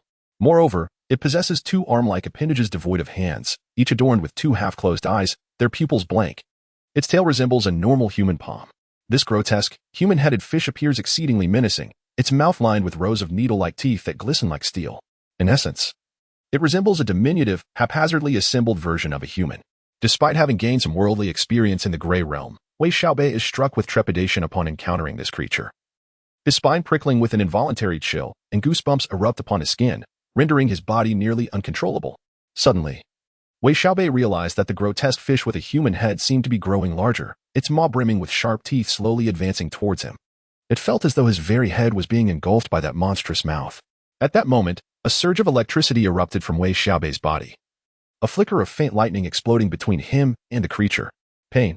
Instantly, Wei Xiaobei awakened from this trance-like state. However, he now felt utterly drained, weak beyond measure. Despite being oblivious to the events that had transpired, his first instinct was to tighten his grip on the rounded wooden stick and strike fiercely at the grotesque fish lying on the ground. 1 blow, 2 blows, 3 blows. After 10 strikes, Wei Xiaobei was nearly exhausted, the wooden stick slipping from his grasp as he collapsed. Nevertheless, even in his weakened state, he dared not relax. His gaze fixated on the grotesque fish. At that moment, the creature had been so thoroughly battered that it was barely recognizable, undoubtedly lifeless. While an unusual scent permeated the air, tinged with a faint aroma. Upon detecting this subtle fragrance, Wei Xiaobei felt a surge of excitement. This scent, vaguely familiar yet somewhat alien, was one he had encountered several times before. It could only signify one thing: the grotesque fish must possess something valuable, akin to the thunderbug's electric pill or the fishman's water pill. Forcing himself to rise, Wei Xiaobei retrieved a small dagger from his waist and proceeded to dissect the grotesque fish from the outside in. This was no arduous task, with the creature's demise. Its body had become remarkably soft, and with a gentle slice of the dagger, he split it in two from head to tail. After rummaging through the open carcass for a while, Wei Xiaobei discovered a peculiar meatball. To describe it merely as a meatball felt inadequate. More accurately, it resembled a meatball shaped like a human head, adorned with an extraordinarily handsome visage, its face bearing a lifeless smile. What on earth is this? Wei Xiaobei could not help but grumble internally. However, upon grasping it in his hand, an item appeared in his possession panel. Item: residual essence of the semi-evil mermaid. Residual essence of the semi-evil mermaid? Seeing this name, Wei Xiaobei felt puzzled and soon focused his attention on the item. Subsequently, an introduction materialized in his mind. Residual essence of the semi-evil mermaid. The essence remaining after the death of the semi-evil mermaid, non-toxic, with slight hallucinogenic effects. The description was not particularly clear. Yet Wei Xiaobei at least understood the name of this grotesque fish, the semi-evil mermaid. If the semi-evil mermaid were out of water, it would be no threat at all. On land, a mere mortal could easily vanquish it. Yet, Wei Xiaobei also recognized that the hallucinations he had witnessed were likely not so straightforward. He harbored an ominous premonition that if it had not been for the sudden eruption of electrical currents from his unique ability, he might have met his demise. In this regard, the combat prowess of this semi-malevolent mermaid far surpasses that of the ordinary fishmen. Under the influence of such an illusion, even a martial arts master like Qin Biwu would find it exceedingly difficult to resist. To consume it? Wei Xiaobei hesitated for a moment. It must be said that he had come to place unwavering faith in the descriptions within the attributes panel. If it claimed to be free of toxins, then it was indeed devoid of poison. The issue at hand, however, lay in the rather grotesque appearance of this so-called essence of the semi-malevolent mermaid, resembling a diminutive, handsome human head. Perhaps Wei Xiaobei's current mindset was akin to that of Tangxing from Journey to the West, as he contemplated the consumption of the ginseng fruit. Chapter 29. The authentic dreamscape regarding the act of cannibalism. It is natural for anyone not devoid of sanity to experience some psychological barriers. Nevertheless, Wei Xiaobei ultimately consumed the remnant of the half-malevolent mermaid essence. The meatball descended his throat, swiftly transforming into a wave of warmth that spread throughout his entire being. This sensation was one with which Wei Xiaobei was quite familiar, thus he felt no trepidation. However, he soon perceived something amiss. He found himself within his rented room. And upon his bed lay a woman with cascading long hair, her back turned towards him. What could this possibly mean? Just as a flush crept across Wei Xiaobei's face, the woman turned over. To his astonishment, it was Li Lanqing. With skin as fair as snow and a visage akin to a blooming peach, Li Lanqing swept her hair, which fell like a waterfall, and with a sultry smile directed at Wei Xiaobei, she inquired, "What is the matter? Are you afraid?" As her melodious laughter resonated, an uncontrollable wave of heat surged from Wei Xiaobei's heart, enveloping him in a gradual warmth that rendered his body increasingly flushed. His mouth felt parched, and he became rigid. Unsure of where to place his limbs, his gaze flickering between the ground and Li Lanqing. Struggling against the fiery torrent within him, Wei Xiaobei stammered, "Sister Lan, I believe you have entered the wrong room?" Yet, his eyes lingered upon her delicate features, reluctant to shift away. "Not at all. Do you not desire my presence?" Li Lanqing gently tugged at him, causing him to fall onto the bed involuntarily. At that moment, Wei Xiaobei's mind went blank, the heat within him erupting like a volcano. Ah! After a primal scream, Wei Xiaobei awakened from the illusion. In truth, it had merely been a dream. Lying on the grass, he felt the dampness of his undergarments and could not help but chuckle bitterly. Yet, everything within the dream had felt so undeniably real. As if his fingertips had only just departed from that pristine skin, lingering with a hint of feminine fragrance. Wei Xiaobei understood that the dreamlike vision was likely a result of ingesting the remnants of the half-malevolent mermaid essence, which had induced a slight hallucinatory effect. He had to admit that he had fantasized about living a blissful life with the enchanting white-collar workerly launching, but this experience was overwhelmingly vivid. He even recalled a beauty mark on the inner thigh of Li launching. A twinge of guilt surfaced in his heart, yet he felt no regret for the dream. The sole concern was whether he had been pinned up for too long, to the extent that even his dreams were of a springtime nature. Moreover, he realized that his vigilance had been lacking, as he had carelessly consumed a hallucinogenic substance by the lakeside, had he inadvertently tumbled into the water. The consequences would have been unfathomable, merely from the half-malevolent mermaid that Wei Xiaobei had caught. It was evident that this emerald lake in the gray realm was no benign locale. After a moment of mental chaos, Wei Xiaobei cast aside these thoughts and concentrated on his attribute panel. Name, Wei Xiaobei. Race, human. Gender, male. Age, 21 years. Biological level, 1 star. Attributes, the average value for a normal adult male is 10 points. Strength, 11. 53, muscle, 13. 03, physical robustness, 10. 03, agility, 9. 78, hand-eye coordination, 9. 03. Flexibility, 11. 03, reaction, 11. 03, balance, 8. 03, constitution, 10. Health, 9. Endurance, 11. Intelligence, 7. Learning, 6. Reasoning, 8. Perception, 9. 25. Willpower, 12. Common sense, 8. Perceptiveness, 7. Intuition, 10. Charisma, 7. 24. Presence, 10. Persuasiveness, 7. Personal attractiveness, 7. 1. Leadership, 5. Physical appeal, 7. 1. Skills, shooting, somewhat accomplished. Military boxing, somewhat accomplished. Electrician, beginner, Baji Quan, somewhat accomplished. Special ability, electric current release, voltage limit, 13 volts, current limit, 5 milliamps.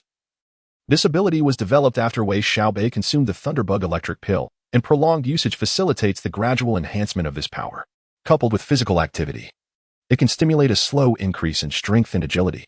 Evolution points, 30. Possessions, none. The secondary attributes beneath charisma, personal attractiveness, and physical appeal each increased by 0. 1. Evolution points increased by 10, which are the benefits derived from consuming the remnants of the semi-evil merman essence. Furthermore, the voltage limit for the electric current release was raised to 13 volts, and the current limit to 5 milliamps. These enhancements resulted from Wei Xiaobei's spontaneous activation of his special ability under the influence of hallucinations. Although the evolution points only increased by 10, the combined increments from the two secondary attributes effectively provided Wei Xiaobei with a total benefit of 30 evolution points from the semi-evil merman. This realization infused Wei Xiaobei's gaze towards the Emerald Lake with a heightened sense of excitement. It is worth noting that a typical merman yields merely 10 evolution points. And given that these beings are currently congregated in the village, confronting them is no trivial matter. However, the harsh realities soon made themselves known. The prior outburst of electric current left Wei Xiaobei's stomach growling with hunger. Fortunately, he had packed a sufficient supply of compressed biscuits and water in his backpack for this outing.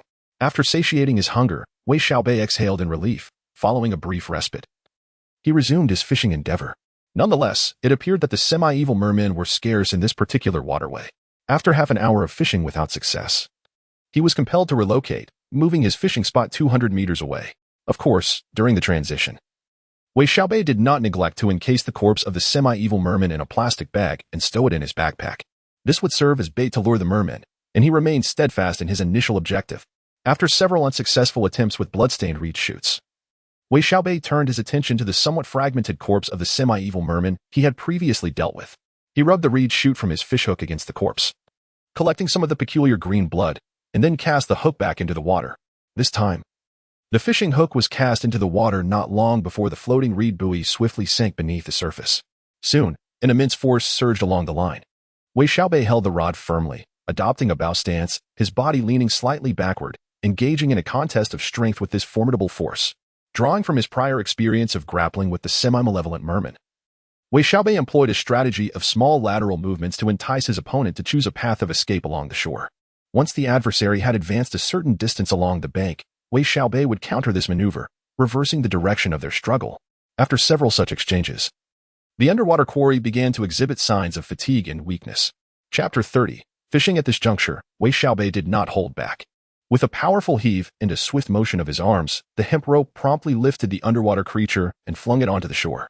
Before the dark figure even had a chance to touch the ground, Wei Xiaobei dashed forward, wielding a wooden stick and raining blows upon the shadow incessantly. This encounter was far superior to the last. Just as the wooden stick was about to strike the shadow, a fleeting dizziness washed over him. But as the stick made contact, the disorientation swiftly dissipated. After delivering more than 10 strikes, the shadow ceased its struggles. Wei Xiaobei, wary and unyielding, continued to strike several more times before carefully inspecting the creature. Indeed, he had once again caught a half-malevolent merfolk. Prepared this time. The half-malevolent merfolk stood no chance of retaliation and was swiftly dispatched by the blunt wooden stick. The subsequent process required no elaboration. Wei Xiaobei expertly dissected the half-malevolent merfolk with a small dagger, extracting the residual essence from its body.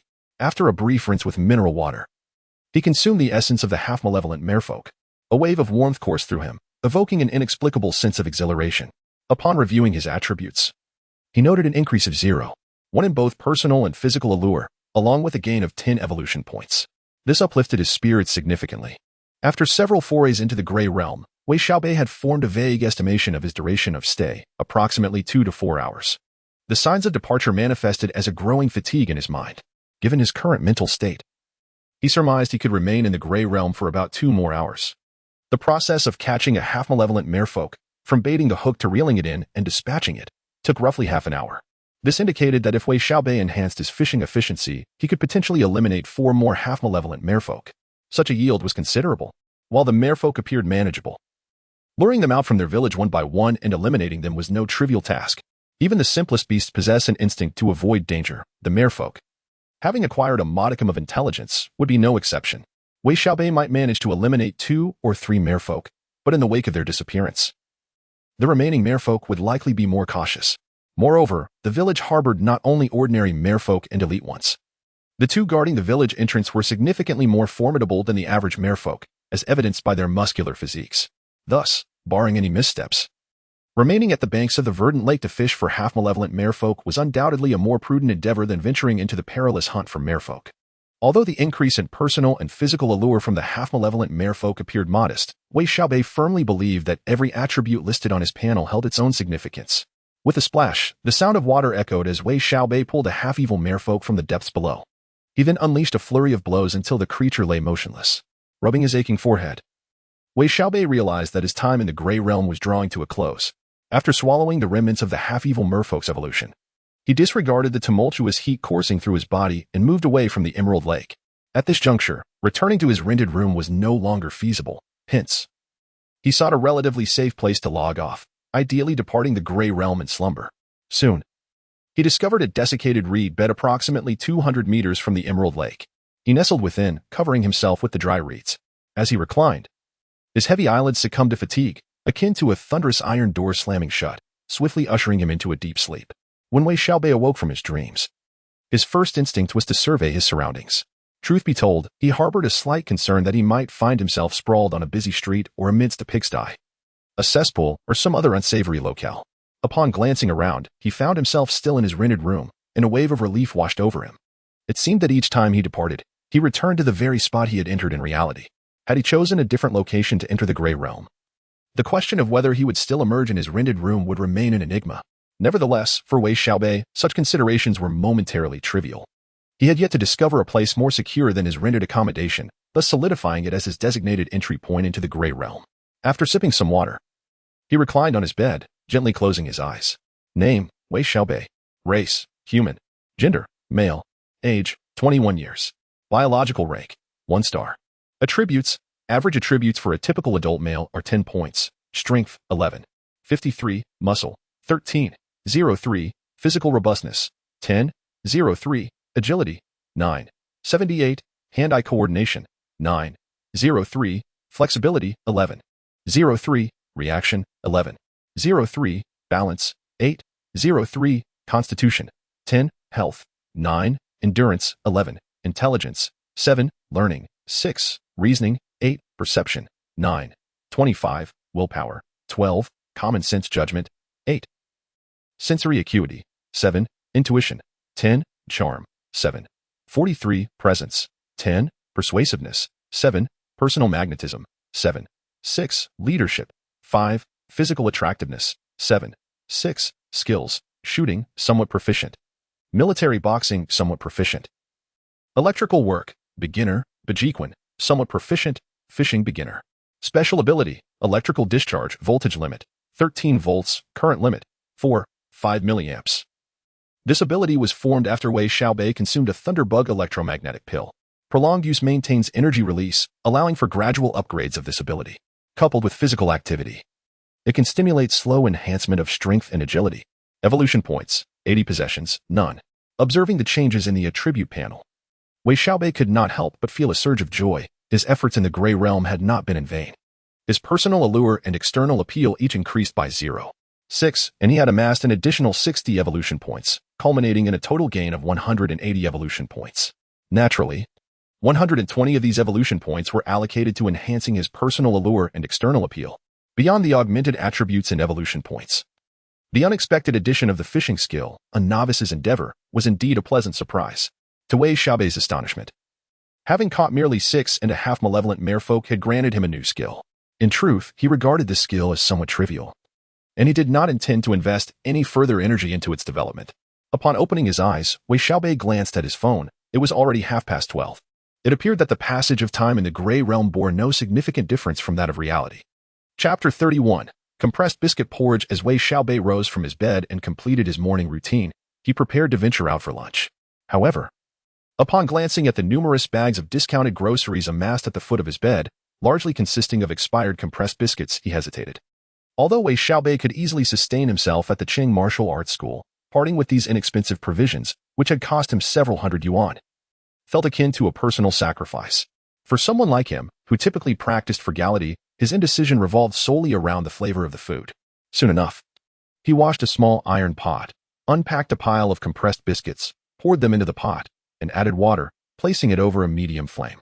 Regardless of the circumstances, Wei Xiaobei resolved to consume every last morsel of these affordable edibles. Wasting food was utterly disgraceful. To expedite the depletion of these low-cost provisions, he pondered activating his unique ability to release electrical currents.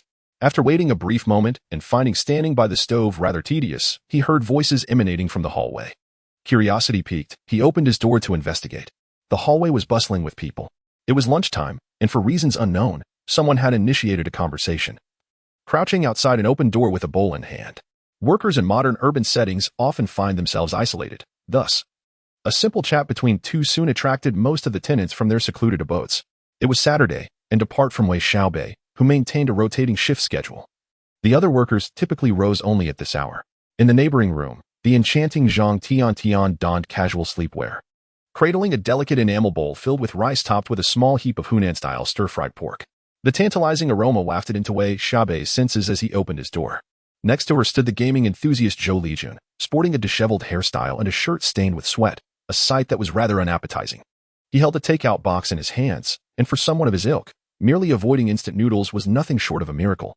Indeed, the few individuals passing by were similarly carrying takeout, their enticing scents notwithstanding, failing to evoke any appetite. Upon reaching the fourth room, he encountered Li Lanqing, who had a stool beside her, atop which sat a large bowl exuding the inviting aroma of chicken soup. In her hands was a small bowl containing a delectable chicken leg. Strangely enough, upon seeing Wei Xiaobei emerge, Li Lanqing's face flushed inexplicably, and she turned and retreated into her room, neglecting even the soup left on the stool. Wei Xiaobei had just exchanged pleasantries with Zhang Tian, teasing her about her culinary skills, when he noticed her cheeks flush with color, filling him with a sense of accomplishment. He intended to pursue the moment further by playfully ribbing Li Lanqing, only to be left bewildered as she swiftly departed. To say that Wei Xiaobei now possesses a newfound confidence, even when playfully teasing a sweet girl he has only met twice, is to overlook a crucial issue. In truth, Wei Xiaobei had completely forgotten the vivid dream he experienced after consuming the remnants of the half-evil mermaid essence in the Gray Realm. What did you have for lunch today? Wei Ge? Zhang Tian blinked and peered into Wei Xiaobei's room, hoping to catch a glimpse of something. Unfortunately, Wei Xiaobei's left hand gripped the doorknob, the door slightly ajar. And it was not just that there was no food in his room at the moment, Even if there were, it would be invisible to her gaze. I've already eaten. Wei Xiaobei dared not admit that he had planned to finish off a pack of compressed biscuits for lunch, a prospect too embarrassing to reveal. Thus, he spoke confidently to Zhang Tiantian, casting a disdainful glance at the neighbors struggling with their takeout meals. Oh, upon hearing that Wei Xiaobei had already dined, Zhang Tiantian displayed a hint of disappointment but still earnestly invited him to sample her culinary skills, causing the nearby diners to cast envious glances at him. If stares could manifest, Wei Xiaobei would surely be riddled with wounds from their gazes. Just the sight of the dishes in Zhang Tiantian's bowl made Wei Xiaobei's mouth water, and he found it difficult to resist her invitation. Yet, after tasting a piece of stir-fried pork, he was immediately filled with regret. It was not that Zhang Tiantian's cooking was lacking. Rather, he was reminded of the pot of compressed biscuit porridge simmering on the stove. The exquisite flavor of the pork left him questioning how he could possibly consume an entire pot of porridge.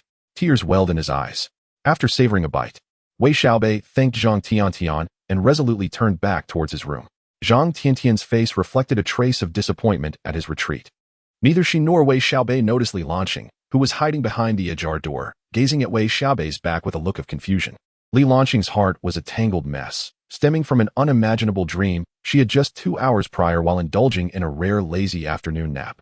In her dream, she found herself engaging in some rather blush-inducing activities with Wei Xiaobei within their shared rental space. Despite her outwardly cheerful demeanor and carefree attitude, Li Lanqing remained, at her core, a traditional Chinese woman, having known her boyfriend, Wang Dajuan, for over 2 years and living together for nearly 2 months. She had never let him cross certain boundaries. Even a few kisses were considered the utmost limit. The presence of 2 beds in the rental room further illustrated Li Lanqing's character. Consequently, Wang Dajuan often complained, lamenting that he bore an undeserved reputation. Thus, Li Lanqing found it hard to believe that in her dream, she had so brazenly pursued the seemingly shy Wei Xiaobei. With their ensuing escapades exceeding the limits she had always maintained, it was important to note that Li Lanqing had always viewed Wei Xiaobei as a younger brother. Certainly, if it were merely a dream, it would be one thing. After all, who has not experienced a dream of desire? However, upon awakening from her slumber, Li Lanqing found herself acutely aware of an unusual sensation in her lower body, a vague discomfort that left her somewhat flustered. It was only after confirming that the door was securely intact and that Huang Dajuan was still at work, engrossed in his overtime, that Li Lanqing allowed herself a small sigh of relief. It was simply a dream, albeit an exceedingly vivid one. She believed she had adequately composed herself. Yet upon encountering Wei Xiaobei, the sudden and frantic beating of her heart made her realize otherwise. In that moment, Li Lanqing even began to question whether she might have developed feelings for Wei Xiaobei. A tumult of thoughts intertwined within her, rendering her unable to savor even her most cherished bowl of soup. Chapter 32. Schizophrenia. Wei Xiaobei was unaware of Li Lanqing's peculiarities. After closing the door, he approached the stove and inspected the pot of compressed biscuit porridge, concluding that it was nearly ready. Turning off the flame, he ladled a generous serving of the viscous porridge into a bowl, placing it on the coffee table. As he stirred it with a spoon, he directed the breeze from an electric fan to cool it down. After approximately 10 minutes, he touched the porridge and found it at an acceptable temperature. However, Wei Xiaobei did not rush to consume the unappealing porridge, both in appearance and taste. Instead, he reached for a copper wire draped over the sink. As he grasped the wire, a steady stream of bubbles emerged from the water. Within a mere 5 or 6 seconds, he released his grip, lunged towards the coffee table, scooped a spoonful of porridge, frowned slightly, and swallowed it with a sigh. Despite the lack of flavor in this greenish, thick porridge, a hint of satisfaction flickered across Wei Xiaobei's face. This was not a sign of mental disarray. After expending a significant amount of electrical energy, he inevitably entered a state of extreme hunger. The mere act of consuming food alleviated this hunger, prompting the brain to produce a sense of joy associated with satiety. However, the expired porridge was far from palatable, particularly after having savored Zhang Tiantian's delectable stir-fried meat, which made its deficiencies even more pronounced. Thus, his expression bore an odd contradiction. Wei Xiaobei finished the porridge made from 6 biscuits after releasing electrical energy twice. Yet, upon gazing at the pile of expired food at the foot of his bed, he understood that the remainder of the day would be exceedingly arduous. Is Wei Xiaobei in? With a deep voice, a series of knocks echoed at the door. The sound was somewhat familiar. Preoccupied with dealing with the expired food, Wei Xiaobei recognized it. Upon opening the door, he found a stout man standing outside, occasionally wiping the perspiration that dripped from his brow. This was the landlord. Uncle Li, please come in and sit down. The landlord did not reside here. His name was Li Chaoyang, a man in his 40s without a job, owning 4 courtyards on this street, living off rental income. He had a slight penchant for greed and enjoyed taking small advantages, but Wei Xiaobei had little interaction with him. Let's skip the pleasantries. I'm here to collect the rent. What is that smell in your room? Li Chaoyang inquired, his nose twitching as he peered inside. After boiling 5 pots of compressed biscuits, the odor in the room was indeed quite unpleasant. Wei Xiaobei managed an awkward smile. I was cooking, but my culinary skills are lacking. As he spoke, Wei Xiaobei retrieved the money and handed it to Li Chaoyang. Fortunately, as long as Wei Xiaobei did not set fire to the property, Li Chaoyang would not concern himself with much else. However, before departing, Li Chaoyang's parting remark soured Wei Xiaobei's mood. By the way, Xiaobei, with prices rising so rapidly, Uncle Li has to make a living too, so starting next month, the rent will increase by 100.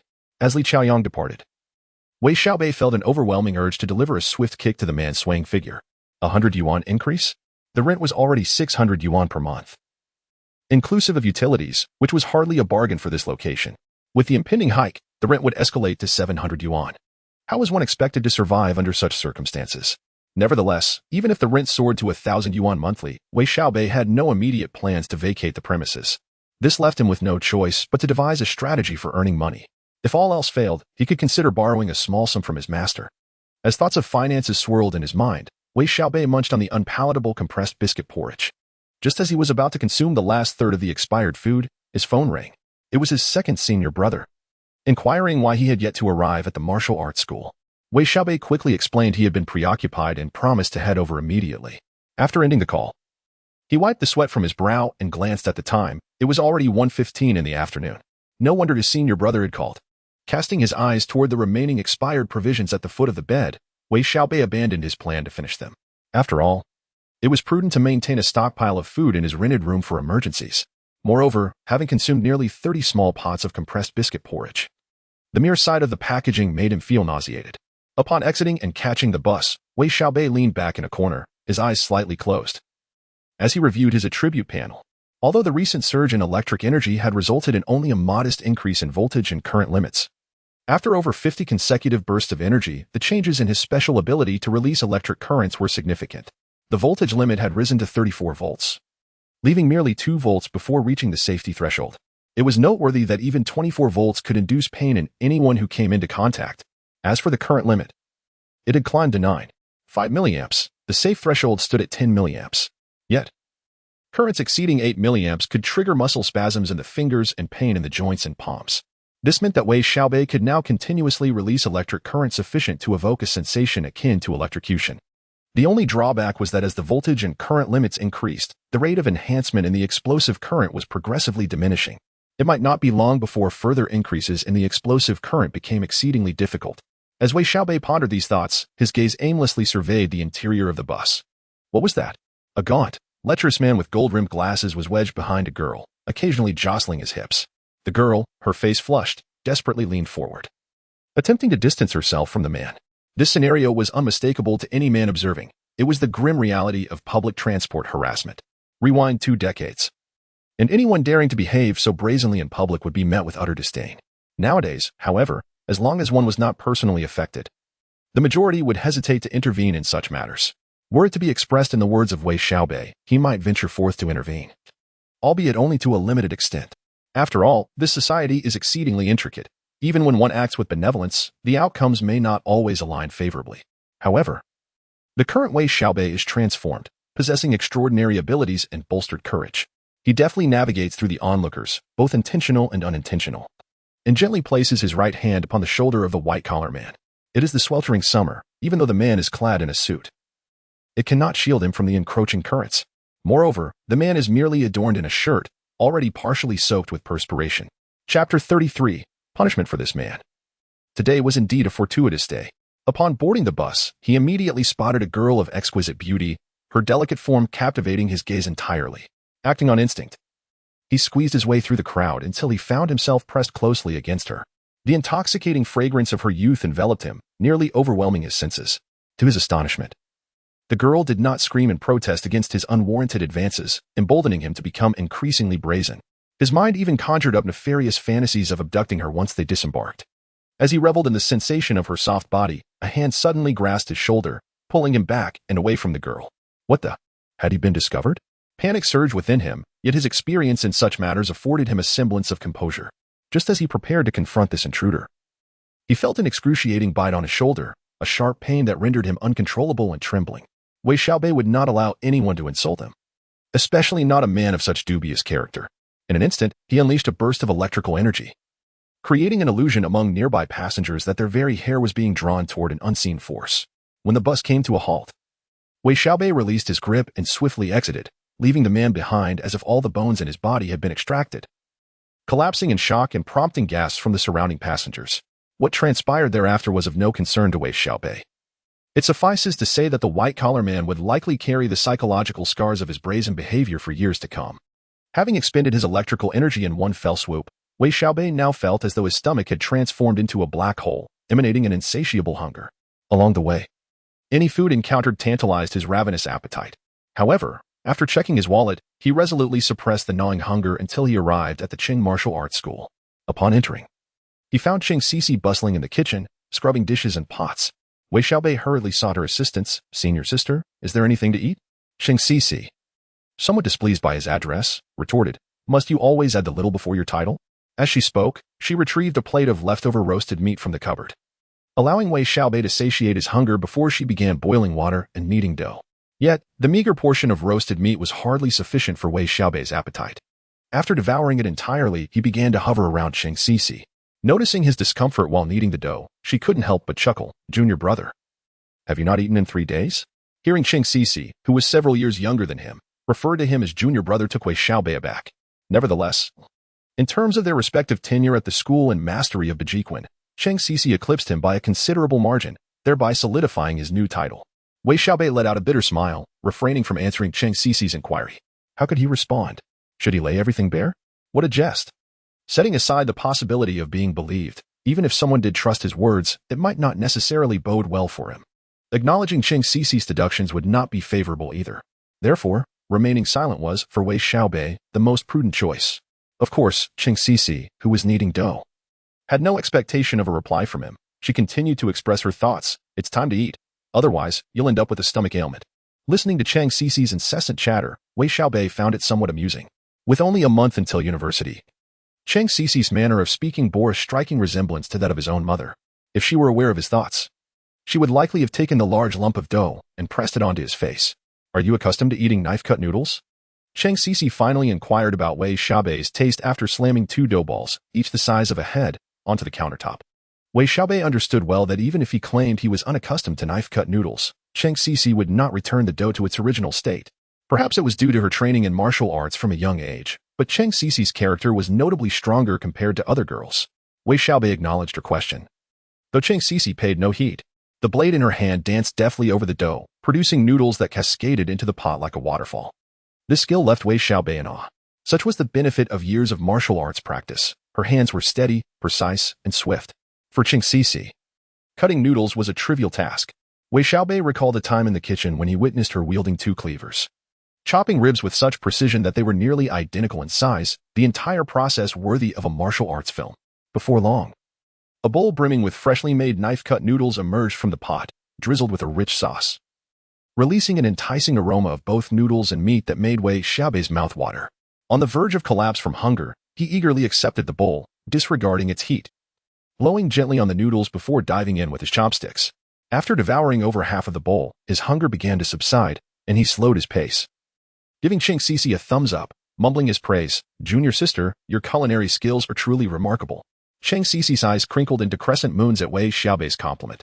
For a girl skilled in the kitchen, such praise was the highest form of flattery. "Stop calling me junior sister. There are still noodles in the pot. You can finish cleaning up. I'm stepping out to buy some things," Qing Cici said, feigning anger as she left the kitchen.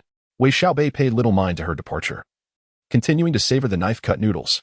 Indeed, Qing Cici's culinary prowess was impressive. The noodles were cut with sharp edges, resembling willow leaves, smooth on the outside yet chewy on the inside.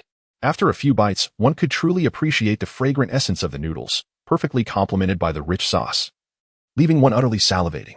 The only regret that Wei Xiaobei harbored was the absence of 2 savory salted eggs with a dusting of red oil, which would have rendered the dish even more delectable. After indulging in the knife-cut noodles, Wei Xiaobei tidied up the sea bowl and pot thoroughly, then stepped outside to the training ground, stretching luxuriously.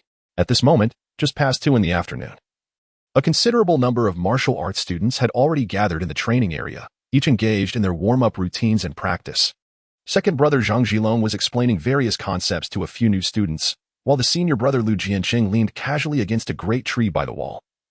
As was his custom. Chapter 34, Resignation, a liberation upon seeing Wei Xiaobei emerge. Zhang Zhilong instructed the few new students to practice on their own and greeted Wei Xiaobei with a smile, inquiring, "Xiaobei, why haven't you eaten these past few days?" At this teasing remark from the second senior brother, Wei Xiaobei felt a slight blush creep across his face. Knowing full well that the little junior sister must have inadvertently divulged his situation, choosing not to pursue the topic further, he redirected the conversation, asking, "Where are master and the third senior brother?" Zhang Zhilong, merely jesting with Wei Xiaobei, had no intention of delving deeper into the matter. Upon hearing Wei Xiaobei's question, he casually replied, "I heard they went to visit a close friend," lacking insight into the master's whereabouts. Wei Xiaobei refrained from probing further and selected a standing human-shaped dummy to commence his practice. Although Wei Xiaobei had invested evolution points into mastering the 8 extremities fist, achieving a modicum of proficiency, this did not absolve him from the necessity of practice. Engaging in various foundational exercises allowed him to cultivate a deeper familiarity with his own body. The 8 extremities fist is a martial art that harmonizes both internal and external training, encompassing a myriad of boxing techniques that embody both form and spirit, enabling one to conquer adversaries. Its internal aspect focuses on concentration, vitality, blood regulation, and energy management, fortifying both body and spirit. In simpler terms, this so-called internal practice should more accurately be referred to as a method of nurturing one's vitality, comprising numerous breathing techniques that emphasize the cultivation of the lower dantian. Deep inhalation and exhalation to purify and invigorate the internal organs. The breath regulation practice involves directing one's intent to guide the breath, inspecting the functional capabilities of the body, and utilizing focused breathing to alleviate ailments, all performed through natural respiration. It is advised that such practices are carried out post-training or during tranquil hours in fresh air, with a mind devoid of distractions, allowing one to perceive their own circulatory rhythms and pulses. Moreover, there exist additional internal practices such as eye nurturing, hearing enhancement, dental fortification, daily living techniques, horse stance training, and half-horse stance exercises, among others, totaling over a dozen forms of internal cultivation. Truth be told, engaging in these practices alone consumes over 6 hours daily, not to mention the extensive time dedicated to various boxing routines, easily surpassing 10 hours. This is precisely why the second senior brother and the master hoped Wei Xiaobei would come directly to the Martial Arts Academy to assist. Had he still been employed at that property management company, he would have scarcely found the time to devote to martial arts training. Nevertheless, despite the intermittent nature of his practice, Wei Xiaobei had made significant strides over the past half-month. He continued training until dinner time, but when mealtime arrived, Cheng Biwu and the third senior brother had yet to return, leaving Wei Xiaobei somewhat puzzled. It was not until 8:30 in the evening that the master and the third senior brother finally staggered back, evidently having indulged in some drink. Cheng Biwu beckoned Wei Xiaobei to his side, prompting him to demonstrate his practice. After observing, he nodded appreciatively. In Cheng Biwu's eyes, Wei Xiaobei's progress was remarkably swift, so much so that it stirred a sense of unease within him, fearing that Wei Xiaobei's foundation was not solid enough. Cheng Biwu had instructed Zhang Zhilong not to rush into imparting new techniques since the day before yesterday, opting instead to temper Wei Xiaobei's eagerness. Unbeknownst to Cheng Biwu, this rapid advancement was not merely due to Wei Xiaobei's innate talent, but rather a benefit reflected in his attribute panel. Certainly, the attributes panel merely granted Wei Xiaobei a corresponding proficiency in Bejiquan. However, to further master the knowledge acquired, relentless practice was imperative. Half a month had passed, during which Wei Xiaobei, in addition to his daily work, dedicated himself to the rigorous training of Bejiquan, to the extent that he even forgot about entering the Gray Realm. Today marked his last shift at the Dachau Property Company, as it was rumored that the company had found a replacement electrician for him. At 8:30 in the morning, Wei Xiaobei finished his shift, and his colleagues expressed their congratulations, albeit unaware of the reasons behind his resignation. They presumed he must have found a better opportunity. As per custom, when a colleague departs, it is customary for everyone to partake in a celebratory meal on a shared expense basis, with the departing individual typically covering the majority. Wei Xiaobei, not one to disregard social niceties, entrusted Zhang Gong with informing the others of a hot pot dinner plan for 6 o'clock that evening. Ascending the elevator to the 38th floor, the headquarters of Dachau Property Company awaited him.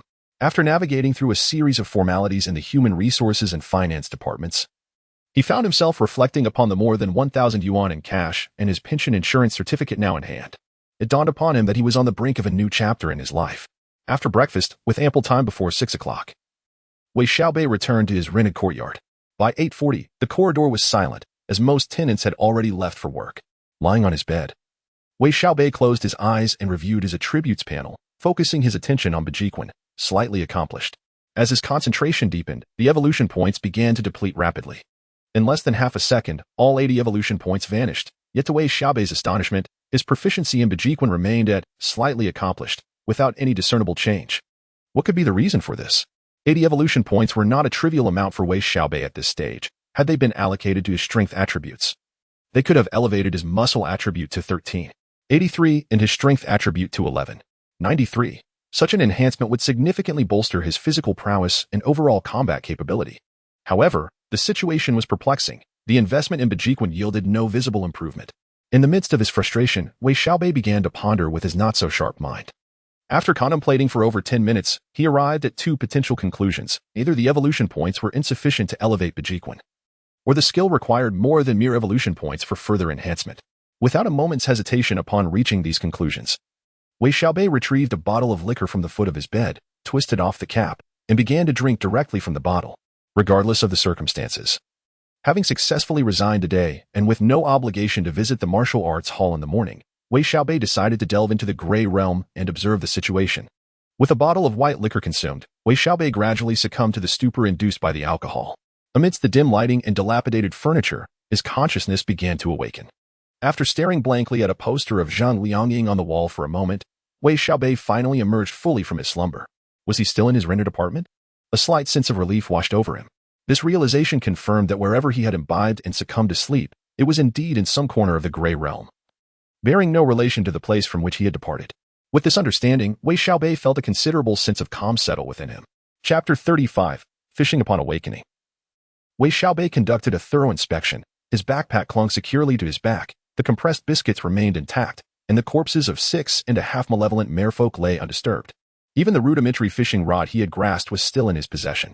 After organizing his belongings, Wei Xiaobei ventured into the courtyard, leaning against the wall to observe the activity on the street for a while. Perhaps due to the absence of humans for an extended period, the fishman had not made an appearance on the thoroughfare. He made his way towards the Emerald Lake, directing most of his attention ahead while pondering in his mind. What should he do next? Should he directly lure the fishmen, or continue his fishing endeavors? Undoubtedly, fishing represented the most reliable means of acquiring evolutionary points. Yet the fishmen village perched on the shores of Emerald Lake posed the greatest threat compared to the half-malevolent merfolk. The fishmen were busy fishing in the lake, and it was uncertain when they might cross paths with him. Moreover, the half-malevolent merfolk in his backpack had started to decay. This thought prompted a smile from Wei Xiaobei as he set his course towards the fishmen village. At the entrance of the village stood two fishmen guards wielding iron forks. Compared to his previous visit, the village appeared far more vibrant. Several fishmen offspring frolicked about while 3 adult fishmen tidied the remnants of their earlier meal. Peering out from the reeds, Wei Xiaobei glanced at the overcast sky. Here, determining the time of day was a futile endeavor. Not to mention, the dim sun hanging above never seemed to set, and it was challenging to discern whether it was day or night, or perhaps twilight. Most of the fishmen in the village seemed to have ventured out for fishing. Clearly, these fishmen lacked the habit of food storage, likely due to their harsh living conditions. Each catch was consumed entirely, leaving no surplus for reserves. Wei Xiaobei withdrew his head from the reeds, retrieving a corpse of a half-malevolent merfolk. He began to slice it upon a stone with a dagger. The nauseating odor emanating from the partially decayed body was indeed revolting, yet fortunately, the fishmen possessed a remarkably dull sense of smell. Otherwise, Wei Xiaobei, concealed within the reeds, might have been discovered long ago. After spending more than 10 minutes, Wei Xiaobei had meticulously cut the 6 half-malevolent merfolk into hundreds of morsels. He then stealthily positioned himself approximately 30 meters from the fishmen guards. Prior to this, he had arranged over 30 morsels into a straight line, spaced every 10 meters, and at the far end of this line, he fashioned a few rudimentary traps using the reeds. Thanks to the dense foliage along the Emerald Lake shore, even after tossing several morsels towards the village entrance, he remained undetected by the 2 fishmen guards. Once everything was set, Wei Xiaobei quietly retreated to observe from the side of the line.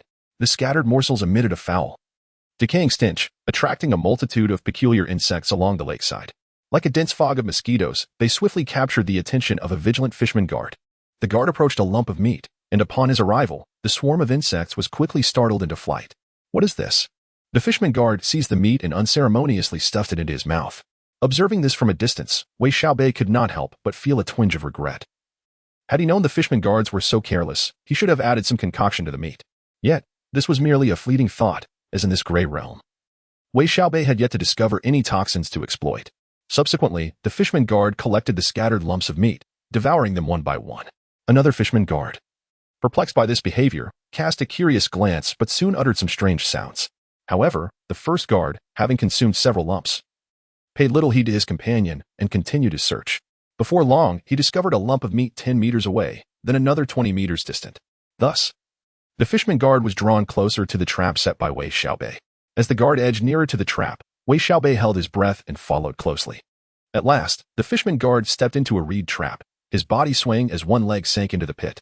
Without a moment's hesitation, Wei Xiaobei sprang forward, bringing his wooden stick down upon the guard's head.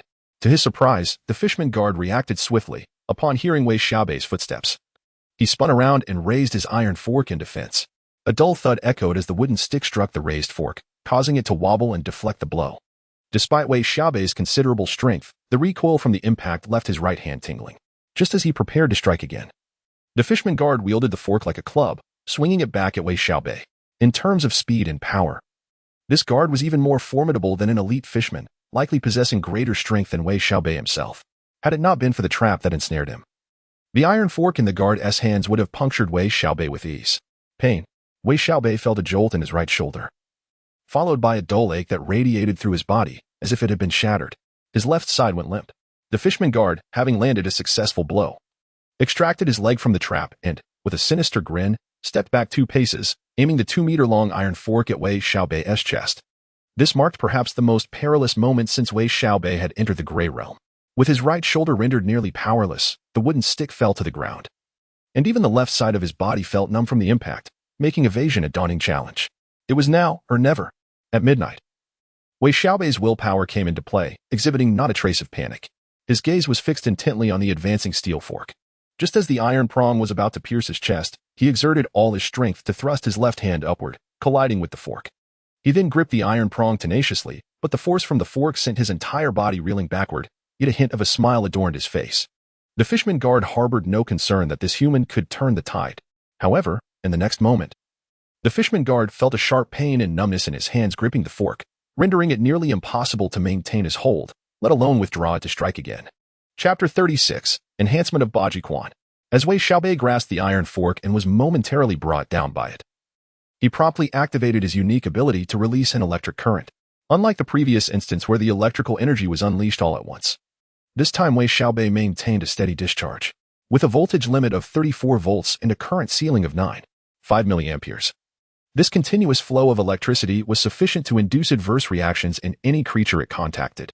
In the instant that the fishman guard felt a jolt of pain in his hands and lost his grip on the fork, Wei Xiaobei sprang back to his feet. Channeling his strength like a frenzied bull, he surged across the distance of several meters and forcefully slammed his left shoulder into the fishman guard's chest. This technique, originally named Close Body Shoulder Strike, had morphed into Iron Mountain Strike due to regional dialects during its dissemination. The Close Body Shoulder Strike is one of the close quarters combat techniques in Baji Quan, designed for rapid, intimate engagement with the enemy, delivering a series of powerful impacts to disrupt their balance and inflict severe damage. Admittedly, the name Iron Mountain Strike does possess a more formidable resonance. Although Wei Xiaobei had only practiced this technique for a few days, not as diligently as his senior brother, he had become reasonably familiar with it. As he collided with the fishman guard's chest, it became evident that the guard possessed considerable strength or perhaps had anticipated the attack. Wei Xiaobei's initial strike merely caused the guard to lean back slightly. However, Wei Xiaobei was not solely reliant on the Iron Mountain Strike. While maintaining the electric discharge, the guard attempted to counter, only to be met with a tingling sensation in his chest as the continuous current sapped his strength. With a powerful push from his right leg against the ground and a surge of energy through his waist, Wei Xiaobei's left shoulder struck the fishman guard's chest once more, akin to a steel hammer. The fishman guard, still reeling from the electric shock, leaned back again, but this time, he was devoid of the strength to retaliate. Wei Xiaobei executed 3 successive strikes against the guard's chest, and the guard, unable to control his body, was propelled backward, soaring several meters before crashing into a thicket of reeds.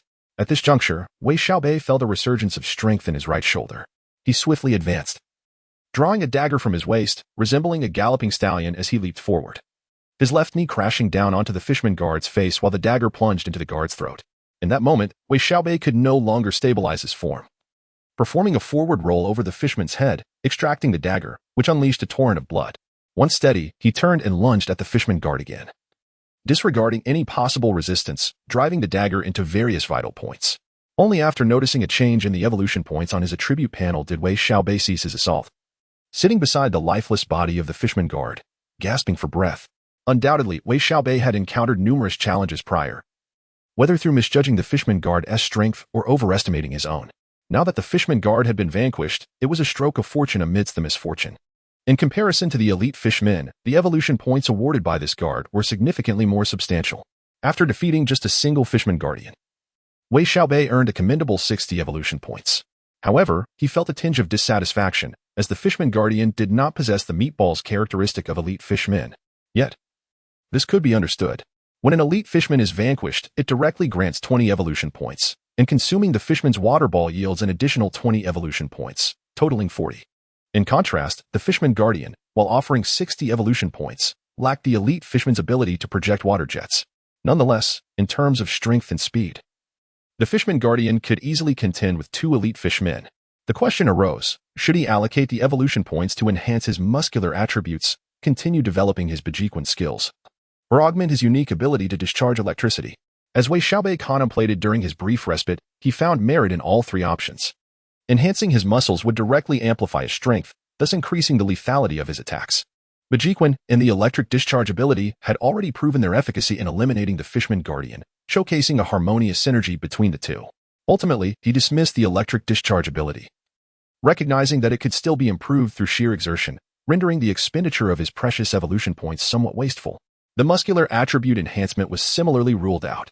Thus, he resolved to invest in Bejiquan, primarily because he had previously allocated 80 evolution points to it. It seemed prudent to funnel the 60 evolution points into it entirely to observe any potential transformations.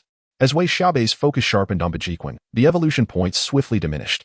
Just as his evolution points dwindled from 60 to 40, a sharp pain pierced his mind, followed by a wave of dizziness that rendered him nearly unable to open his eyes. After a considerable interval, he finally extricated himself from this disorienting state. Wei Xiaobei furrowed his brow, closed his eyes, and concentrated on his attribute panel. Name: Wei Xiaobei. Race: human. Gender: male. Age: 21. Biological level: 1-star. Attributes: average for a normal adult male is 10 point. Strength: 11. 53. Muscle: 13. 03. Physical robustness: 10. 03. Agility: 9. 78. Hand-eye coordination: 9. 03. Flexibility: 11. 03. Reaction: 11. 03. Balance: 8. 03. Constitution: 10. Health: 9. Endurance: 11. Intelligence: 7. Learning: 6. Reasoning: 8. Perception: 9. 25. Willpower: 12. Common sense: 8. Awareness: 7. Intuition: 10. Charisma: 7. 43. Presence: 10. Persuasiveness: 7. Personal attractiveness: 7. 6. Leadership: 5. Physical attractiveness: 7. 6. Skills: shooting, somewhat proficient; military boxing, somewhat proficient; electrical work, beginner; Bejiquan, proficient; fishing, beginner. Special ability: electric discharge, voltage limit: 34 volts, current limit: 9.5 milliamps. This ability was cultivated by Wei Xiaobei after consuming the Thunderbug electric pill. With prolonged usage, it maintains the release of electric energy, facilitating a gradual enhancement of this ability. When combined with physical exercise, it can stimulate a slow increase in strength and agility. Evolution points: 40. Possessions: none. The transformations evident in the attribute panel reveal that a mere 20 evolution points were expended. No, in total, 100 evolution points were consumed, resulting in a significant change in the 8 Extremes Fist, evolving from a rudimentary understanding to a proficient mastery. With a deep breath, Wei Xiaobei proceeded to perform a set of 8 Extremes Fist movements on the lakeside clearing, commencing from the Wukong seeking path and the steady elbow, and culminating with the leg entanglement and concluding the practice. He executed the forms with remarkable fluidity and vigor. Upon finishing, a subtle smile graced Wei Xiaobei's face. Chapter 37: The Art of Seduction and Assassination. During the practice of the 8 Extremes Small Frame, one must summon the power of the 6 harmonies, wherein the hands and feet unite, the elbows and knees converge, and the shoulders and hips align. This constitutes the external triad. Internally, the eyes must synchronize with the mind with the breath, and the breath with the force. This forms the internal triad. One must employ intention to guide the breath to harness strength. Ensuring that hands and feet move in harmony, and body and mind resonate as one, embracing both inhalation and exhalation, tension and release.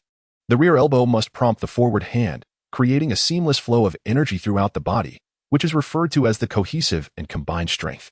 Previously, although Wei Xiaobei had become relatively proficient in the 8 extreme small frame, his ability to unify strength was lacking and somewhat awkward, resulting in a cumbersome practice that yielded little progress. However, now, with his mastery of 8 extremes boxing advancing into a more profound realm, Wei Xiaobei executed the 8 extremes small frame with commendable accuracy. His other forms and foundational techniques were equally refined. If one were to draw a comparative relationship, Wei Xiaobei's current skill in 8 extremes boxing could be likened to that of a practitioner with 3 to 4 years of experience. Had Wei Xiaobei achieved this level of mastery before encountering the Fishman Sentinels, the initial strike from his Iron Mountain stance would likely have sent those Sentinels flying. Regardless, with his enhanced proficiency in 8 extremes boxing, Wei Xiaobei felt an exhilarating thrill akin to savoring ice cream. With one more Fishman Sentinel to contend with, Wei Xiaobei calculated that he still had approximately 3 hours to linger in the Gray Realm, ample time to lure and eliminate the Sentinel. As for the remaining half-demon Fishman meatballs, Wei Xiaobei grasped an iron fork in his left hand while holding the meatballs in his right, cautiously surveying his surroundings as he laid the meatballs in a straight line on the ground. Upon nearing the Fishman village, he concealed himself among the reeds, cautiously peering out. At this moment, the entrance to the village was not solely guarded by one sentinel, perhaps due to the prolonged absence of the sentinel Wei Xiaobei had dispatched. The remaining sentinel had raised an alarm. Subsequently, 12 fishmen wielding wooden clubs emerged from the village, led by an elite fishman, as they began their search in the vicinity. It was evident that these fishmen were reluctant to venture out, walking with an air of lethargy. The elite fishman urged them with a few words, prompting the fishmen to hasten their pace momentarily, but as soon as the elite turned away, they languidly slowed down, appearing utterly exhausted. However, upon the elite fishman discovering a meatball, the fishmen instantly transitioned from their listless state to one of animated energy, eagerly scouring for more meatballs. This scene revealed their insatiable hunger for food, far exceeding that of ordinary humans, suggesting that they struggled to find sufficient sustenance to satiate their appetites.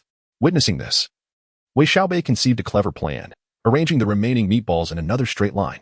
With the appearance of meatballs in different directions, the fishmen divided into 2 groups. One group, led by the elite fishman, comprised 7 followers who proceeded along the line Wei Xiaobei had previously set, while the other group, consisting of 5 fishmen, followed the new line of meatballs he was currently arranging, picking them up as they walked. Fortunately, there was the elite merman team, which, under the constraint of the elite mermen, managed to distribute the meatballs fairly. However, the situation was quite different for the mermen who followed Wei Xiaobei. The strength among the 5 mermen was relatively equal, leading to inevitable disputes over the meatballs once they were collected. When Wei Xiaobei lured this group of mermen more than 300 meters away from the fisherman village, they began to raise wooden clubs against each other over a few meatballs, which quickly escalated into a small-scale internal conflict. To be honest, this scene left Wei Xiaobei momentarily dumbfounded. These mermen, in their fervor for food, disregarded their kinship entirely, swinging their round wooden clubs with ferocity against one another. In less than 2 minutes, 3 mermen lay defeated on the ground, while the remaining 2 glared at each other in a tense standoff. Wei Xiaobei circled around and then suddenly accelerated, launching himself towards a merman who had his back turned. Undoubtedly, the merman noticed Wei Xiaobei's approach immediately. He emitted a somewhat shrill cry, seemingly alerting his comrades to the presence of an enemy behind them. However, even Wei Xiaobei would not take the merman's words at face value.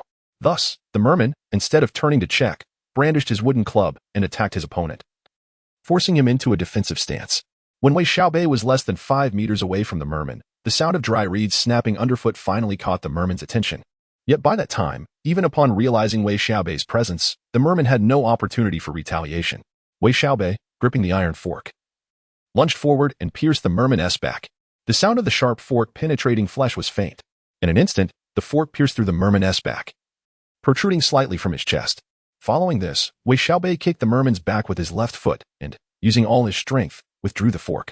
At this moment, the opposing merman swung his wooden club towards Wei Xiaobei, who adeptly transformed the iron fork into a makeshift club, countering the attack with the base of the fork. The impact of the wooden club against the iron fork revealed Wei Xiaobei's superior strength. Nevertheless, it still required considerable effort for Wei Xiaobei to subdue the merman, as he had never wielded such a weapon before. It seemed wise to seek guidance from his master regarding the 6 Harmony spear upon his return. While contemplating these matters, Wei Xiaobei remained undeterred, approaching the fallen merman, completely ignoring the fear etched on the merman's face. He raised the iron fork and brought it down, with a swift motion. The sharp tip of the fork pierced through the merman's chest, ending his life. After dispatching 3 mermen in quick succession, Wei Xiaobei took a moment to catch his breath, then hurriedly made his way in another direction, iron fork in hand. Killing merely 5 mermen was not enough for Wei Xiaobei to relent. Today's opportunity was rare, and if he allowed those mermen to return to the village, finding such an opportunity again would prove quite difficult. In a direct confrontation, Wei Xiaobei faced a village of 70 to 80 fishmen, leaving him with little to no chance of victory. However, upon arriving from another direction, he discovered that this group of fishmen had fallen into his trap. At first glance, this seemed to be good news, yet in reality, it was rather unfortunate. Even though the fishmen were ensnared in Wei Xiaobei's trap, they had effortlessly extricated themselves within moments. Well, one should not expect much potency from a trap constructed of reed stalks. Merely tripping the opponent could be considered a commendable outcome. Chapter 38. Consecutive kills. As the mermen began their return to the village, Wei Xiaobei felt a twinge of hesitation. Should he ambush them, or not? However, the notion of retreating never crossed his mind. The only concern was how to approach this band of mermen. It is essential to note that among them lurked an elite merman. One should not underestimate the elite merman. While it may be less proficient in close combat compared to the merman guards, its high-pressure water jet could be quite formidable, with the protection of 7 mermen. If Wei Xiaobei charged in recklessly, the elite merman's water jet would undoubtedly teach him a harsh lesson in mere moments. Nevertheless, Wei Xiaobei decided to launch a surprise attack. Like a hungry hyena, he crouched low, trailing behind the mermen, just as they became excited over an overlooked morsel of meat. Wei Xiaobei pounced forward like a cheetah spotting its prey. With several swift strides, he closed the distance. At the same time, he thrust his iron fork with all his might. With a sickening sound, the last merman in line barely had time to scream before the fork pierced through his chest. The fork slowed slightly as it exited his body, only to plunge into the back of another merman, spraying blood in its wake. In one fell swoop, he dispatched 2 mermen, and without a moment's pause, he discarded the iron fork and fled. By the time the mermen realized what had transpired and gave chase, Wei Xiaobei had already sprinted over 10 meters and was nearly concealed within the reeds. It is worth noting that the mermen's limbs were ill-suited for running on land. After barely 10 meters, they found themselves completely outpaced by Wei Xiaobei. Frustrated and unable to catch him, the enraged mermen prepared to vent their fury on the surrounding reeds, only to see Wei Xiaobei emerge from a thicket. Spotting the culprit, their restraint evaporated. They surged forward, eager to batter him into a pulp with their wooden clubs. Once he had lured them farther away, Wei Xiaobei quickened his pace to shake them off and, panting, returned to retrieve the iron fork from the bodies of the slain mermen. While Wei Xiaobei's stamina was commendable for an ordinary human, the chase had taken its toll, amounting to a considerable distance. After a brief respite, during which he drank some water and listened intently to the sounds around him, Wei Xiaobei, once re-energized, grasped the iron fork and moved stealthily back in the direction he had come, occasionally crouching to eavesdrop on the surroundings. The mermen, rather foolishly, searched their vicinity but, failing to locate Wei Xiaobei, retraced their steps. Initially, they maintained a degree of vigilance, reacting to the slightest disturbance with chaotic movements and striking at the reeds with their clubs. However, it wasn't long before only the elite merman remained wary, forging ahead as the others fixated on the ground, hoping to locate the lost morsel. Upon noticing the merman's movements, Wei Xiaobei positioned himself in ambush, waiting until they passed before executing another surprise attack from behind. However, this time luck did not favor him as it did previously. Not a single fishman walked in a straight line. Yet, this presented a certain advantage after Wei Xiaobei dispatched the final fishman. The others remained oblivious until he withdrew his iron fork and struck down another. For Wei Xiaobei, this encounter proved more troublesome than the last. As the fishman's reactions were swifter, driven by a sense of greed, he aimed the iron fork at a third fishman. As the fork pierced the creature's body, the elite fishman opened its mouth, unleashing a powerful jet of water that struck Wei Xiaobei's left arm. Had he not managed to evade slightly, his arm would have been pierced through. Nevertheless, a gash more than 2 centimeters deep marred his left arm, blood oozing forth and spreading across his damp skin. The excruciating pain akin to a knife's cut caused sweat to bead on Wei Xiaobei's forehead. His gaze swept around momentarily after the third fishman fell. Only the elite fishman and 2 ordinary ones remained. It was a fight to the finish. Enduring the searing agony in his left arm, he summoned his strength, withdrew the iron fork, and hurled it with all his might at one ordinary fishman, not hesitating for an instant. With a powerful push from his legs, he charged at the elite fishman like a bull driven mad. In that brief moment, the elite fishman unleashed its full potential, directing another high-pressure water jet towards Wei Xiaobei, this time aimed at his chest. If he chose to evade, advancing towards the elite fishman would become impossible, and he would still be struck by the water jet. Of course, should he dodge, the impact would be less severe, likely only crippling his left arm. Conversely, if he chose to stand firm, the jet would surely pierce his chest. In this critical moment, thoughts of the consequences of being pierced through his chest did not cross Wei Xiaobei's mind. He charged forward, unflinching, channeling all his strength into his shoulder, meeting the water jet head-on. The force of the water collided with his momentum, allowing it to penetrate just left of his chest and exit through his back. The agony that ensued was enough to bring a stalwart man to his knees. Yet, surprisingly, Wei Xiaobei felt no pain despite the water jet piercing through him. He had no time for further contemplation, and the next instant, he charged at the elite fishman. Resembling a rampaging bull, his shoulder like a horn poised to strike. With a resounding crack, the elite fishman's chest caved in, having fully absorbed the force of Wei Xiaobei's brutal charge before it was sent flying backwards.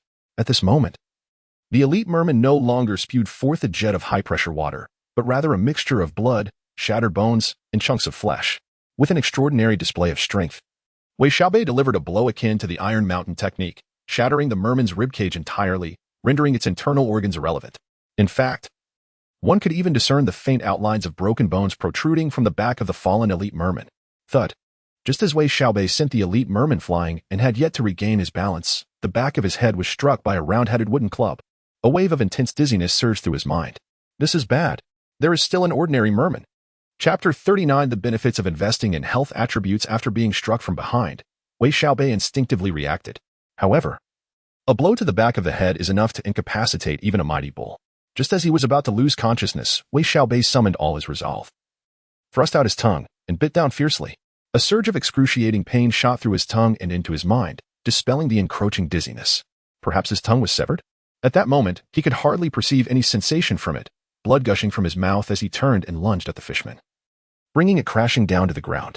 Releasing a burst of electricity, crackling sounds erupted.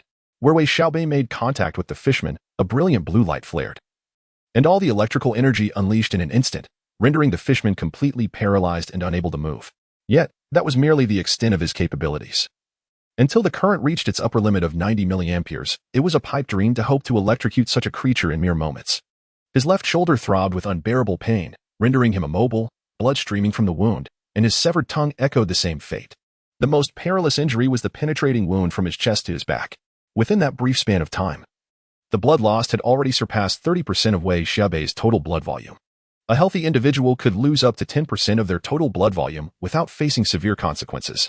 However, losing more than 20% could lead to disruptions in certain physiological functions, particularly affecting the higher functions of the central nervous system.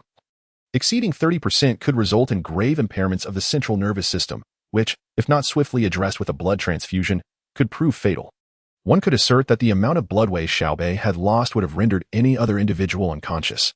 Yet, he persevered, rising from the ground, staggering over 10 meters to extract an iron fork from the fishman's corpse, returning to slay the fishman that had struck him, and then approaching the elite fishman to extract the fishman water pill from within its body, before collapsing onto the ground, coughing up blood. At that moment, the pain in his tongue, shoulder, and chest could no longer stave off the intense dizziness that surged in his mind.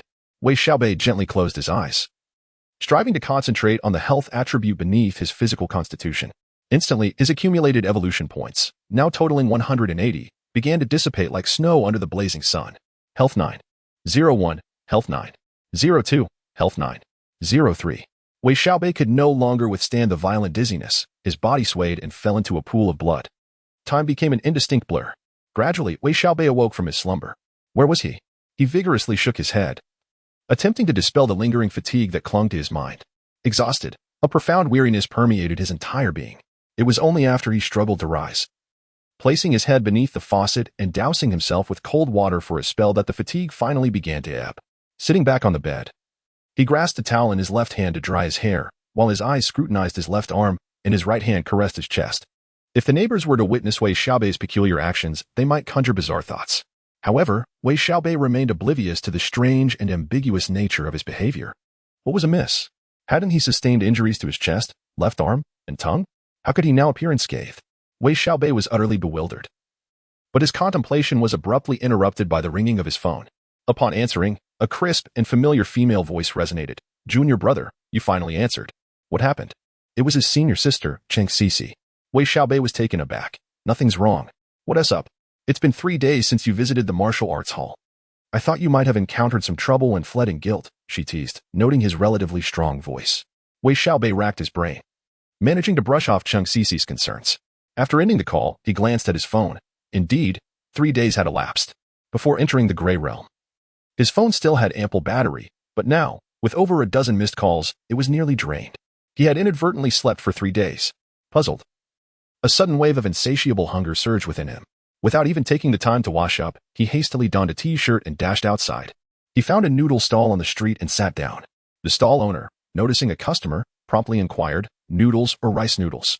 2 bowls of noodles and 6 steamed buns. Wei Xiaobei replied decisively. Once the owner delivered the buns, he began to devour them ravenously. To be honest, even the cook at the stall was taken aback by the speed at which Wei Xiaobei ate. The steamed buns were not the mass-produced variety, but rather handmade, weighing half a pound each. Typically, one would feel full after consuming just one. Yet, Wei Xiaobei devoured 3 at a time, finishing all 6 before the noodles were even ready. The stall owner mused to himself, this fellow must not have eaten in days. Of course, he was also concerned about whether Wei Xiaobei had the means to pay. As the noodles were served, Wei Xiaobei managed to temper his hunger and improved his table manners somewhat. While eating, he squinted his eyes, focusing his attention on his attribute panel. Name, Wei Xiaobei. Race, human. Gender, male. Age, 21. Biological level, 1 star. Attributes. The average value for a normal adult male is 10 points. Strength, 11. 53. Muscle, 13. 03. Physical robustness, 10. 03. Agility, 9. 78. Hand-eye coordination, 9. 03. Flexibility, 11. 03. Reaction, 11. 03. Balance, 8. 03. Constitution, 10. 75. Health, 10. 5. Endurance, 11. Intelligence, 7. Learning, 6. Reasoning, 8. Perception, 9. 25. Willpower, 12. Common sense judgment, 8. Perceptiveness, 7. Intuition, 10. Charisma, 7. 43. Presence, 10. Persuasiveness, 7. Personal attractiveness, 7. 6. Leadership ability, 5. Physical attractiveness, 7. 6. Skills, shooting, some proficiency, military boxing, some proficiency, electrician, beginner, bagwazang, intermediate, fishing. Beginner. Special ability, electrical discharge, voltage limit, 35 volts, current limit, 9. 8 milliamps. This ability was developed after Wei Xiaobei consumed the Thunderbug electric pill, allowing for prolonged energy release, which facilitates gradual enhancement of this ability. Coupled with physical activity, it stimulates a slow increase in strength and agility. Evolution points, 30 possessions, Fishman's water pill. From the attributes panel, it is evident that there are 2 notable changes, one in health and constitution, and the other in the ability to release electrical currents. Chapter 40, the 6 Harmony Spear. The release of electrical currents needs no elaboration, while the enhancement of health attributes has increased by 1. 5, consuming 150 evolution points. This elevation in health attributes has consequently resulted in a 0.75 boost in physical constitution. After pondering for a moment, Wei Xiaobei began to grasp the situation. Previously, he had suffered severe injuries, yet upon investing evolution points into his health attributes, his body rapidly recuperated for some unknown reason. Nevertheless, even after exiting the gray realm, he remained in slumber for 3 days in reality before his bodily wounds fully healed. In truth, upon closing his eyes, he could sense a more vigorous vitality coursing through him than before. This implies that an enhancement in health attributes signifies an increase in one's life force, thereby accelerating recovery after sustaining injuries. Understanding this, Wei Xiaobei retrieved a Fishman water pill, discreetly tossing it into a bowl while the stall owner was distracted. After enveloping it in a layer of red oil, he swallowed it. As the Fishman water pill transformed into a warm current within his stomach, his evolution points on the attribute panel increased by 20. With a total of 50 evolution points, Wei Xiaobei chose not to utilize them and continued to savor his noodles. Upon returning to the martial arts hall, his senior brothers inquired with genuine concern about what had transpired. Their care touched Wei Xiaobei, yet it also gave him a headache, prompting him to feign a mild cold as an explanation. After appeasing his seniors, he approached Cheng Biwu, who was seated in the indoor training arena, sipping tea, and respectfully greeted his master. Fortunately, Cheng Biwu did not probe into Wei Xiaobei's recent activities. He merely nodded and shifted his focus back to his teacup. Master, when can I learn the 6 Harmony Spear? Wei Xiaobei expressed his dissatisfaction with wielding the iron fork and seized the opportunity to inquire about the spear. It was well known that when his master practiced the 6 Harmony Spear, he exuded an imposing aura that left Wei Xiaobei envious. The 6 Harmony Spear? Cheng Biwu set down his teacup, turning to look at Wei Xiaobei with a smile. You wish to practice the 6 Harmony Spear without having solidified your foundational skills? Just as Wei Xiaobei was about to respond, a sudden realization struck him. He could not let his master discover the extent of his current abilities, lest it frighten him half to death. Indeed, Wei Xiaobei had progressed from a novice to an adept within barely a month, transitioning from a beginner to one with 3 to 4 years of experience at an astonishing rate. To master the fundamentals in such a short time would already be considered exceptional. But to not only memorize but also refine those skills to a certain level of proficiency within a month was truly remarkable. Wei Xiaobei was reluctant to foster any negative perceptions in his master. Should he be perceived as someone who concealed his talents while seeking tutelage, it would spell disaster for him. While such matters might not be overly scrutinized at present, they could leave an indelible scar in his master's heart. As he contemplated this, Wei Xiaobei could not help but nod dejectedly, bowing to his master before intending to step outside to practice his fundamentals in the training yard. However, just as Wei Xiaobei turned around, Cheng Biwu's voice resonated. Given your aptitude, it would be quite beneficial for you to practice the 6 Harmony Spear. It can serve as a solid foundation. Upon hearing his master's words, Wei Xiaobei felt a surge of excitement and quickly turned back, saying, "Thank you, master." "Haha.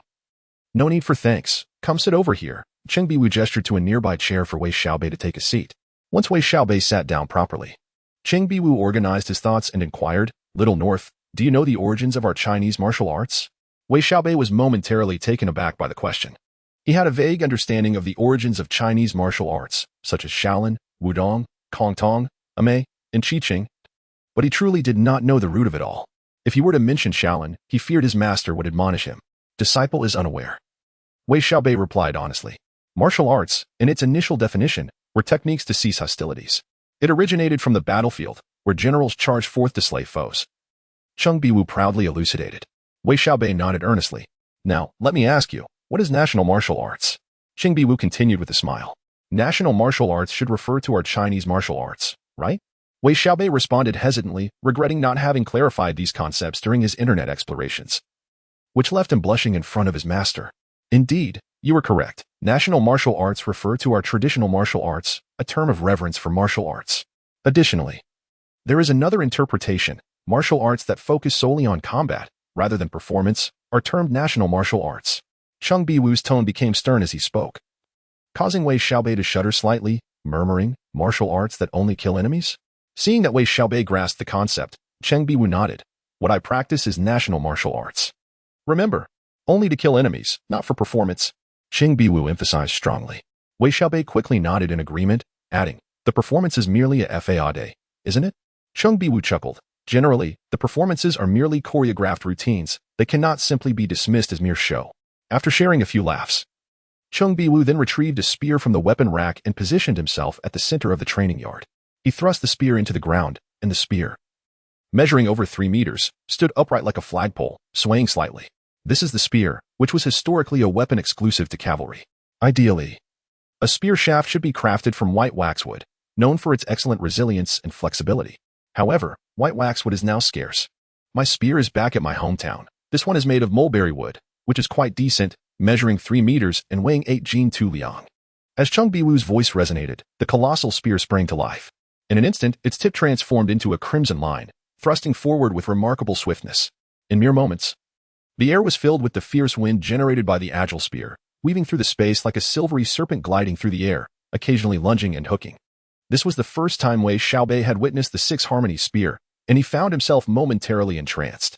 It was only when Cheng Biwu abruptly retracted the spear with a resounding thud that Wei Xiaobei emerged from his reverie. The 6 Harmony Spear is governed by 18 principles: entangle, block, embrace, extract, envelop, evade, support, chop, grind, cleave, seize, substitute, lift, overturn, collapse, hook, and thrust. After instructing Wei Xiaobei to select a spear, Cheng Biwu commenced his elaborate explanation, which continued until dinner time. Had it not been for Cheng Cici's summons for the meal, it seemed Cheng Biwu would have persisted in his discourse. Chapter 41. The 3 Sovereigns Cannon Fist. In contrast to previous explanations, Wei Xiaobei was utterly captivated this time, while Cheng Biwu delivered an exceptionally vivid and exhilarating lecture. After all, such teachings were of little use to the other students, who were mostly already familiar with the content. Only Wei Xiaobei remained a devoted listener. For the subsequent week, Wei Xiaobei resided at the martial arts school, rising each morning to practice fundamental skills. After breakfast, he diligently trained in the 6 Harmonies long spear under Cheng Biwu's guidance, repeating this routine in the afternoons. For Wei Xiaobei, whose mastery of 8 Extremes Fist had reached an accomplished level, learning the 6 Harmonies long spear posed no challenge. Within just a week, his spear technique had become quite impressive. However, according to Cheng Biwu, this level of proficiency was far from sufficient. Wei Xiaobei would likely need 3 to 4 years of practice to achieve a minor success and perhaps 7 to 8 years for a major accomplishment. A timeline that took into consideration Wei's extraordinary talent. It was important to note that for an average disciple, achieving minor success in the 6 Harmonies long spear could take 7 to 8 years, while attaining major success would undoubtedly require at least 20 years of dedicated training. Yet, just as Wei Xiaobei's spear technique began to take shape, Cheng Biwu introduced him to a new discipline, the 3 Sovereigns Cannon Fist. Wei Xiaobei felt a moment of bewilderment. A week prior, he had moved his computer to the martial arts school, where, due to Cheng Cici's fondness for chatting online, internet access was available. During his breaks, Wei Xiaobei had perused various martial arts resources online, and the 3 Sovereigns Cannon Fist was among them, like the 8 Extremes Fist. The 3 Sovereigns Cannon Fist belongs to the internal martial arts, both emphasizing the integration of combat techniques and chi cultivation, compared to the 8 Extremes Fist. The 3 Sovereigns Cannon Fist is characterized by an even more ferocious momentum.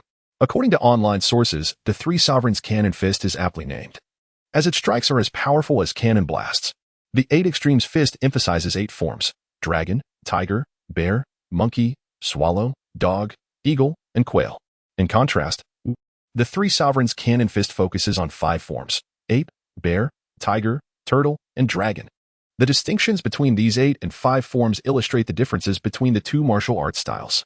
The 3 Sovereigns Cannon Fist champions a spirit as fierce as a lion or tiger, charging forward fearlessly and invincibly. A single punch can shatter an opponent's resolve even before it lands. In Wei Xiaobei's impression, the 3 Sovereigns Cannon Fist should be relatively easier to practice, with a swift progression in skill. However, he pondered, was not his master a disciple of the 8 Extremes Fist? How could he possibly be versed in the 3 Sovereigns Cannon Fist? Noticing the confusion in Wei Xiaobei's eyes, Cheng Biwu couldn't help but chuckle. What are you staring at? Is it so strange that I know the 3 Sovereigns Cannon Fist? Disciple dares not question, but are you not a master of the 8 Extremes Fist? Wei Xiaobei stammered, cold sweat trickling down his back as he gathered the courage to ask. Ridiculous. Cheng Biwu snorted, causing Wei Xiaobei to instinctively flinch. Subsequently, Cheng Biwu began to elucidate the origins, history, and fundamental techniques of the Sanwang Paochui to Wei Xiaobei. After several rounds of practice under Cheng's supervision, he finally ceased his instruction. Nevertheless, despite initiating the teachings of Sanwang Paochui, Wei Xiaobei's primary focus remained on Bejiquan, dedicating 2 hours each day to practice the foundational aspects of Sanwang Paochui. From his senior brothers, Wei learned that Cheng Biwu had not imparted the Sanwang Paochui to them either. According to Cheng, one must remain grounded. He insisted that the disciples first master Bejiquan before considering the Sanwang Paochui. Indeed, even for Wei Xiaobei, 80% of his training time was devoted to Bejiquan. As time steadily passed, Wei Xiaobei, benefiting from his immersion in Bejiquan, found his proficiency with the Liuhe de Chang becoming increasingly refined. In fact, during sparring sessions with his second senior brother, he could hold his ground for 5 to 6 minutes. One should not underestimate these 5 to 6 minutes, Zhang Jihong. The second senior brother had dedicated 13 years to his training since joining the school at the age of 12. Contemplating this, Wei Xiaobei felt a chill of apprehension. Moreover, one need not elaborate on the 30 years of mastery from their master or the 17 years from the eldest senior brother, with only 3 to 4 years of experience. Wei Xiaobei was indeed far behind his second senior brother. To sustain himself against Zhang for 5 to 6 minutes was a testament to his utmost effort and the latter's slight leniency. Of course, had Wei Xiaobei unleashed his special abilities, Zhang Jihong might have faced significant adversity. Time flew by amidst the rigorous training, and before long, half a month had elapsed. In this nearly 2-month span, Wei Xiaobei underwent considerable transformation. However, as the time for rent payment approached, he bid farewell to his second senior brother and returned to his rented accommodation, coincidentally encountering the landlord, Li Chaoyang, cheerfully knocking on each door. This fortuitous encounter saved him a phone call, prompting a wry smile as he approached to hand over several hundred yuan bills to Li Chaoyang. Once Li departed, the corridor echoed with the frustrated outcries of tenants, expressing discontent over the rent increase imposed by Li. Yet, despite their grievances, the rent must be paid. Moving again was not a feasible option, even for a single man, as relocating proved to be quite a hassle. Moreover, with rent rising in the area, finding a more affordable place would necessitate venturing into the distant suburbs, a prospect few were inclined to accept. Upon closing his door, Wei Xiaobei emptied the water from his bottle, boiled a kettle of water, and prepared a cup of strong tea, placing it on his empty computer desk. This was meant to be savored after departing the Grey Realm, a hard-earned excuse he was not about to squander. After downing the prepared liquor in swift gulps, he reclined on his bed, indulging in the wave of dizziness that washed over him, his vision gradually blurring. Upon awakening from the Grey Realm, Wei Xiaobei found himself once again in his rented room, the iron fork stained with dark blood still clutched in his hand. This had become a familiar sight for him. In this enigmatic Grey Realm, any bizarre occurrences that unfold seemed to fall within the realm of the ordinary for Wei Xiaobei. After organizing his backpack, he stepped out of the courtyard wielding a pitchfork. This marked Wei Xiaobei's first departure from his rented room without peering over the wall to assess the external circumstances. Armed with a formidable weapon, his courage swelled. At this moment, Wei Xiaobei possessed a burgeoning proficiency with the Six Harmony Spear, which alone would afford him a considerable advantage against the fishmen. Provided no unforeseen complications arise, Wei Xiaobei harbored confidence in his ability to contend with 7 or 8 fishmen. Of course, this was predicated on the absence of elite fishmen among them. Chapter 42. The terrifying beetle. The streets lay desolate, devoid of any life. Yet Wei Xiaobei could discern that this area had succumbed to a greater dilapidation. The walls of several courtyards bore extensive signs of erosion. A gentle breeze swept by, causing fragments of the bricks to flake off, enveloping the surroundings in a haze of dust. If this trend continued, it would not be long before this vicinity was entirely reduced to ruins. The somber light cast upon the streets inexplicably dampened Wei Xiaobei's spirits, a melancholy that lingered until he reached the Emerald Lake. As he cautiously crouched down within 50 meters of the entrance to the Fishman village, the changes that unfolded before him left him astounded. An overwhelming stench of blood wafted through the air, and the fishmen guards at the village entrance had vanished without a trace. From Wei Xiaobei's vantage point, numerous fishmen corpses lay strewn across the village, while more than a dozen fishmen aimlessly wandered about like a horde of zombies. What on earth was happening? A sense of unease gripped Wei Xiaobei's heart. Approaching the village entrance stealthily, he peered inside, his expression paling at the sight. The wandering fishmen were, to his dismay, familiar to him. Admittedly, he could only distinguish them by their size, categorizing them as ordinary fishmen, elite fishmen, or fishmen guards. The reason for his recognition lay in the wounds adorning their bodies. For instance, one elite fishman had a concave chest and a slightly protruding back, while another bore a gaping wound from a spear, the dried blood attracting a swarm of mosquitoes. Undoubtedly, these fishmen had perished at Wei Xiaobei's hands. This revelation raised a perplexing question. They had been dead before. How had they returned to this state? After a moment of careful observation, Wei Xiaobei reached a conclusion. These fishmen had not truly revived but had transformed into creatures resembling zombies, as evidenced by their rigid movements and aimless wandering. The mere thought sent a shiver down his spine, a chill coursing through his entire being.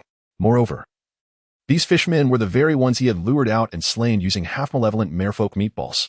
Such deductions were not particularly challenging. Any person of average intelligence could arrive at the same conclusion. Perhaps these fishmen had become this way due to the half-malevolent merfolk meatballs, leading to the village's demise at the hands of such monsters. After all, the half-malevolent merfolk was indeed peculiar, and Wei Xiaobei held no doubts about its potential culpability. Upon realizing this, Wei Xiaobei did not retreat. Instead, he picked up a stone and hurled it into the village, observing the ensuing commotion. The stone struck a rudimentary wooden dwelling, producing a dull thud. Though the sound was not loud, it still captured the attention of the lifeless fishmen. Wei Xiaobei temporarily referred to these entities as fishman corpses. These fishman corpses slowly began to encircle the wooden house from which the sounds emanated. They appeared terrifying, largely due to the gruesome wounds adorning their bodies, yet their pace was less than half that of ordinary fishmen, and they moved with great clumsiness. One fishman corpse even stumbled and fell while walking, having inadvertently stepped on another corpse, struggling for some time before managing to rise again. Witnessing this spectacle, Wei Xiaobei began to harbor doubts about his earlier judgments. It was worth noting that the number of fishmen in the village far exceeded that of these fishman corpses, and their sluggish movements rendered them incapable of posing a genuine threat to the lively and agile fishmen. Even the most timid fishmen would not entirely abandon their resistance, allowing these corpses to slaughter them at will. Perhaps 2 fishman sentinels could easily dispatch these corpses. This situation was rather peculiar. After gathering in front of the wooden house, the fishman corpses stood still for a while before wandering aimlessly. Eventually, one fishman corpse gradually made its way toward the village entrance. Wei Xiaobei tightened his grip on the iron fork. He would not act recklessly until he understood the truth of the matter, yet if the fishman corpse approached too closely, he would have no choice but to strike. The fishman corpse halted at the village entrance, standing motionless. For a moment, Wei Xiaobei thought he had been discovered. However, after standing there for a while, the fishman corpse turned around and walked back into the village. Time trickled by. The fishman corpses seemed trapped in an invisible cage. Whenever one approached the village entrance, it would pause, stand still for a moment, and then retreat. Upon realizing this pattern, Wei Xiaobei grew increasingly hesitant to enter the village. It felt too eerie. After lying in wait outside the village entrance for over 2 hours, he decided to depart. The longer he lingered, the stronger the inexplicable sense of danger in his heart became, as if a voice were whispering warnings in his ear. After distancing himself more than 50 meters from the Fishman village, that feeling of danger surged abruptly, akin to a flood threatening to breach a dam. His attribute panel displayed, primary attribute perception 9. 25. Branch attributes willpower 12, common sense judgment 8, sensitivity 7, instinct 10. Notably, Wei Xiaobei's instinct reached a remarkable 10, indicating an extraordinary ability to foresee potential dangers. He had previously been aware of this, yet he had not valued it as he did his strength. At this moment, this 20% heightened instinct saved his life. Casually glancing to the side, Wei Xiaobei observed that the surface of the Emerald Lake had turned a deep black, accompanied by a low, ominous hum. What could this mean? Just as he found himself engulfed in uncertainty, the blackened surface of the lake began to creep toward the shore. It was not merely a change in color. Instead, the surface of the lake was shrouded in a layer of some dark substance. The nearby village along the shore was enveloped by this dark material within 30 seconds, and the reeds by the lakeside were swiftly consumed, vanishing without a trace. As this ominous mass approached within 30 meters of Wei Xiaobei, he finally discerned what these dark entities were: countless tiny black beetles, no larger than a fingertip. Wherever these black beetles traversed, they mercilessly devoured the reeds and the gray wild grasses, leaving nothing but barren ground in their wake. Even the corpses of the fishmen in the village were soon obscured beneath the relentless advance of these black beetles. Chapter 43. Frenzied assault. Wei Xiaobei felt a chill run down his spine. He dared not linger any longer and immediately turned to flee. Fortunately for him, the advance of the black beetles was not particularly swift, lagging significantly behind his own pace. Yet, they advanced relentlessly, akin to the undead, showing no signs of halting. It was only when he reached the street that Wei Xiaobei paused to catch his breath. At that moment, he realized he needed to contemplate his escape from the street. It was evident that, barring any unforeseen circumstances, this thoroughfare could not possibly withstand the onslaught of the black beetles. After a span of over 10 minutes, the black beetles re-emerged within Wei Xiaobei's line of sight. Due to the varying density of the ground vegetation and the spread of the beetles, the swarm that approached the street had diminished in density. The leading beetles flowed towards him like a dark stream, slowly advancing. After a moment's reflection, Wei Xiaobei returned to his courtyard, setting down the iron fork in his hand in favor of a rounded wooden stick, before dashing towards the end of the street. 10 meters, 5 meters, he halted, raising the wooden stick to strike down upon the crawling black beetles below. The sound was minimal. With each impact, several beetles were crushed, their dark ichor splattering onto the ground, forming small black dots. Stepping back a few paces, Wei Xiaobei momentarily closed his eyes, then opened them to reveal a glimmer of delight. It was indeed effective. That initial strike had dispatched 4 black beetles, netting him 1 evolution point. With this knowledge, he felt no need for further deliberation, and he continued to rain blows upon the black beetles below him. By the time Wei Xiaobei returned to the street, he had dispatched over 200 of the black beetles, earning himself more than 50 evolution points. In comparison, eliminating 5 fishmen had yielded a similar amount. Yet the effort spent on these 200 beetles seemed disproportionately minimal. A single strike with the iron fork could suffice for a fishman, while the beetles required a relentless barrage of blows. Another pressing concern was the need for heightened concentration, ensuring he did not become encircled by the black beetles. Though the evolution points gained from these creatures were scant, their sheer numbers were their only redeeming quality. Should they swarm upon him, the experience would undoubtedly be excruciating. Even in death, Wei Xiaobei found himself slightly winded. After over 60 consecutive strikes upon the ground, maintaining focus while cautiously retreating had drained him mentally far more than physically. As he observed the impending arrival of the black beetles to the street, he prepared to withdraw gradually. This thought stirred a sense of discontent within him. If the black beetles claimed this territory, his next foray would become exceedingly troublesome.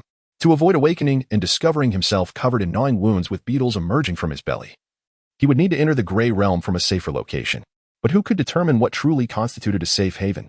Even the depths of Chui Lake could unleash such a terrifying tide of beetles. It is likely that no other place offers any semblance of safety. Of course, to ensure one's safety, the only recourse would be to never set foot here again, relinquishing the notion of acquiring greater power through the gray realm. However, in the next moment, Wei Xiaobei's expression shifted to one of astonishment. The streets within the gray realm were scarcely more than half the size of those in reality. Here, the end of the street led directly to a barren expanse, beyond which lay the shores of Chui Lake. The boundary between the two was strikingly neat, as though severed by some unseen force. As the tide of black beetles reached the edge of the street, it abruptly halted, remaining just outside that boundary. with not a single beetle daring to cross. It was as if an invisible, transparent wall barred their advance. The surge of beetles behind continued to swell, quickly overlapping at the street's edge, resembling a rising mountain of darkness. What could possibly be happening? Witnessing this scene, Wei Xiaobei found it difficult to trust his own eyes. Without a moment's hesitation, he swung the wooden stick in his hand down upon the amassed black beetles. 1 strike. 11 black beetles. 2. 75 evolution points. 2 strikes. 9 black beetles. 2. 25 evolution points. 3 strikes. 10 black beetles. 2. 5 evolution points. The black beetles continued to accumulate at the street's edge, allowing Wei Xiaobei to shatter more of them into a pulpy mixture with each swing of his stick. Time passed gradually, and as he observed the rising evolution points, fatigue was overshadowed by a sense of exhilaration. As previously mentioned, while the evolution points yielded by these beetles were meager, their sheer numbers ensured that Wei Xiaobei would not be lacking in rewards. The only vexation was the increasing influx of black beetles. Despite Wei Xiaobei's efforts to dispatch many at the edge of the street, they continued to amass in unguarded areas, gradually forming a black wall encircling the street. This wall of darkness could collapse toward the street at any moment. Witnessing this, a cold sweat broke out on Wei Xiaobei's back, prompting him to hasten the speed of his strikes.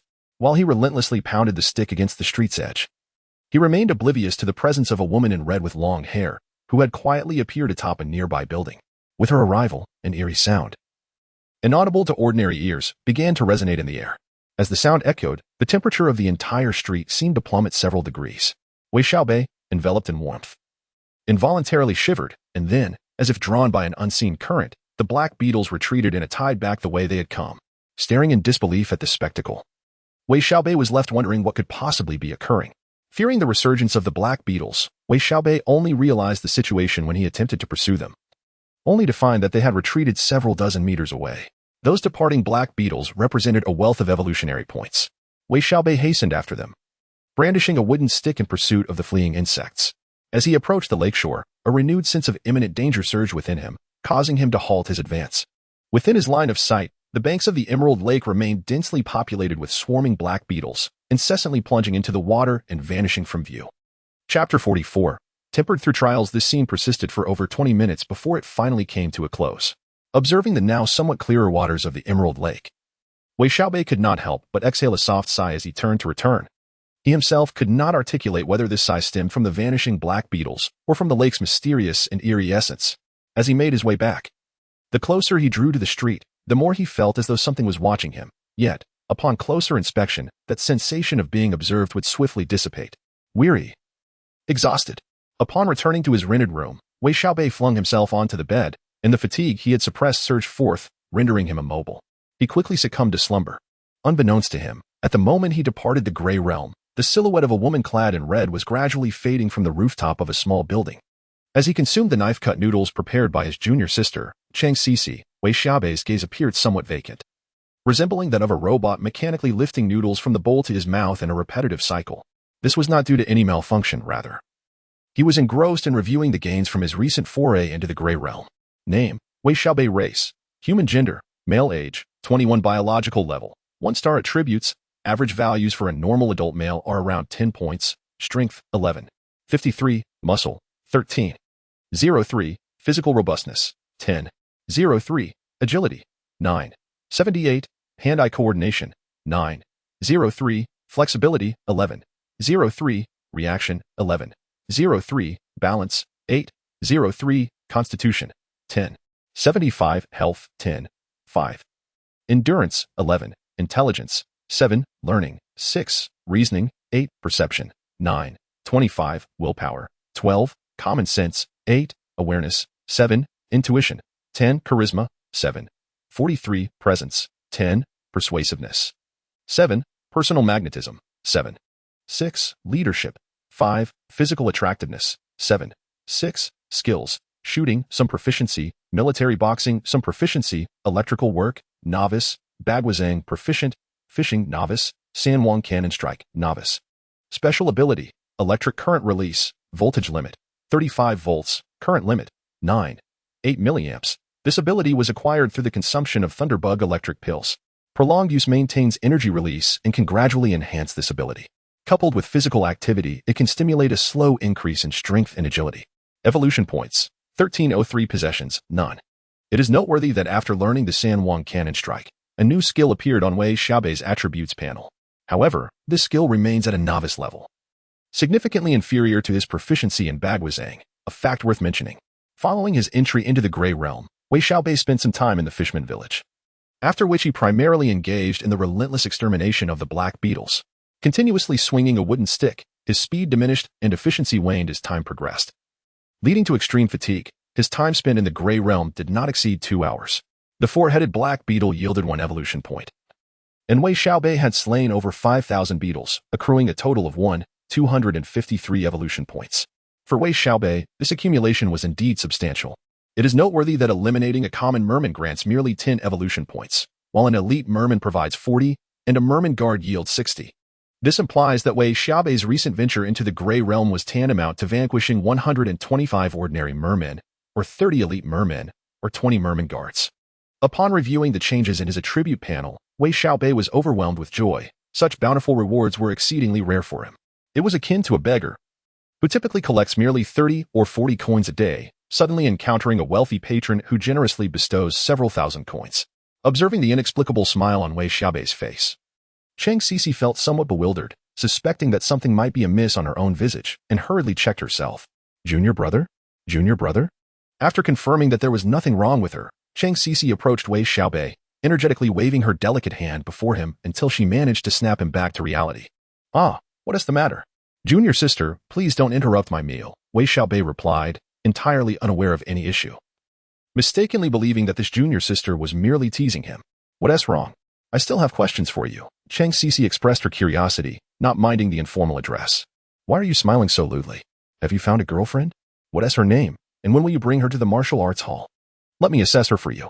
At Chang Cixi's words, a few beads of sweat appeared on Wei Xiaobei's forehead. This junior sister was quite formidable.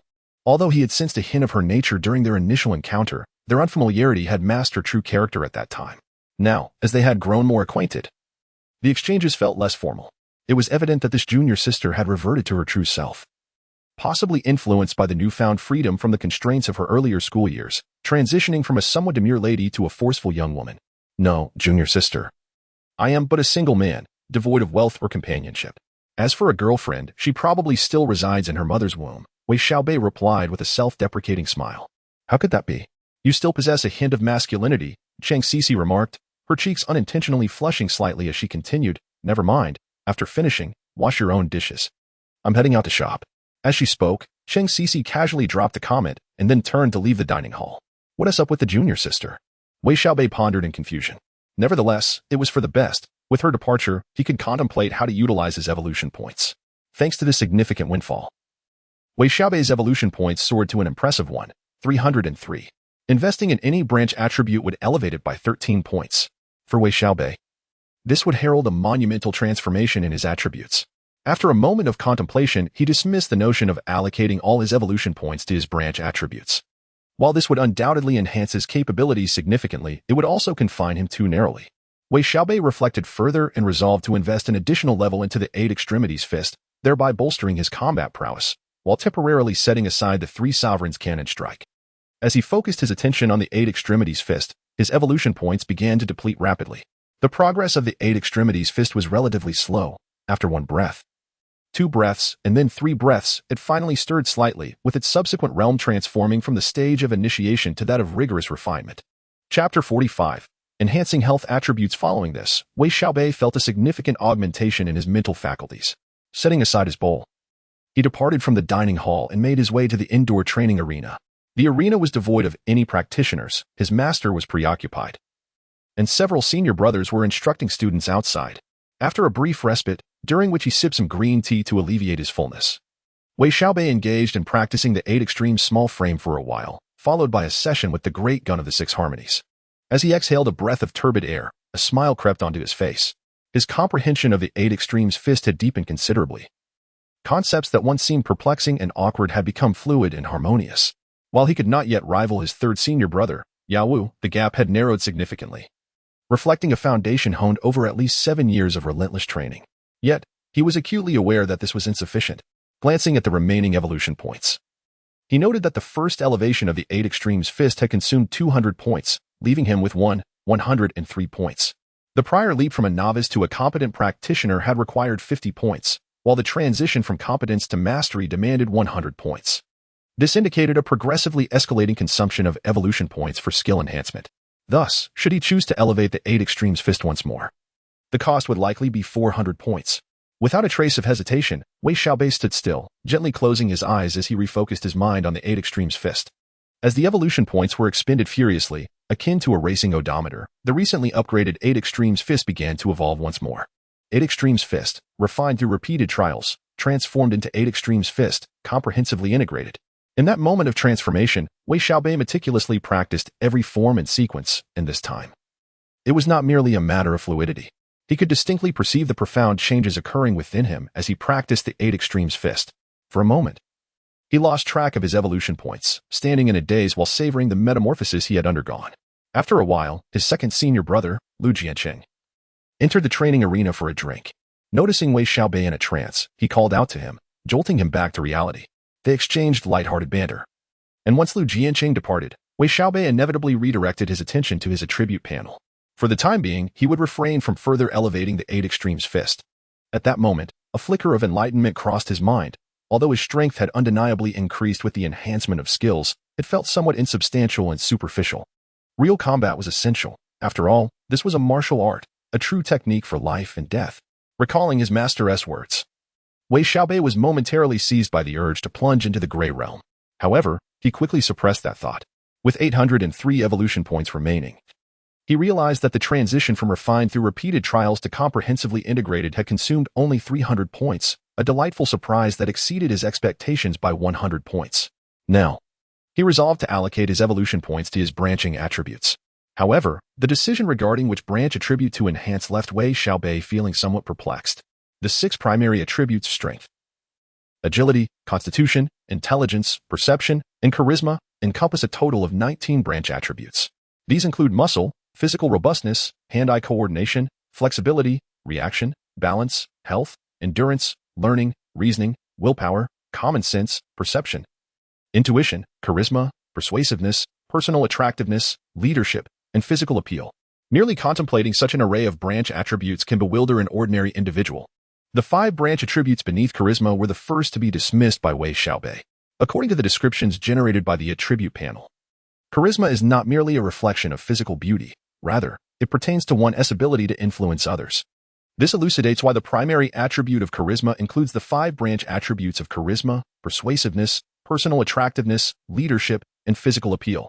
Indeed, physical appeal refers to aspects such as facial attractiveness. However, a person with striking looks may not necessarily possess high charisma if their qualities of charisma, persuasiveness, personal attractiveness, and leadership are lacking, thus diminishing their overall charisma. For instance, Emperor Napoleon of France epitomizes an individual with immense charisma. It is said that upon his return from exile on the Isle of Elba, the Bourbon monarchy dispatched troops to apprehend the fallen emperor. He approached the soldiers alone, waved his hand, and proclaimed, "I have returned." In an instant, the soldiers who had come to arrest him erupted into cheers. "Welcome back, Your Majesty." Along the way, countless troops and civilians hastened to join the ranks in support of the emperor, and by the time he entered Paris, he was accompanied by a regular army of 140,000 and a volunteer force of 200,000. In summary, charisma is an exceedingly valuable attribute. However, Wei Xiaobei had no immediate aspirations to enter the political arena or pursue an acting career, nor did he expect charisma to charm the monsters of the Gray Realm. Moreover, Wei Xiaobei planned to return to the vicinity of the Emerald Lake for fishing, as the semi-malevolent mermaid could enhance both personal attractiveness and physical appeal. For these reasons, the essential attributes of perception and intelligence, which are indispensable for detectives and officers, were also cast aside by Wei Xiaobei. As for strength, he felt there was no pressing need for enhancement at this moment. Wei Xiaobei deliberated between agility and constitution for a while and ultimately chose the branch attribute of health under constitution. The advantages of good health are self-evident. Abundant vitality allows one to sustain combat effectiveness even after sustaining injuries in the Gray Realm. This aspect was of utmost importance to Wei Xiaobei. With the continuous expenditure of evolution points, the health attribute steadily increased.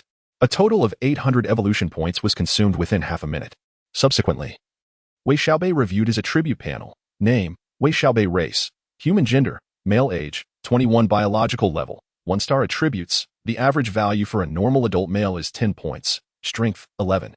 53, muscle, 13, 03, physical robustness, 10, 03, agility, 9, 78, hand-eye coordination, 9, 03, flexibility, 11, 03, reaction, 11, 03, balance, 8, 03, constitution, 14, 75, health, 18, 5, endurance, 11, intelligence, 7, learning, 6, reasoning, 8, perception, 9, 25, willpower, 12, common sense, 8, perceptiveness, 7, intuition, 10, charisma, 7, 43, presence, 10, persuasiveness, 7, personal attractiveness, 7, 6, leadership, 5, physical appeal, 7, 6, skills, marksmanship, somewhat proficient, military boxing, somewhat proficient, electrical work, beginner, bagwazang, well-versed, fishing, beginner, sanwang paochui, beginner.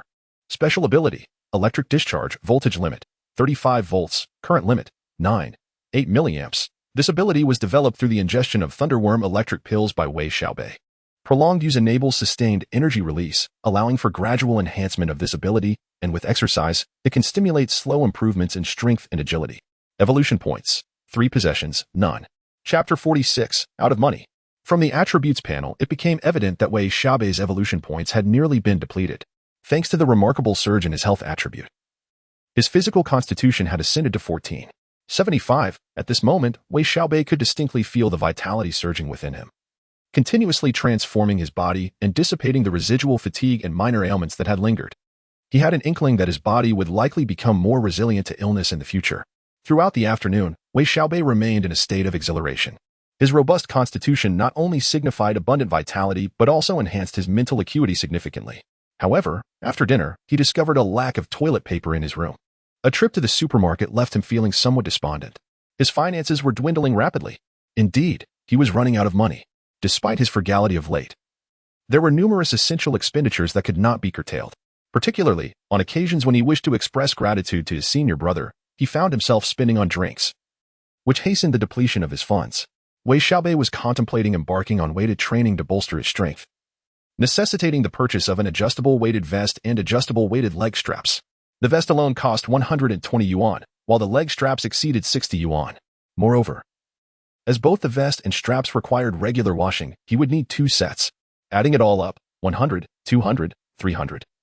Along with 4 10 yuan notes and a small pile of change, constituted the entirety of Wei Xiaobei's financial assets. This paltry sum was insufficient not only for rent, but also for the vest and leg straps he intended to buy. Junior brother, what troubles you? Wei Xiaobei, laden with his purchases, wore an expression that revealed his dismay. Upon seeing him, his second senior brother halted him. Wei Xiaobei hesitated momentarily. He felt somewhat embarrassed to borrow money, yet he believed his senior might have some means of earning. Upon hearing Wei Xiaobei's predicament, Lu Jianqing chuckled. What's the matter?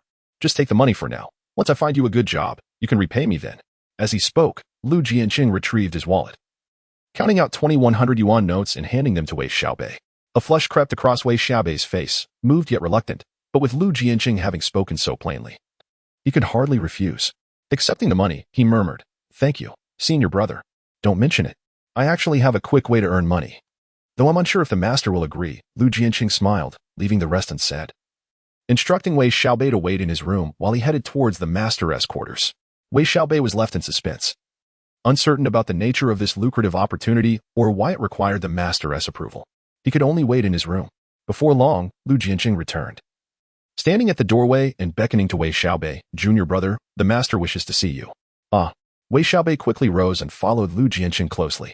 Chengbiwu resided in the backyard of the martial arts school, where the living conditions were somewhat more favorable than those in the front.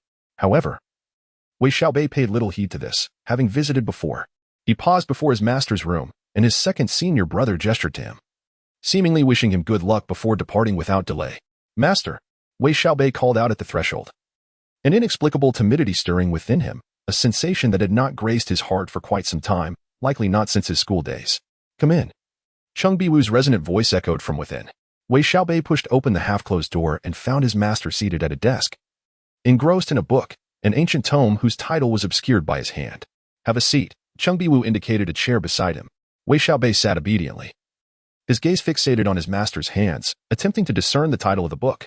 Noticing Wei Xiaobei's inquisitive demeanor, Chengbiwu chuckled and tossed the book towards him. If you wish to see, then look, there's no need to act so furtively. Wei Xiaobei hastily caught the flying book and, upon inspection, discovered it was an online novel titled The Great Path of Transmission, authored by Minghu Daoshang. Previously, Wei Xiaobei had harbored some interest in online novels, but now, with little time to spare, he could only manage a sheepish smile as he placed the book back on the table. Cheng Biwu shot him a disapproving glance. Do not underestimate online novels. This one may impart considerable knowledge. But then again, I suppose young people like you are often restless. When you reach my age, you will understand. Seeing Cheng Biwu poised to deliver a lengthy discourse, Wei Xiaobei quickly interjected, Master, my second senior brother mentioned you had something to discuss with me? Oh. Right. I nearly lost track of the matter, Cheng Biwu replied, prompting Wei Xiaobei to chuckle bitterly. Such was the advantage of having a master. Every rationale seemed justified, leaving no room for dissent. My second brother has informed me of your situation. He mentioned you wish to participate in underground fighting? Caught off guard by the thunderous words, Wei Xiaobei protested. What? Underground fighting? I had no knowledge of this. Before he could elaborate, Cheng Biwu continued. Do you think it might be too early for you to engage in such activities? Upon reflection, it's not too early. Your eldest brother was only 18 when he fought in underground matches, and your second and third brothers were still minors at the time. As these revelations struck him like a thunderclap, Wei Xiaobei realized that his master was not here to reprimand him. The most alarming aspect was that several of his brothers were involved in this matter. To Cheng Biwu, this underground fighting did not seem to carry the weight of a transgression. Rather, it appeared that the martial arts school had ties to such a world. Wei Xiaobei recalled having read about underground fighting online. Essentially, it was a more brutal, merciless, and lucrative alternative to sanctioned combat competitions. Ah, I see now, he thought, understanding why his second senior brother had insisted on seeking his master's consent. However, it is essential to remember that your participation in underground fighting is not driven by monetary gain. One must uphold the virtues of martial arts and practice mercy when it is warranted. Of course, my intention is not to restrain you. When the time comes to unleash your potential, do not be overly concerned. For over an hour, Cheng Biwu expounded on these matters.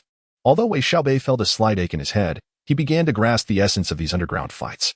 According to his master's explanation, underground fighting is essentially illegal and unregulated, akin to clandestine boxing matches. While there are some rules that govern these encounters, they are predominantly characterized by their lack of regulation. In truth, Cheng Biwu permitted his disciples to engage in such underground bouts solely to hone their practical combat skills. Chapter 47. The Underground Fight Arena from a Certain Perspective. This underground fighting scene bears little distinction from actual combat. Furthermore, given the nature of the events, the opponents are unlikely to be overly weak, thus serving to adequately hone one's practical combat skills. Ultimately, Cheng Biwu values the practical training aspect of these underground fights, while any monetary gain is merely a secondary concern. Following a round of explanation and guidance, Cheng Biwu instructed Wei Xiaobei to seek out Lu Jianqing independently. As he stepped out of the room, Wei Xiaobei found himself inexplicably stirred with excitement. After dinner, Lu Jianqing summoned Wei Xiaobei, and the two made their way to the alley, only to find Ye was seated in a van. Third senior brother? What brings you here? Wei Xiaobei inquired, somewhat perplexed. Only to hear Ye Wu respond in a muffled tone, let us go together. Lu Jianqing appeared unfazed by Ye Wu's presence and promptly entered the vehicle. Evidently aware of Ye Wu's intent to accompany them, Wei Xiaobei refrained from further questioning and followed suit. Ye Wu demonstrated commendable driving skills, navigating the somewhat dilapidated van with remarkable stability. Were it not for the road conditions, one might hardly notice the vehicle's undulations. Once they turned onto the main road, they sped towards the outskirts. After entering the vehicle, Lu Jianqing fell silent, and with Ye Wu's naturally reticent demeanor, a profound stillness enveloped the car. As Wei Xiaobei gazed out the window, he reflected on how, despite having resided in Suihu City for over 5 months, his experiences were largely confined to his rented accommodations in the office at Dehao Building, rendering most other locales rather unfamiliar. With this rare leisure time, Wei Xiaobei allowed himself to relax. Is this truly the venue for underground fights? As he beheld the rundown shanty town before him, Wei Xiaobei felt a disconnect between his preconceived notions of an underground fighting arena and the reality presented. Yes, this is the place. The level of underground fighting here is relatively low, making it suitable for you, Lu Jianqing remarked as he opened the car door, adding, once inside, refrain from speaking recklessly to avoid attracting trouble. The notion of low-level underground fighting being suitable for him sparked an understanding within Wei Xiaobei. Lu Jianqing likely intended to find some punching bags for him to practice his skills. Nevertheless, his curiosity about the place was piqued, and a sense of anticipation began to blossom within him. Underground fighting is something the vast majority of ordinary citizens have never witnessed, yet many are aware of its existence. Due to this unfamiliarity, coupled with the embellishments found in various novels, underground fighting has been shrouded in an air of mystery. Now, as he stood on the brink of unveiling this enigma, how could Wei Xiaobei not feel a rush of excitement? The dilapidated shantytown was, in fact, among the more lawless areas of Ruilake City. Rumors had it that brawls, violence, and other discordant events frequently transpired here. However, upon disembarking, Wei Xiaobei witnessed no such altercations. Instead, he was confronted with the disarray and squalor of the surroundings. "Brother, can anyone truly reside in a house propped up by just 2 bamboo sticks?" he questioned. Noting the muddy ground, whether from recent rain or water splashed from the feet of the residents, and the scattered piles of human and canine waste, which made him feel somewhat apprehensive about finding his footing. Fortunately, the so-called underground fighting venue was not far from the parking area. Wei Xiaobei followed his 2 senior brothers, and, after merely 100 meters, they halted before a ramshackle shelter. Lu Jianqing rapped on the wooden door, which already bore signs of decay. A male voice emanated from within, inquiring, "Who is it? What do you want?" "We are sent by Master Zhanwu," Lu Jianqing replied succinctly. The wooden door then creaked open slightly, revealing a man with a disheveled appearance, exuding a foul odor. He was in his 30s, bare-chested, clad only in oversized shorts, and possessed an unremarkable visage, his emaciated frame accentuated by small, darting eyes that scrutinized Lu Jianqing and his companions before finally allowing them entry. Who was Master Zhanwu? Could he be a notorious gang leader? Wei Xiaobei pondered silently, choosing to remain tight-lipped in such a place. Discretion was indeed the better part of valor, and it was best to leave matters to his senior brothers. "Don't cause any trouble inside. You understand the rules here, right?" the disheveled man instructed as the 3 entered. After a brief exchange, he guided them to a heavy iron door and knocked. With a creak, a small window in the door opened, revealing a pair of watchful eyes. "They are sent by Master Zhanwu," the man announced. After a brief pause, the iron door swung open, revealing 2 burly men wielding spiked clubs, while a cacophony of noise erupted from within. To be honest, even the faint-hearted might have reconsidered their presence at this point. However, Wei Xiaobei felt undeterred, observing the 2 hulking figures and assessing the disparity between them and himself. Yet, after merely glancing at them, his interest waned. Although these men appeared formidable, Wei Xiaobei perceived them as easily overpowered. Their stance revealed a lack of training. Standing with their feet wide apart, a swift strike could incapacitate one, leaving the other to be dispatched without further ado. After all, brute strength devoid of technique was merely effective for intimidating the average citizen. Upon entering through the iron door, they found themselves before a makeshift arena reminiscent of a televised boxing ring, albeit in a state of disrepair, its flooring and pillars suggesting a haphazard assembly of discarded materials. Approximately 50 to 60 spectators encircled the ring, vociferously cheering, with scarcely any benches to accommodate them, a rather Spartan setup. At that moment, 2 bare-chested men were engaged in a fierce bout on the platform. Lu Jianqing and his companions approached the edge of the ring, observing the exchange of blows. One of the lean fighters had already sustained a wound to his forehead but continued to resist, while his opponent, a stockier man, relentlessly pressed the attack. "Junior brother, who do you think will prevail?" Lu Jianqing queried, a smile playing on his lips as he turned to Wei Xiaobei, while Yao Wu remained silent. "Was this a test for my senior brother?" Wei Xiaobei mused, taking in the scene. It became apparent that the heavier fighter had some martial training, whereas the leaner man displayed no discernible technique but possessed a commendable amount of raw strength, allowing him to persist in the struggle. However, given the current situation, it is unlikely that the slender man can resist for much longer. "The stout man prevails," whispered Wei Xiaobei. After advancing in the art of Bejiquan to a level of integration and mastery, Wei Xiaobei's perspective on martial arts had significantly deepened. Indeed, within 20 seconds, the slender man was struck on the corner of his eye by a powerful punch from the stout man, followed by a flurry of combination punches to his chest. The slender man's body trembled a few times before he fell to the ground. The fierce bear has triumphed. At this moment, a remarkably lean young man clad in a white shirt climbed onto the stage, approached the slender man, examined him briefly, and then lifted the stout man's right hand high, announcing loudly.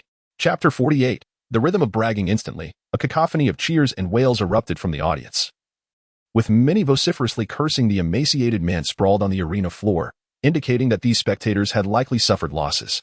"So, how do you feel? Do you wish to experience a few more rounds?" Lu Jianqing inquired with a smile. He held high hopes for his junior disciple, thus extending numerous favors towards him. Wei Xiaobei shook his head, replying, "Brother, if the competition on stage is at this level, I feel no pressure at all." Fortunately, Wei Xiaobei's voice was not overly loud. Had it reached the ears of the so-called berserker in the ring, he would likely have erupted in fury, truly embodying his namesake. "All right, let us give it a try today." Lu Jianqing nodded, subsequently approaching a middle-aged man clad in a black t-shirt. After a brief exchange, the two advanced toward Wei Xiaobei. The man in the black t-shirt scrutinized Wei Xiaobei and nodded, stating, "Well, you're aware of the rules, I presume? The appearance fee is 500 for each match, with an additional 500 for the victor, along with a 2 commission. However, any injuries or fatalities are at your own risk." Upon hearing this, Wei Xiaobei felt quite pleased. A single victory would yield at least 1,000, and with the 2 commission, it would surpass his monthly salary. The allure of underground fighting was indeed lucrative. Wei Xiaobei eagerly nodded in agreement, conveniently disregarding the last remark regarding injuries and fatalities. Unbeknownst to him, in the realm of underground fighting, a 500 yuan appearance fee was considered the lowest tier. In more prominent venues, fees typically exceeded 5,000, and in some offshore casinos, the fee would not fall below $10,000. Nevertheless, for Wei Xiaobei, whose finances were severely depleted, 500 yuan was indeed a significant sum. Seeing Wei Xiaobei nod in affirmation, the man in the black t-shirt gestured for him to follow. The 4 of them circumvented the arena, arriving at a spacious hall adorned with several rooms labeled as lounges, restrooms, changing rooms, and so forth. At the entrance stood 2 young men clad in fitted tank tops, who, upon spotting the man in the black t-shirt, quickly greeted him. "Boss, good day." "Yes, Xiao-san, this young brother is preparing to compete. It's his first time here, so please make the necessary arrangements," the boss instructed.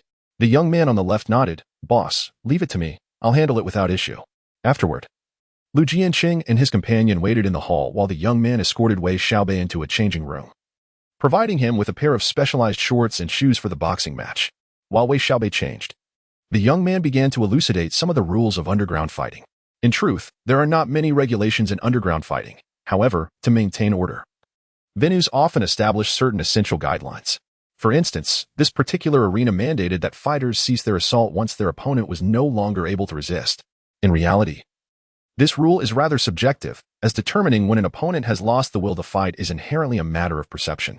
It serves merely as a guideline to mitigate fatalities. Here in Ruilake City, should there be an excessive number of deaths due to underground fighting, it is likely that this venue would not remain operational for long. As for the prohibition against attacking referees and spectators, it serves the interests of the boxing arena. In this context, when a fighter steps into the ring, they are, in fact, not bound by many rules, as long as they do not kill their opponent. Inflicting injury or permanent damage is of little consequence. When Wei Xiaobei finished changing and entered the hall, he spotted another muscular man, bare-chested and clad in boxing shorts, bouncing around the space, occasionally throwing jabs and hooks, clearly reveling in his practice. Noticing Wei Xiaobei's gaze fixed on the muscular figure, the young man couldn't help but chuckle. "That's your opponent, nicknamed the Killing Demon King.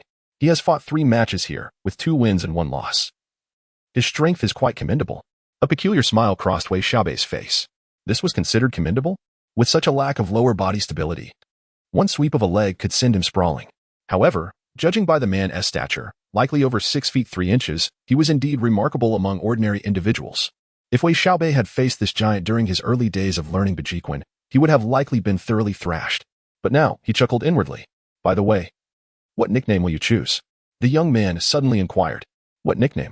Wei Xiaobei was momentarily taken aback, struggling to comprehend the young man's question. A clear sign of his limited intellect, leading to a sluggish response. Something like Killing Demon King or Violent Bear. The young man mimicked a foreigner's shrug, pointing at the Killing Demon King. "Let us just call me the Fierce Tiger." Wei Xiaobei decided without much thought, as it was merely a nickname. The young man nodded, telling Wei Xiaobei to wait, before departing to arrange the boxing match. Once the young man left, Lu Jianqing and another approached, laughing as they observed Wei Xiaobei's current appearance. "Not bad. You look somewhat formidable now." In Lu Jianqing's impression, Wei Xiaobei's skill in Bejiquan had merely reached a previous state. While not particularly powerful, he should have no trouble dealing with the typical underground fighters here. Naturally, they would remain vigilant beneath the ring, ready to intervene should any issues arise. As for the opinions of the underground boxing promoter, that would depend on the weight of his fists. If it were not so, why would Yao be so eager to follow along, other than to ensure that his junior brother, Wei Xiaobei, remained safe here? Now, please welcome the Fierce Tiger to the stage. The announcer, who also served as a referee, energetically promoted Wei Xiaobei to the audience, claiming he was a renowned Muay Thai expert who had achieved 18 consecutive victories in the Southeast Asian Gabula boxing arena. However, to Wei Xiaobei, it felt as though this was a farcical exaggeration. How could he, all of a sudden, be transformed into a Muay Thai champion with such an impressive record? Fortunately, They did not claim he had achieved 108 victories, aligning him with the legendary heroes of Liaoshan. Of course, one could hardly blame the referee. He had no knowledge of who Wei Xiaobei truly was and was merely following the directives set forth by the promoter. If one does not create an atmosphere, how can one entice the audience to place their bets? Regardless of the internal grievances, Wei Xiaobei ascended the stage. As the referee introduced him, he waved to the spectators below. The moment Wei Xiaobei waved, the previous clamor diminished significantly. This was not due to his overwhelming charisma, rather. The audience below was unfamiliar with him, and, upon noticing his modest stature, held little hope for his success. Now, let us welcome our infamous King of Killers to the arena. The King of Killers needs no further introduction. In previous bouts, he has triumphed over the renowned Lightning Leopard. A merciless executioner. Chapter 49. Instant Kill. Well, Wei Xiaobei felt that this referee was quite talented. Perhaps a host hired by the underground fighting arena owner from some obscure place. His eloquence flowed like an unending river, and newcomers to this venue might easily be taken in by him. Previously, a burly man had approached the ring, pressing his right hand against the surface before flipping his entire body over. He then flexed his muscles at Wei Xiaobei, inciting a wave of cheers from the audience below.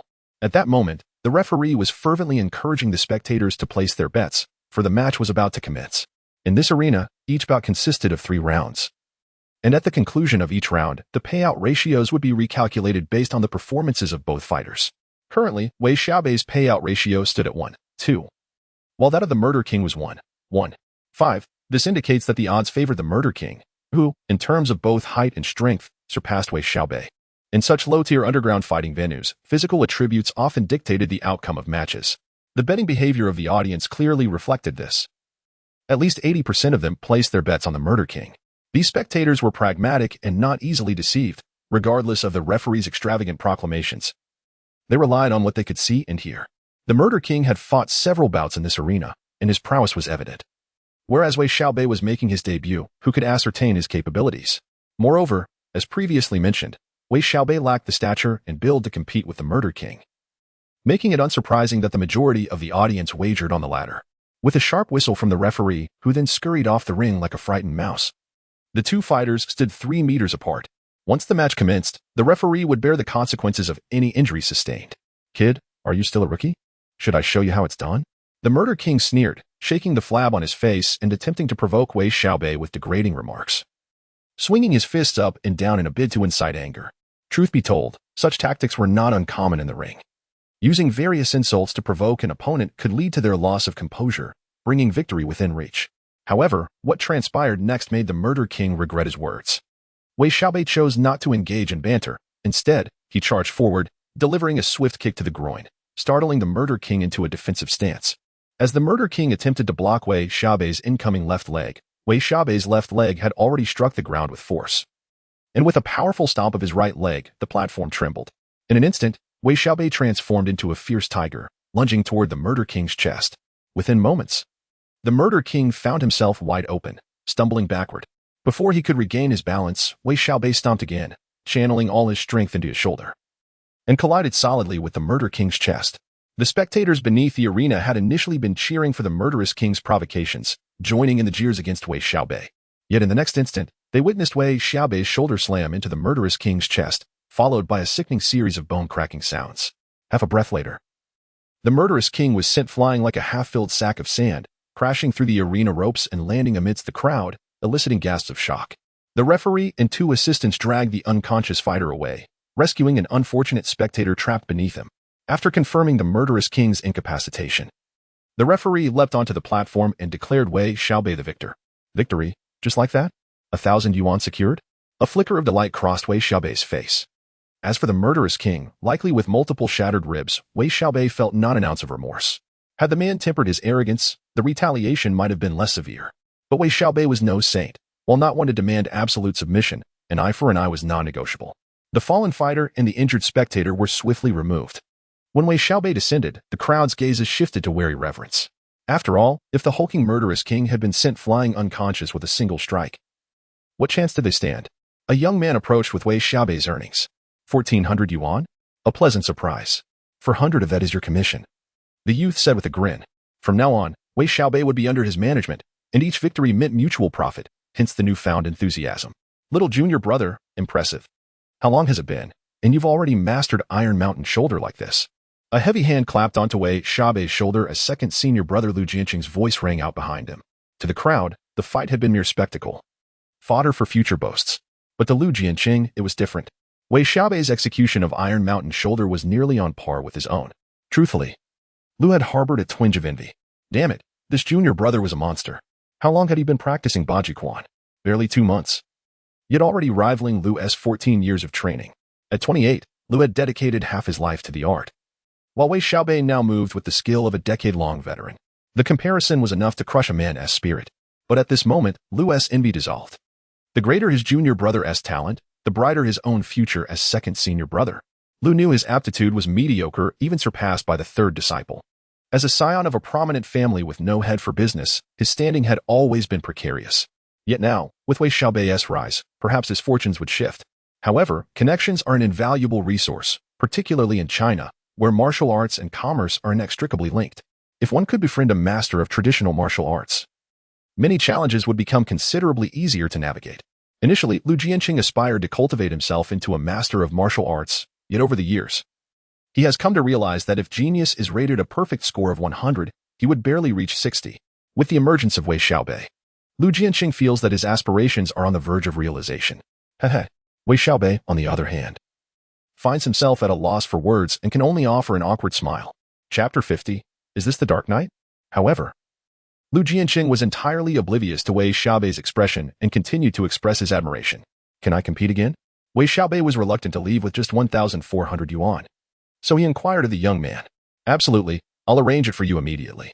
The young man was more than eager to accommodate Wei Xiaobei's request, as every additional match meant substantial profit for him as well. Before long, Wei Xiaobei was back in the ring. This time, his opponent was named the Dark Knight, which Wei Xiaobei found amusing. Isn't it just a little darker skin? Why such a flamboyant name?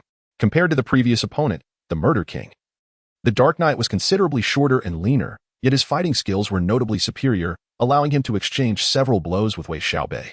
However, his techniques appeared to be honed in street brawls, lacking in structure and riddled with openings. Consequently, after just a few exchanges, Wei Xiaobei delivered a decisive kick that sent him tumbling off the platform. After 2 consecutive victories, Wei Xiaobei's moniker of Fierce Tiger began to echo among the spectators. Indeed, he felt a thrill at hearing his nickname called out by so many. Yet, after the third match, Wei Xiaobei had to withdraw. The reason was simple. The underground fight promoter was no longer pleased. Since the second match, a majority of the audience had begun to place their bets on Wei Xiaobei. And by the third match, aside from a few less discerning individuals, nearly everyone had wagered on him. As a result, the promoter not only missed out on profits but incurred significant losses. Fortunately, he was fair-minded, and despite the losses, he did not withhold Wei Xiaobei's appearance fee. Upon returning to the martial arts studio, Wei Xiaobei's face still bore a hint of exhilaration. It was his first time fighting in the arena, a test of his skills that also yielded financial reward, a truly delightful experience. Having fought 3 matches, Wei Xiaobei earned 700 yuan, which was roughly equivalent to 3 months' salary from his job at Dehao Properties. Indeed, fighting proved lucrative, though the opponents were rather weak. It felt akin to an adult battling a primary school student. While he earned money, it lacked the thrill he craved. Wei Xiaobei contemplated asking his second senior brother to take him to a more challenging underground fight venue next time, just as he heard Lu Jianqing chuckle. Junior brother, didn't you find today's matches a bit unsatisfying? Had I known your skills had reached this level, I would have chosen a different venue. No worries. Next week when I have time, I'll take you to the finest underground fight arena in Ruilake City. Thank you, second senior brother and third senior brother. Wei Xiaobei replied, recognizing the kindness extended towards him. It would be ungrateful not to express gratitude for their support. With the 3,000 yuan in hand, he was comfortably set for the time being, at least ensuring his rent was covered. The following day was Sunday, and the martial arts studio was closed, allowing the students who braved the sweltering heat to take a well-deserved day of rest. After all, it was summer vacation, and training every day could be quite taxing for the students. With the martial arts academy closed for the holidays, Wei Xiaobei naturally enjoyed a break as well. However, he rose early in the morning, practiced with his senior brothers for a while, and then took Yao to his sports equipment store to purchase 2 sets of weighted vests and leg weights. The weighted vest bore a resemblance to ordinary bulletproof vests, crafted from thick canvas material, adorned with 2 rows of 16 square pockets designed to hold lead plates, while the leg weights featured 4 pockets. The total cost for the weighted vests and leg weights amounted to a mere 151 yuan, a reasonable price for commendable quality. In the store, Wei Xiaobei donned a set of the weighted vest and leg weights, then picked up a specialized weight, which felt light at just 2 taels, and casually slipped it into one of the pockets. After filling all the pockets with weights, he felt them and couldn't help but shake his head. A total of only 4 pounds felt far too light, almost imperceptible. Noticing Wei Xiaobei's discontent, Yao Wu, who usually spoke little, understood his thoughts and smiled rarely. Inquiring of the shopkeeper, "Do you have lead plates?" "Yes, we do. The standard weight is 2 pounds, the well-built shopkeeper replied with a smile, instructing a staff member to fetch one. The lead plate was no larger than a palm, perfectly matching the pocket sizes on the vest and leg weights. "I'll take 20 pieces, Wei Xiaobei declared after weighing the lead plate, finding it satisfactory. The shopkeeper, recognizing Wei Xiaobei's intent, chuckled and cautioned, "Young man, if you fill all the pockets, that will amount to 40 pounds. Are you sure you can handle it?" Wei Xiaobei responded with a grin. "I won't know until I try." Once the weighted vest and leg weights were filled to capacity with lead plates, he took a few steps back and forth, slightly furrowing his brow, yet he refrained from removing any plates. When it came time to settle the bill, Wei Xiaobei felt a bit of pain in his wallet. The total for 2 sets of weighted vests, leg weights, and lead plates amounted to 1,000 yuan. Unfortunately, the specialized lead plates were inherently expensive. Carrying 40 pounds in daily life poses a formidable challenge for an average person. For Wei Xiaobei, it was also somewhat burdensome after a prolonged period. Even walking became slightly laborious, and the exertion during training was even greater. By evening, he was drenched in sweat. For several consecutive days, Wei Xiaobei had not experienced a moment without perspiration. Yet, such arduous effort proved worthwhile. In just 3 days, the muscle and physical strength attributes on Wei Xiaobei's status panel each increased by 0.01. Although this enhancement paled in comparison to the immediate effects of directly investing evolution points, the long-term accumulation promised significant benefits. Of course, Wei Xiaobei did not forget about the Grey Realm, as it was Sunday and the Martial Arts Academy remained closed. He hurried back to his rented room with a bottle of white liquor. After downing the entire bottle, when Wei Xiaobei opened his eyes again, he found himself within the Grey Realm. During this period, he had been contemplating a perplexing question. Why was it that so many people succumbed to intoxication? Yet only he could enter the Grey Realm? It was incorrect. The 2 individuals who perished in the Grey Realm were also able to enter. Yet their number was exceedingly negligible compared to the entirety of Ruilake City. However, given Wei Xiaobei's current deductive abilities, seeking the answer to such matters seemed akin to scaling the heavens. After departing from the rented room, Wei Xiaobei made his way directly to the shores of Ruilake Lake. To his dismay, he discovered that the fisherman village by the lake had fallen into a state of utter disrepair, with even the bones of the fishermen having vanished without a trace. After half an hour of angling, he was reluctantly compelled to abandon his fishing endeavor, as not a single half-demonic mermaid, which usually took the bait with a hint of blood, had grazed his line.